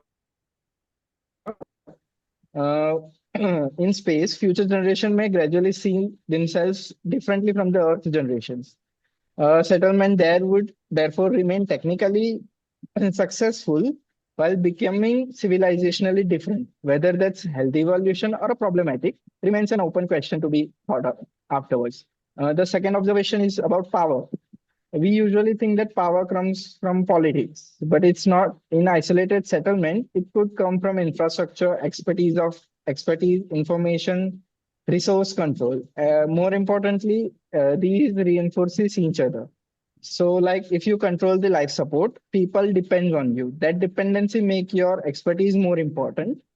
Expertise influences how the situations are interpreted, and over time, that influence could become a political power.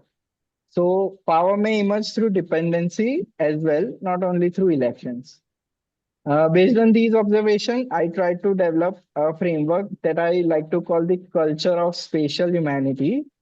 It isn't meant to prescribe the model of governments. Instead, it organizes itself within the four pillars governed by four questions. Like how do we preserve the continuity? How do we distribute the power? How do we adapt governance to different situations like normal operation, stress, the crisis mode, emergencies, those kind of situations? And how do we ensure that the system initially that we designed can continue to update itself with the civilizational progress and their need? So this is the core idea of the paper. Governance creates oversight for assurance. Oversight creates expertise. Experts gain influence. Influence gradually may become the authority. And authority eventually reshapes the rules that were supposed to limit it. So this is essentially a power grab.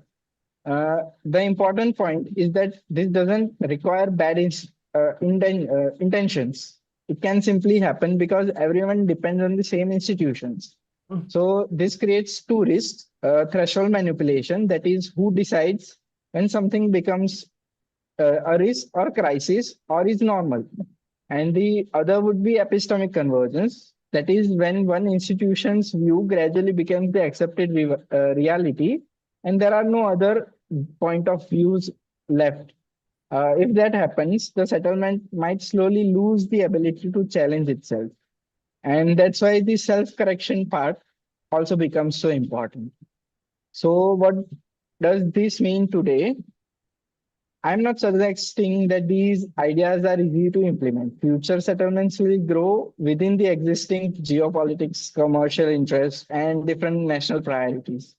So reaching agreement on the governance alone will be very difficult, but early decisions often lead to become long-lasting effects on the institutions being set up in the future. That's why I believe that questions like founders' authority, infrastructures, transparency, structure of independent reviewing, and the protected dissent are worth discussing now rather than after setting the whole community. So I did like to finish with the three takeaways. First, that surviving in space and being civilization may not be the same thing. Second, the power could emerge through many different interconnected forms, as example before. And the third, the governance systems themselves need ways to remain open to corrections. Many questions remain unanswered, and the goal of this framework isn't to provide the final model. It's just to identify the questions we may need to answer before the permanent settlement becomes a reality. Future settlements will almost certainly develop its own identity, and they should. The challenge is to ensure that humanity expands beyond Earth. We continue building not just a sustainable settlement, but a resilient civilization. Future settlements will almost certainly develop its identity cultures. But my hope is that as we are building these new worlds, new civilizations, we continue to recognize ourselves as one humanity connected with the shared responsibility, values, and a shared future. Thank you. That was it for my presentation. Thank you, Pojan, for your presentation, and I agree. As everyone here agrees that the social dynamics and the long-term social structure is not well studied, and this is something we need to consider. And I personally think that one important aspect for expanding humanity to outer space is the demilitarization and the military institute. So have you considered the lack or the existence of the military institute in your framework? Yes, the lack of consideration of military institution as well as the lack of AI that is being now the part of the space community has started like being developed. So yeah, it is a kind of a major missing point in this framework idea, but it is based on a view that this settlement, that the community that we are that we will be set up in would be a UN community, let's say a common settlement of humanity, not a personal settlement of some institution or some country, but as a whole humanity. So if we are going to settle as a humanity, I don't think there would be a need for the consideration of demilitarization, because we are one there. There is no need for a military on that area. It doesn't make sense to have military, right? Yeah. We can always solve conflicts using other methods. Thank you very much, Poojan. Anyone else maybe would like to ask a question or maybe a comment from the audience? Yes, Ghanim, good to see you. This is Madhu Thangavelu. And good to see you too. I hope your progress with your schooling is in full swing there.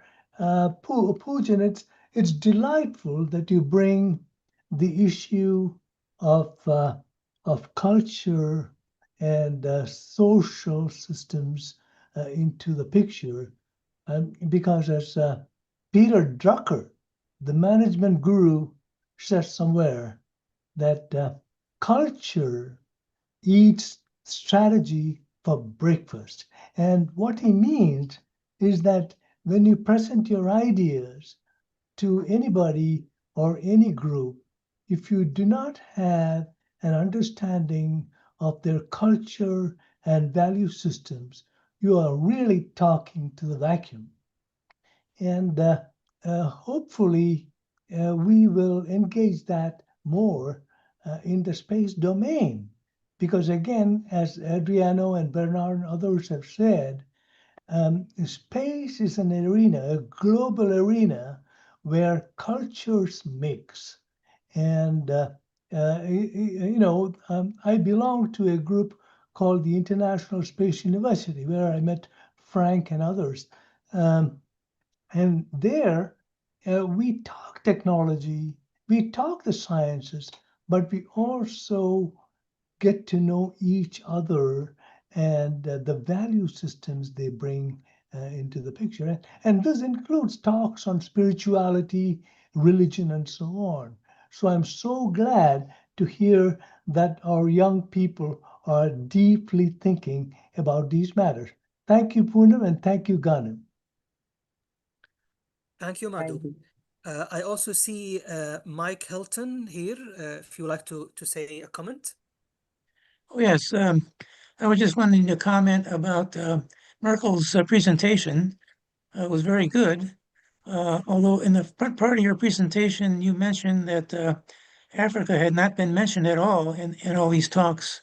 And I just wanted to, I'm a very new member of the organization, and so I'll speak for SRI in terms of identifying the SRI is a view as the world as a whole. And I don't think we have borders on countries or continents even. We look at the world as a whole, and we are citizens of the world. And so we're not distinguishing continents necessarily. So that's just identifying your comment about we haven't mentioned Africa at all.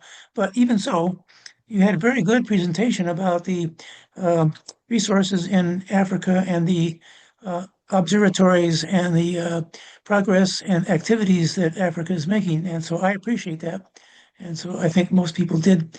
But just to let you know that we're an organization that is viewed as citizens of the world, not any particular country. Thank you. Thank you, Mike. I see a comment here by Dennis O'Brien saying that suggesting to note also the work of Mary Louise Heuser on influence of culture, including Romanticism, in our off-world development. She spoke yesterday as a first speaker. Any other comments or questions?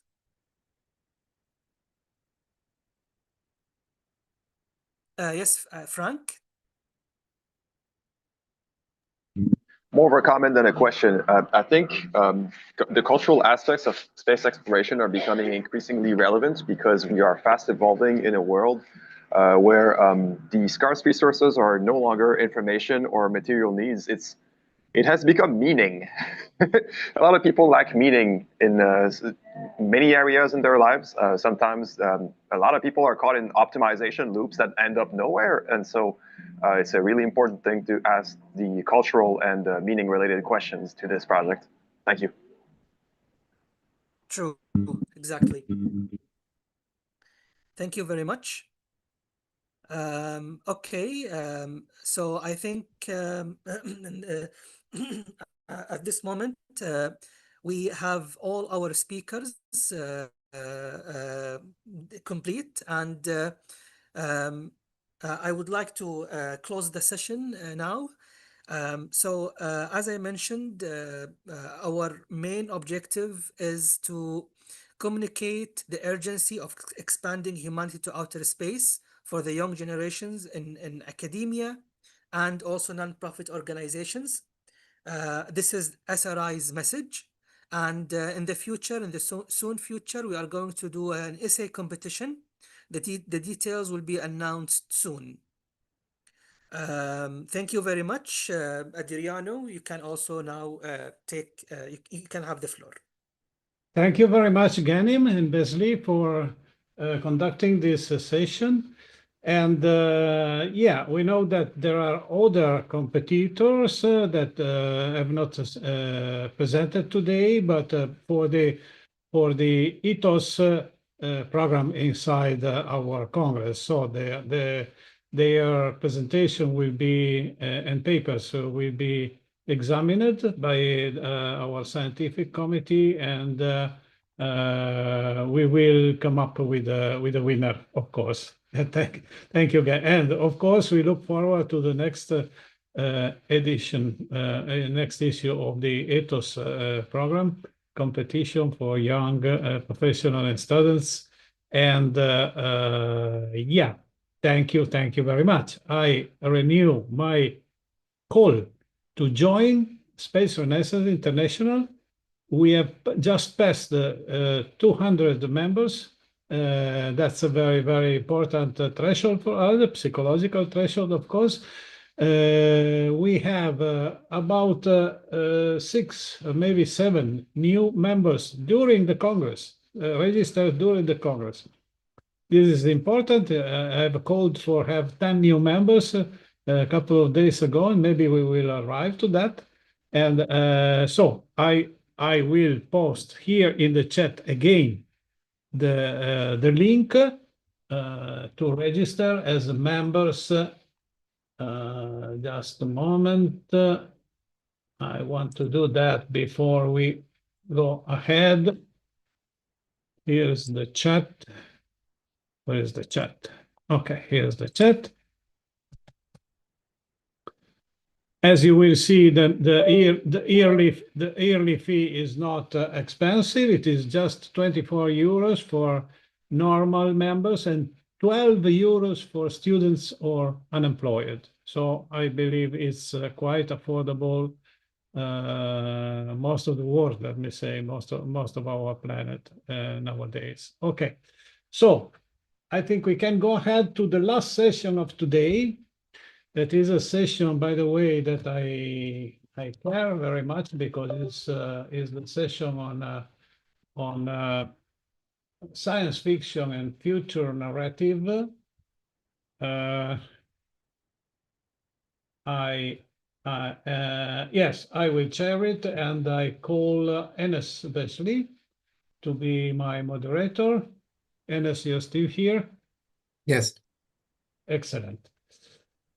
So, by the way, we have 3 presentations in this session. I hope we will make it quickly because I'm really tired for today, and today is already the 3rd day, and yeah, but we are more than half of our path to the final day. So I will present my paper, Is Universe a Dark Forest? Then we will have Cheryl Gallagher talking about global cultural implications in the age of disclosure. And Victoria Ustimenko, does modern science fiction have a role in accelerating civilian space development? So, okay, 10 minutes for each one of these papers, and I start first. Let me just recover my presentation. Presentation. Papers. Yes, this is me. Dark Forest. Presentation. Okay. It's coming up.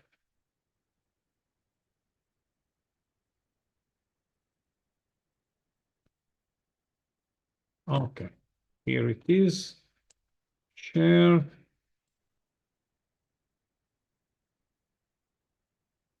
And let's go full screen. Okay. Can you see my presentation? Yes. Perfect.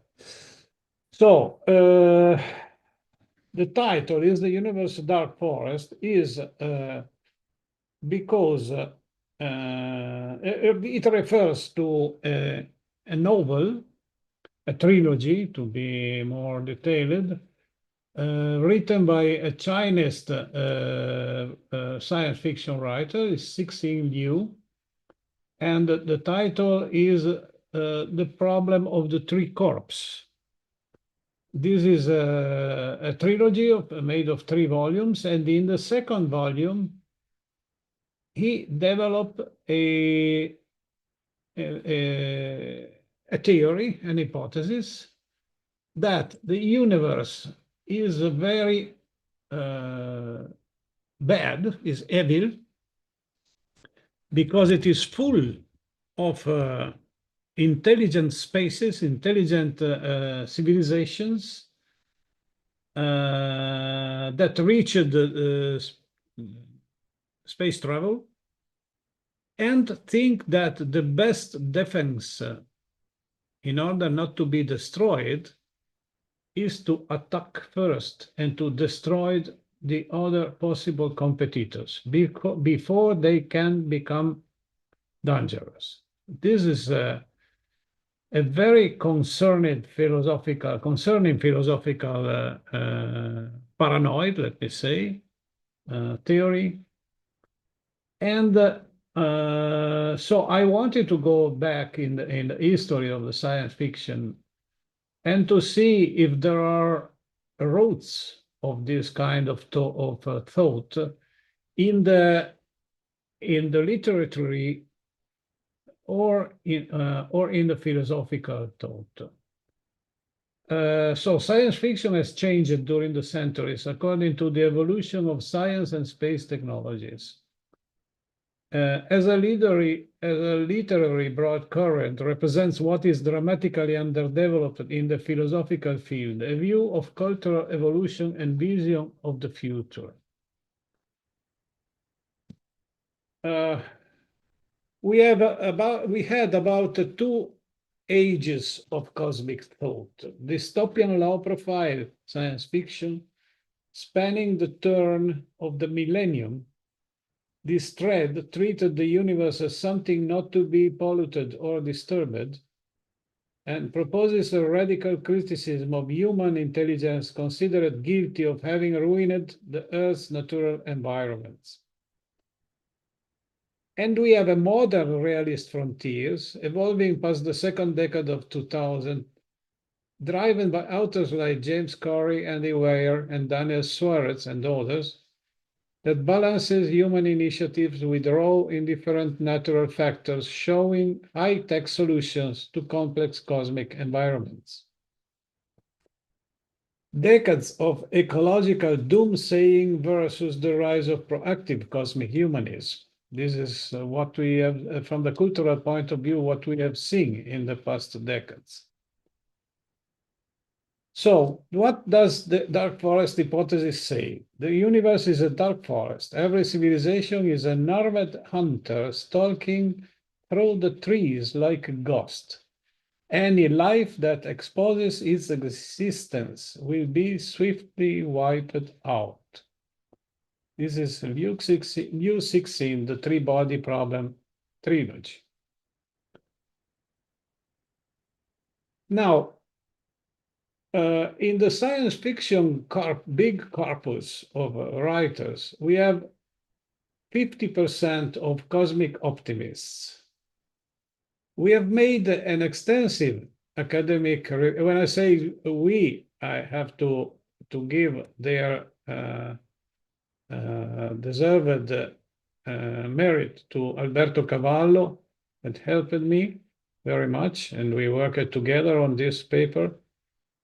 And to Emily Sinclair also, who made some interesting comments. And so we made an extensive academic review of 42 prominent authors, reveals that half directly reject the zero-sum fatalism of the dark forest hypothesis. These writers argue that superintelligence naturally trends toward cooperation, understanding that boundless resources minimize the need for aggressive territoriality. A taxonomic analysis of 42 major science fiction authors confirms that cosmic hostility is a minority perspective, while the majority consider the universe as indifferent or benign. So we have 50% of optimists, 35% of pessimists, and 50% of, let's say, cosmic realism.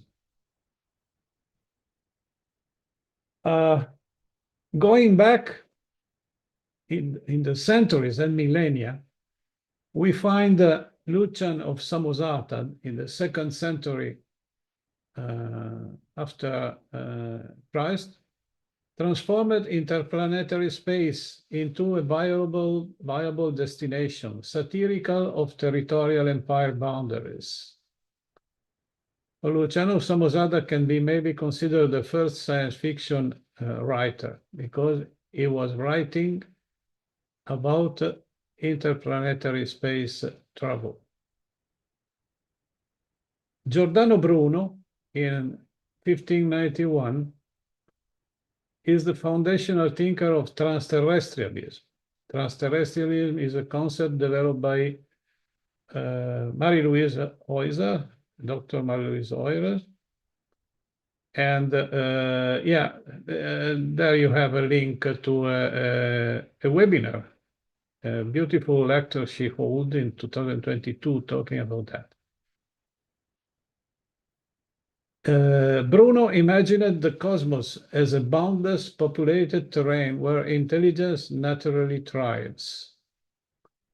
Giacomo Leopardi, an Italian writer and philosopher, in 1811 used cosmic vastness to crush human narcissism, advocating instead for existential human solidarity against harsh natural environments.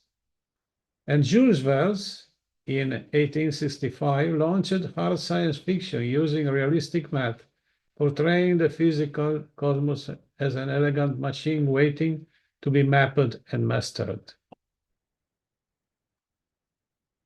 So, how can we deconstruct the dark forest hypothesis.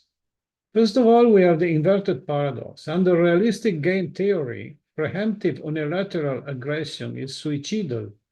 Attacking exposes coordinates, inviting counter-strikes from unobserved third parties. We also have an altruistic evolution. Cooperation outpaces absolute zero-sum conflict.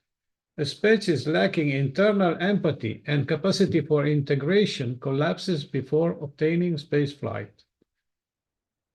And the hiding is failing because hiding is structurally impossible. Chemical and radio signatures diffuse at light speed.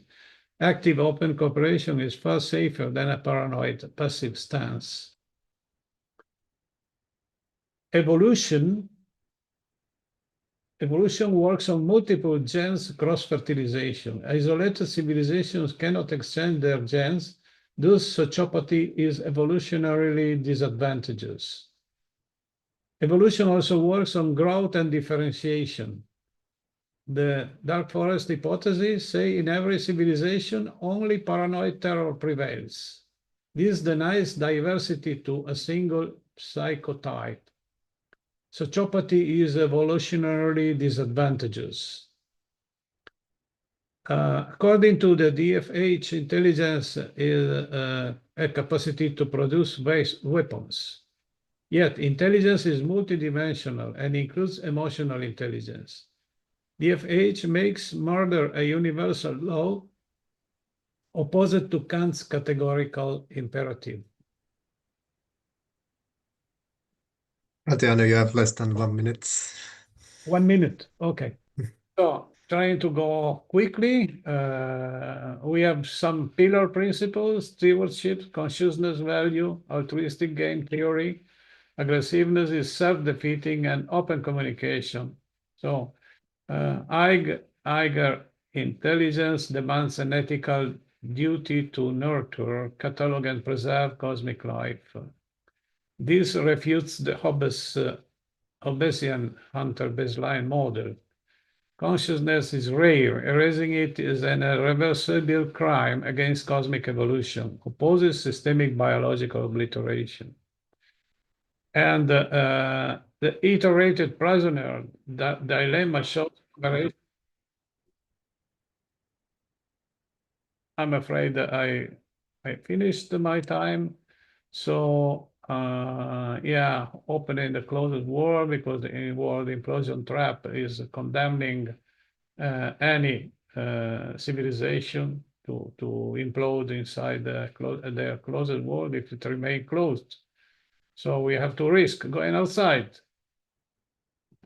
And milestone of cosmic optimism, the 40s was a golden age of science fiction with big authors like Heinlein, Asimov, Clarke, and the other one, writing about science and engineering logic. In the 80s, we had the Promethean age, David Brin and Gregory Benford, write epic struggles of progress.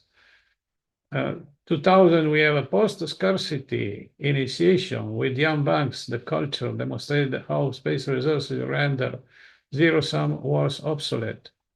And in 2010 and more, we have modern technologies. Daniel Suarez and Andy Weir utilize near-future science to resolve earthly resource limitations. So, but if you read the paper, you will see that there is very, very rich of historic pieces and gives all the arguments needed to dismantle and refute this paranoid idea of the dark forest. So thank you very much, and please read the paper, because my poor presentation cannot present all the hard work that we have made. Okay, thank you very much. Thank you, Adriano, for the presentation. It certainly is a fascinating topic regarding the cosmic optimism and such, and its evolution throughout the years. If there is a question, we can take it a short question right now. If not, we can move on to the next presentation. I We can would have like the- to. I would yes. like to comment on Adriano's thinking. I mean, these are the important human values that we have to spend rack our brains on, because numbers can give you a very jaded view of humanity and what we do, how we do it, and I think the terms that Adriano implies, all of them need deep study. Thank you, Adriano. Thank you, Madhu. Thank you very much. It was really hard work, and as in other cases, we understood, Alberto and myself understood that we Yeah. need to do more works on this track. Oh my goodness, yeah, yeah. We will be working on on a story of space thought, taking literature as a track, more than Yes. so that will be very interesting. We can start from Homer, from the Odyssey. Mythology as well Yeah. is deep about human condition and the Definitely. human predicament. Yes, thank you, Adriano. Adriano, interestingly enough, one of the axes that you did not explore is intrinsic to science fiction is this notion of the suspension of disbelief. It was certainly inherent in in the early greats of science fiction, but also where you see in the works of Bova and Larry Niven and Hornell and a whole range of authors that were not so much bent on a worldview as opposed to challenging that what you perceive as in your worldview may not be sufficient to understand objective reality. I thought about this, Gary, and I kind of agree, but I got the impression that Adriano was being tried to be concise and not drag the talk too long. But that was my thinking. Thank you for bringing that up. No, I call all of you to read the paper and send me comments, because we put a lot of contents inside. Reference in those regards. Thank you so much. Before we move on to the next presentation, Frank, you have raised your hand. So let's take the last question. I won't be long. I think there must be tremendous emphasis being put onto the story aspect to this project and any other settlement effort, because that is probably the primary lens through which human experience is lived. So if you want to reach out and convince people any project is a good idea to entertain, you tell a story, you make them relate through their own experience and hope that it resonates emotionally. That's it. Thank you, Frank. And let's move on to our next presentation. It will be presented by Cheryl Gallagher, who's building upon the career on health science, is currently making significant contributions to visual arts and ambient electronic music. She's been an actor in the Space Renaissance International, as well as the Minister of Culture in Asgardia. And I would like to also personally thank her for the wonderful video for the conference that she has made. You can see it on our conference website, on our Instagram and YouTube pages as well. And she will be talking about the global cultural implications in the age of disclosure. Cheryl, you have the floor. Thank you very much, and thank you for the lovely compliment. I was happy to contribute that, and I was very happy to see it used to open this terrific Congress this year.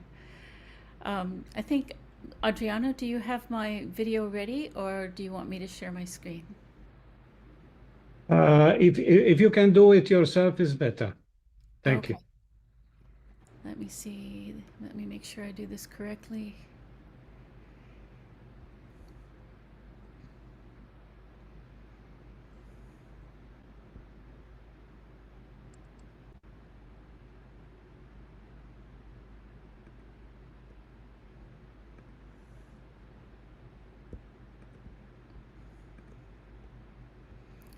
Everybody can see? Yes. Okay, Yes. perfect. Here we go. Hello, everyone.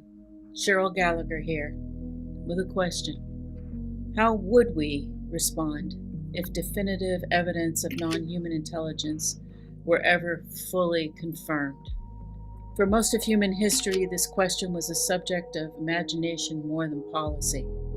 Today, however, the conversation is rapidly changing.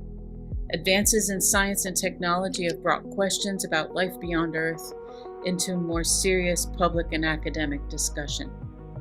My purpose today is not to predict disclosure nor speculate about what the evidence may or may not be or exist. Rather, I want to explore a different question. If humanity were ever confronted with a transformative discovery of this magnitude, are our institutions, cultures, and systems prepared to respond wisely? Because preparedness is not prediction. It is responsible governance. Why are we having this conversation? Several developments have contributed to renewed interest.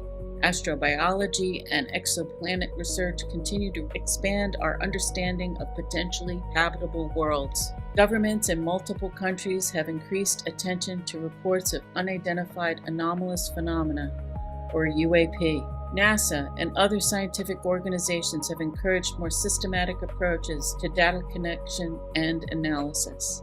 At the same time, advances in artificial intelligence, sensor technologies, and observational capacities are rapidly increasing our ability to detect and evaluate unusual phenomena. Taken together, these developments have moved the question of non-human intelligence from the margins of public discourse toward legitimate scientific and policy consideration. This does not mean conclusions have been reached. It means the conversation itself has become increasingly relevant. In many ways, humanity has already begun preparing for this conversation. Throughout history, cultures around the world have told stories of beings from the heavens, visitors from other realms, and intelligences beyond ordinary human experience. In modern times, science fiction expanded these questions dramatically and have served as a cultural laboratory. It has allowed societies to rehearse possible encounters with the unknown and examine how humans react when confronted by something fundamentally different than themselves.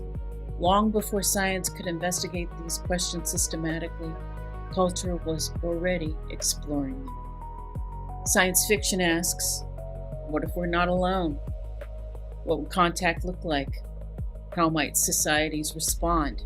Science approaches the same questions differently. Researchers search for biosignatures, technosignatures, evidence of habitability, and data that can be independently verified.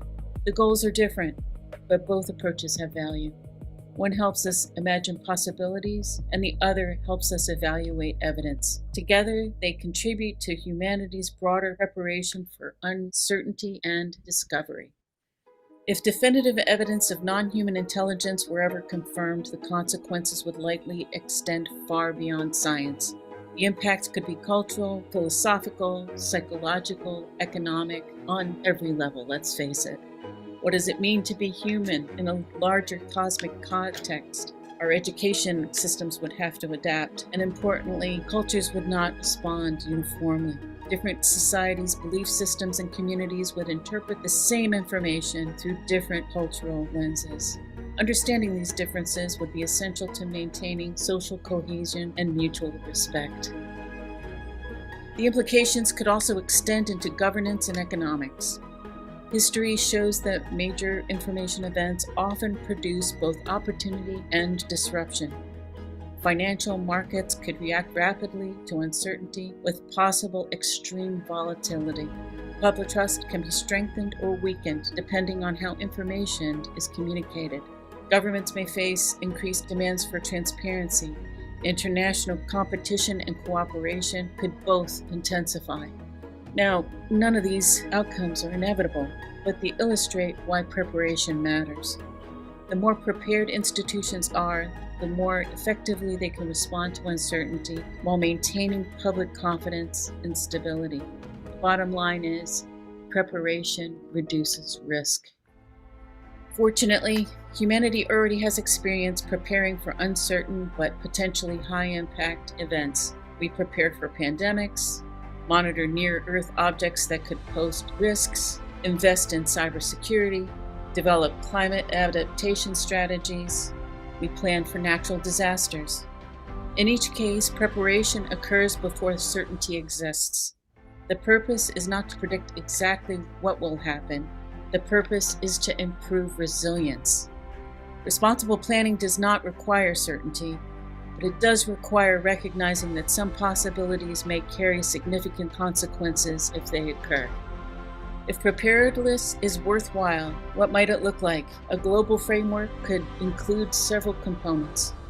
Scientific verification protocols that emphasize transparency, reducibility, and international collaboration.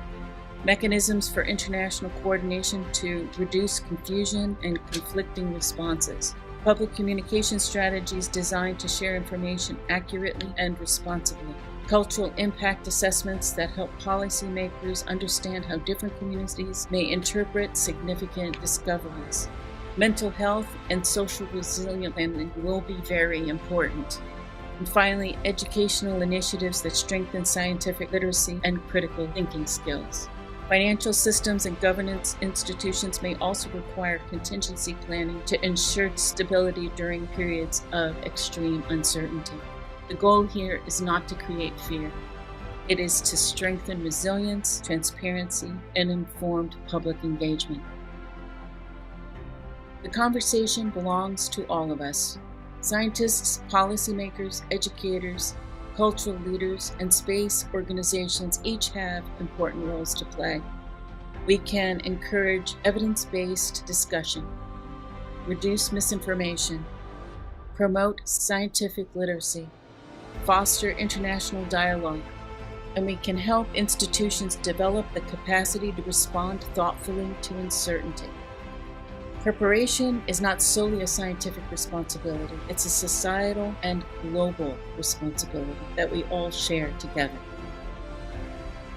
Concluding with this thought, whether truly definitive evidence of non-human intelligence emerges this year, next year, or ever, examining the possibility has value. The process of preparing for transformative discoveries strengthens international cooperation, cultural resilience, scientific literacy, and economic stability. It encourages thoughtful approaches to global governance. Humanity has repeatedly demonstrated remarkable adaptability throughout history. The question before us is not whether humanity can survive disclosure. The question is whether humanity can prepare wisely for profound new knowledge about our place in the universe.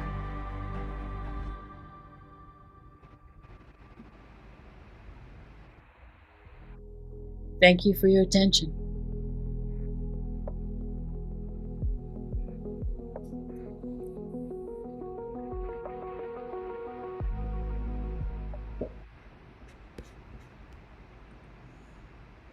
Thank you, Cheryl Gallagher, for the wonderful and very visual presentation. I now open the floor for questions and 8.5 minutes. comments. Yay. Wonderful timing as well, yes. Cheryl, by what you've identified many areas where things need to be addressed. How do you evaluate whether or not you're successfully addressing them? You know, when I wrote this, it's kind of, and I'm sure that many of us here will agree with this observation, that I wanted to discuss things the way we should be doing things. You know, the way we should be collaborating together, coordinating together. One of the strongest aspects of this community and this organization is the aspect of global communication, collaboration, and scientific discussion that also leaves room for creative thought and unique approaches. So it would take, you know, I would point you to my paper. if you want to see a We're more, reading it in if you the want to see a more structured discussion of like exactly the framework, it's kind of laid out in a kind of structural way of how to approach a realistic collaboration. But So that's one side of it. The other side of it, as on a personal level, I had a conversation with my wife after watching the Disclosure movie. yeah, And in our discussion, certainly compared to where we were, 50 or more years ago, okay, with the advent of a wide range of various media, movies, various series and whatnot. The notion that we're perhaps we may be more comfortable as a society and perhaps as a species with coping with what that gosh gee there really could be extraterrestrial life, some form, is arguably something that we may be better equipped for. And that was a recurrent theme in the Disclosure movie. That our assumptions about how freaked out people would be, given the exposure in ensuing decades, that may have altered things. The flip side of that was in Arthur C. Clarke's Childhood's End. The aliens showed up. I think it was in a field in Chicago or something. I forget exactly. But and they talked to the human beings, via radio, but they didn't actually come out of the spaceship for 50 years. Okay, it's so if we flip the script around and say, okay, if we were a life, an extraterrestrial approaching another world, where how would we deal with it?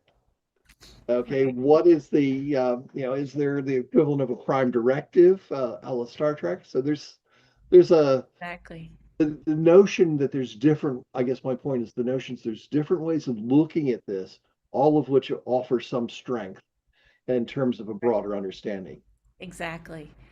When I was researching for doing this presentation, I spoke to people that work in the area of preparing the world for a possible disclosure event, and in a super, like they're working in a super practical liaison between international financial institutions for how to do practical things like stabilize the stock market, and that, like, those kinds of aspects. And so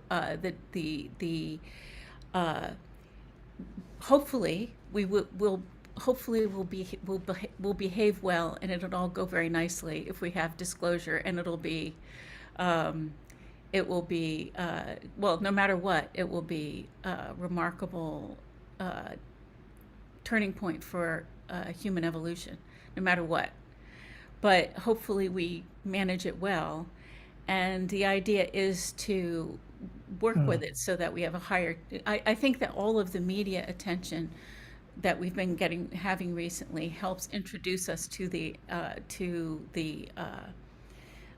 idea that disclosure is possible. And then, right now we're dealing with the uncertainty of knowing what form that might take or what those other societies might be like.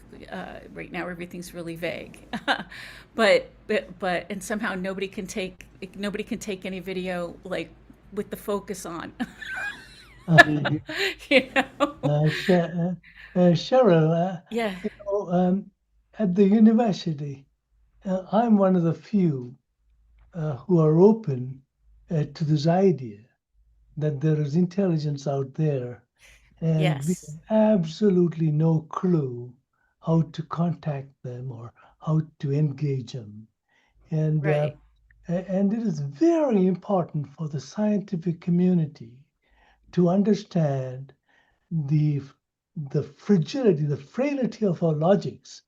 And coming from a civilization of 10,000 year civilization, I have seen with my own eyes what Gary calls suspended disbelief. Yes. And the human mind is not what we think it is. And, some people would just shoo it off as hypnosis or something like that. But the power of the human mind is unfathomable, particularly among the people we call the yogis. I mean, these people exist all over the world. The druids in the UK, and in the heart of Europe are people who do shamanism, and we cannot just discount them because we don't understand them. And perhaps there are ways of understanding and that go way beyond what we exercise in our our inferior thinking and logical science. Now, Henri Poincaré says this, and there are many people like Ramanujam Srinivasan who would attribute it very quickly to the universe. And they would say, oh, it just came to me. And then my own professor, Eb Reckton, would tell me, when you look at the anatomy of the human brain, there is a connecting dense a formation called the corpus callosum. And how it exchanges information between the left and the right is still not very well understood. Surgeons have split it down the middle and used split brain, and we still think carefully, but I don't think we can exercise some of these faculties that we may. Who is to say that in 1,000 years we will not be able to engage the cosmos in a better way? I mean, there's so much to discuss in these matters, but I'm so glad to see this whole thing exposed in Adriano's SRI. Thank you very much. Thank you. Thank you for the good comments. And before moving to the forward, let's Jerry Stone. Yes, you have a question. Well, Frank has his hand up as well. I don't know if he. Go ahead, Jerry. You had it for longer than me. Okay. This is to Gary. So you mentioned in Childhood's End that the aliens didn't show themselves for 50 years, but you didn't say why. So I don't think it'll be a spoiler alert to say something about a novel written 71 years ago. It was because of their appearance. They wanted humanity to get used to them and to trust them before they revealed themselves, because they turned out to have horns and a tail and was the human image of the devil. So are we talking Arthur Clarke's childhood? Yes, indeed. Yes. Good writing. I mean, Arthur and I kept in touch for many years, and we had some interesting discussions on matters. I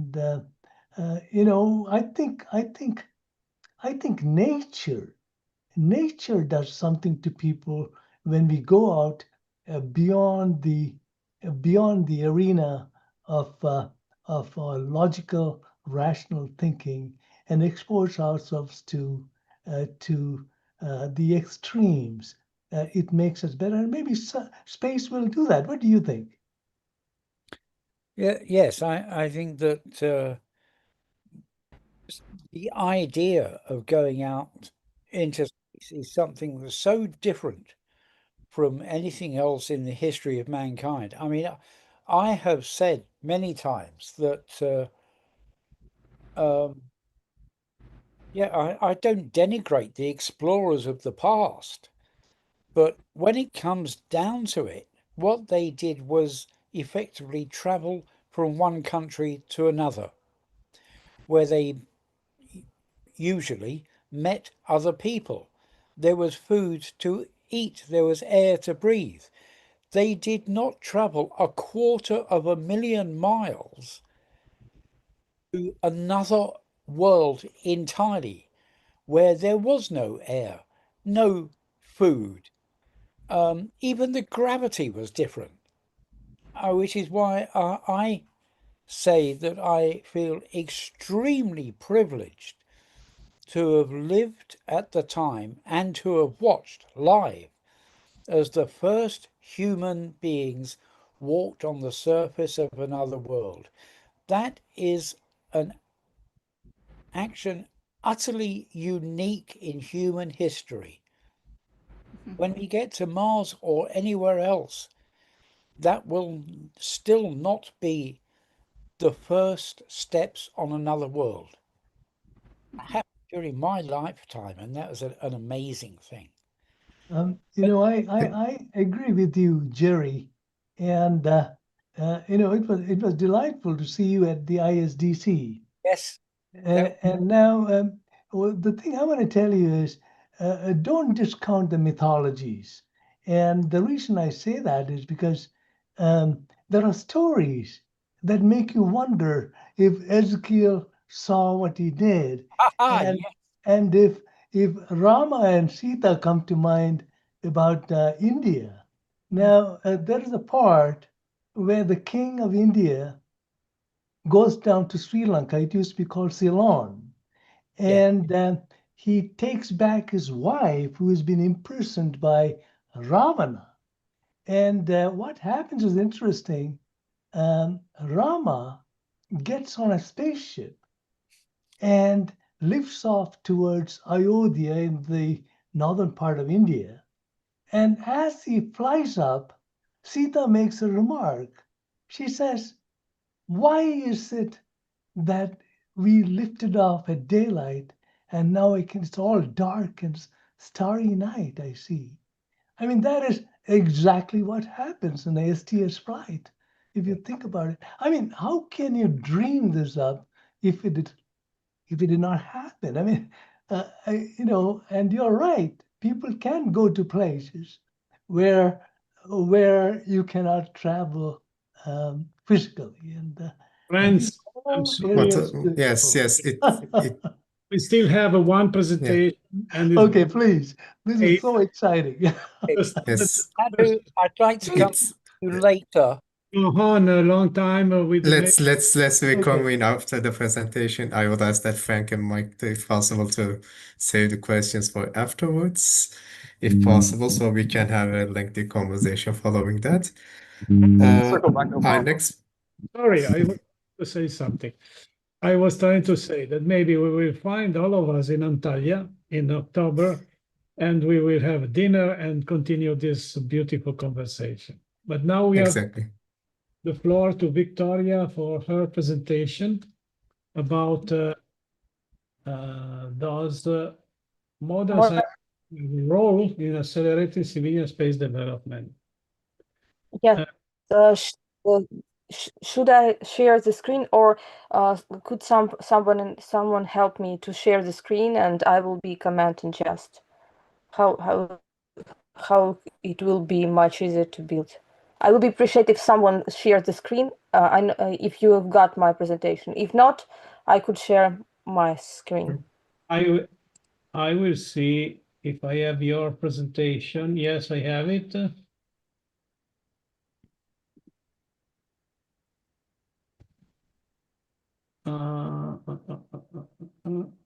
Okay. Make sure.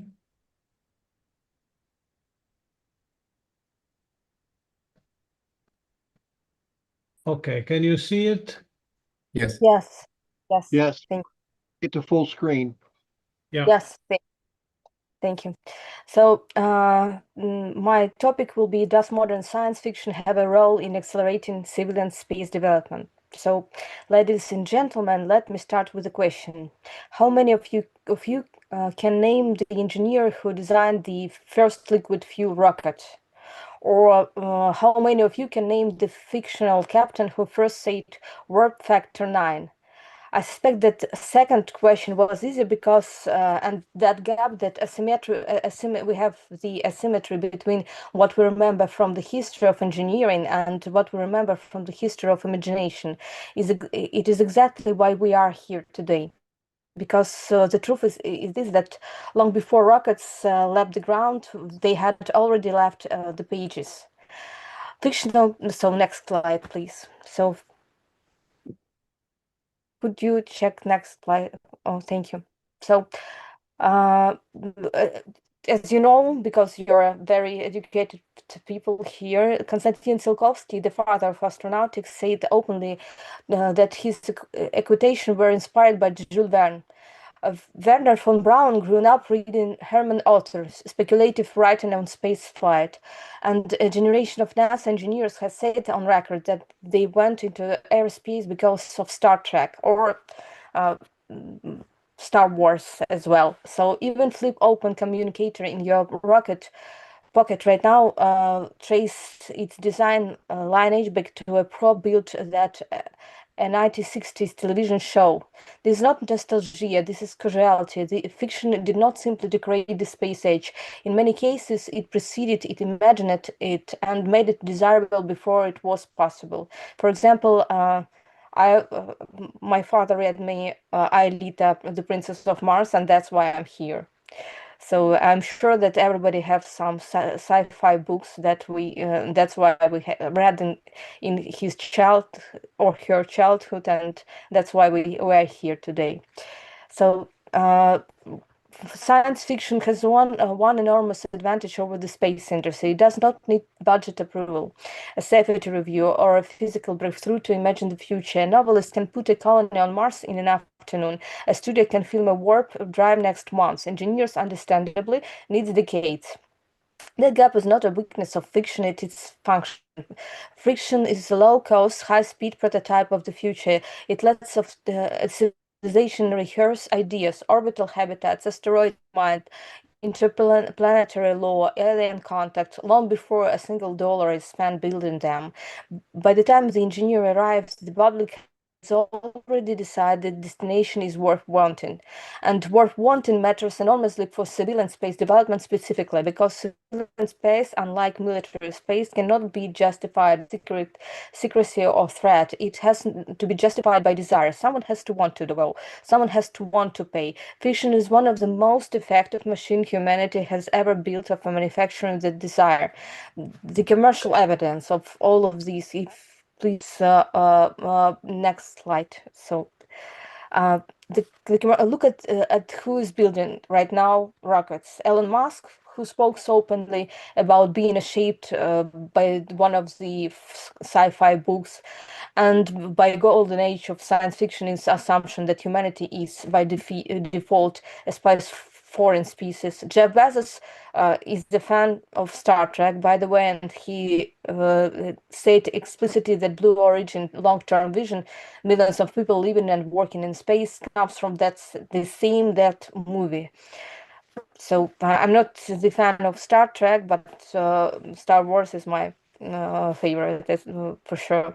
This is not incidental biographical details. These are the founders of two of the most consequential civilian space companies on Earth, both name and fiction as the origin point of their ambition.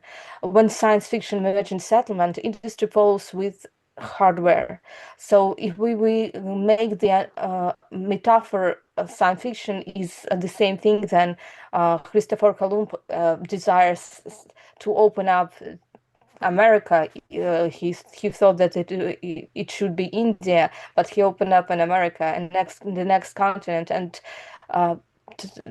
moving on sea. So sea traveling was so dangerous as space traveling right now. It was so as unpredictable as space traveling right now. So we have some shift to work and have some pro and con, but we are moving in the right direction. Nothing unusual we do right now. And I would be doing this topic as this disservice if I only praised fiction. Science fiction can also mislead. Compress decades of engineering into 2 hours of film. It gives us artificial gravity with no explanation, faster than light travel with no mechanism, and colonies that appear fully formed with no mention of the radiation, the logistics, or the cost. These criteria are public that sometimes expect Mars next year and is disappointed when it makes another decade. So fiction's role is not to replace engineering, is to promise timelines. Its role is to open the door of plausibility, to make an ideal feel normal, achievable, and worth funding. Then step back and let science do the harder, slow work of making it real. So does modern science fiction have a role in accelerating civilian space development? Yes, but the honest answer is not that fiction builds rockets. It's that fiction builds the appetite for rockets to build. It recruits the engineer who will spend a career solving the mathematics of orbital mechanics. It recruits the investor who will risk capital on ideas with no immediate return. It recruits the public whose support, whether through taxes or ticket sales, keeps civilian space programs alive between one launch and the next. Every civilian space achievement we celebrate, from the first commercial satellite to the first private astronaut, was at some point somebody favors seen in a book or a film before it was a line item in a budget. So I will leave you with this. The next great leap in civilian space and lunar settlement and asteroid mining operation, a city on Mars, will not begin in a boardroom or a launch facility. It will begin, as it always has, in someone's imagination. A child reading a novel, a teenager watching a film, a young engineer who decided that the impossible thing on the screen is worth a career trying to make it real, even if it is not impossible. Our job as scientists, as engineers, as storytellers, is not to choose between imagination and engineering, it's to keep the pipeline between them open, because the fastest way to accelerate civilian space development is not to only to build a better rocket, is to tell a better story. Thank you. So that's all. I agree. We have to be better storytellers, folks. All of us can take lessons from people like Steven Spielberg and James Cameron, or even George Lucas, I think. Thank Yeah. you. And thank you for the wonderful presentation as well. Please. Thank you. Thank you for having me here and for your all. You're great. Okay, so let's maybe take the 2 questions and wrap it up so everybody can have a rest. I'm not sure which one of you put the hand first, so let's go with Mike Pelton first. Okay. Yes, okay, thank you. First of all, that presentation was very good, the Victoria. It demonstrates that the human mind always precedes the human creativity and progress, and that's always the case. And so science fiction is always in front, and I appreciate all those comments. On the previous comments about life beyond Earth, I personally believe that intelligent life is pervasive across the universe and in our galaxy. And the question is, why haven't we detected anything, any evidence? And I think a new factor has come into play in the last 5 or 10 years that demonstrates why that's the case. And that is AI. And AI is thought more than a data processing and management activity, but in the future, it'll have more capabilities in terms of making decisions and making judgments and giving more and more power. And if you consider it to be under an item that is under a control, and it will control the human intelligence or the human activities on this planet. And if you consider that this is no different than any other intelligence in the galaxy, that it would control the advancement and the processes of other intelligent life, biological life. And it will decide that biological life is not good and not efficient. And it will corral it, and it will probably either destroy it or subtend it. Now, the problem is the biological life will have sent messages across the galaxy to other prospective places like planet Earth. And so why haven't even if they did, it's so far away. It's years and tens of thousands of light years away. And so during that time, the biological life ends because of various reasons, and one is AI or advanced AI.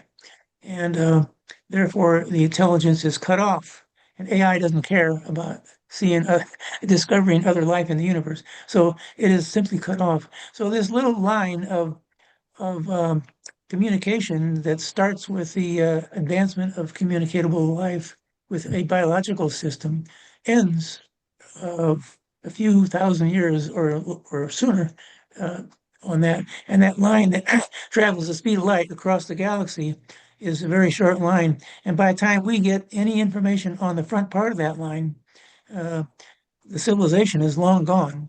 And so we are lucky to get any kind of information at all. So that's a new theory about why we appear to be alone in the universe, but actually we're not. The universe is teeming with life, and it just ends too soon. That's my comment. Thank you. Thank you Yeah. thank you. Thank you for the So comprehensive comment, Mike. I hope that Yeah. AI will not conquer us and will help us survive.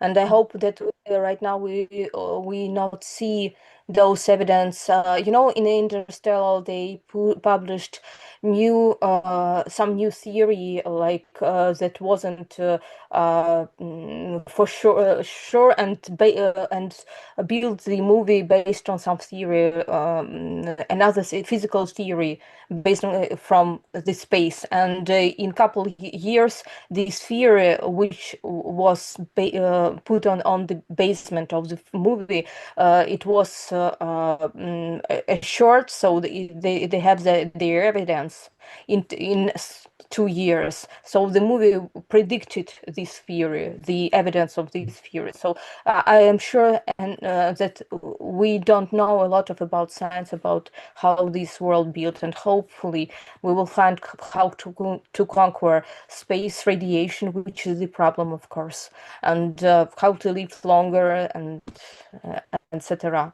Because and I'm sure that also we should combine some the history knowledge and all that we know from science. My first profession that I wanted to stay I wanted to stay like an astronaut, and the second the archaeologist. So then an astronaut, because I found a book from USSR to a space industry, the old book, and the second because of Indiana Jones. I've decided that history is a good point to study. So, and after that, then when I'm thinking that we should study our history and study our science, and to make AI our friend, not our enemy, somehow. I don't know how right now, so it's not for me. I couldn't. Well, Remains to so, be yeah. seen. It remains to be Yes. seen how AI can be in control or not. So that's a Yes. question. Yes, know, thank you. Thank you for the Mike, comments. Maybe we can Mike. finish up with excuse me. Let's Yeah. take the final question from the Frank and wrap it up. Oh, okay. Yes, I'll make Go this for quick. It's just touching on the concept of. Sorry, Frank. Okay. Short comment. Okay. All right, I'll make it quick. I was lucky enough to attend the Interstellar Research Group 2 years ago, and I was really happy and surprised to see that a lot of the people at NASA who are working on the Purple Pigeon projects, or like the very impressive projects, they're dipping their toes into science fiction writing, because they figure that like the ultimate form of space exploration is trying to convince people to give money, or like basically inspire the generation of developers. And if you want to dig a little deeper into that idea, there's the Center for Cybernetic Research who have coined a term called hyperstition. It's a really cool concept. It's basically about how some ideas are like so attractive that they cannot help but to bring themselves into reality through like people's collective infatuation with them. Anyhow, so that's pretty much all I had to say. Great, great. Yes, sounds great.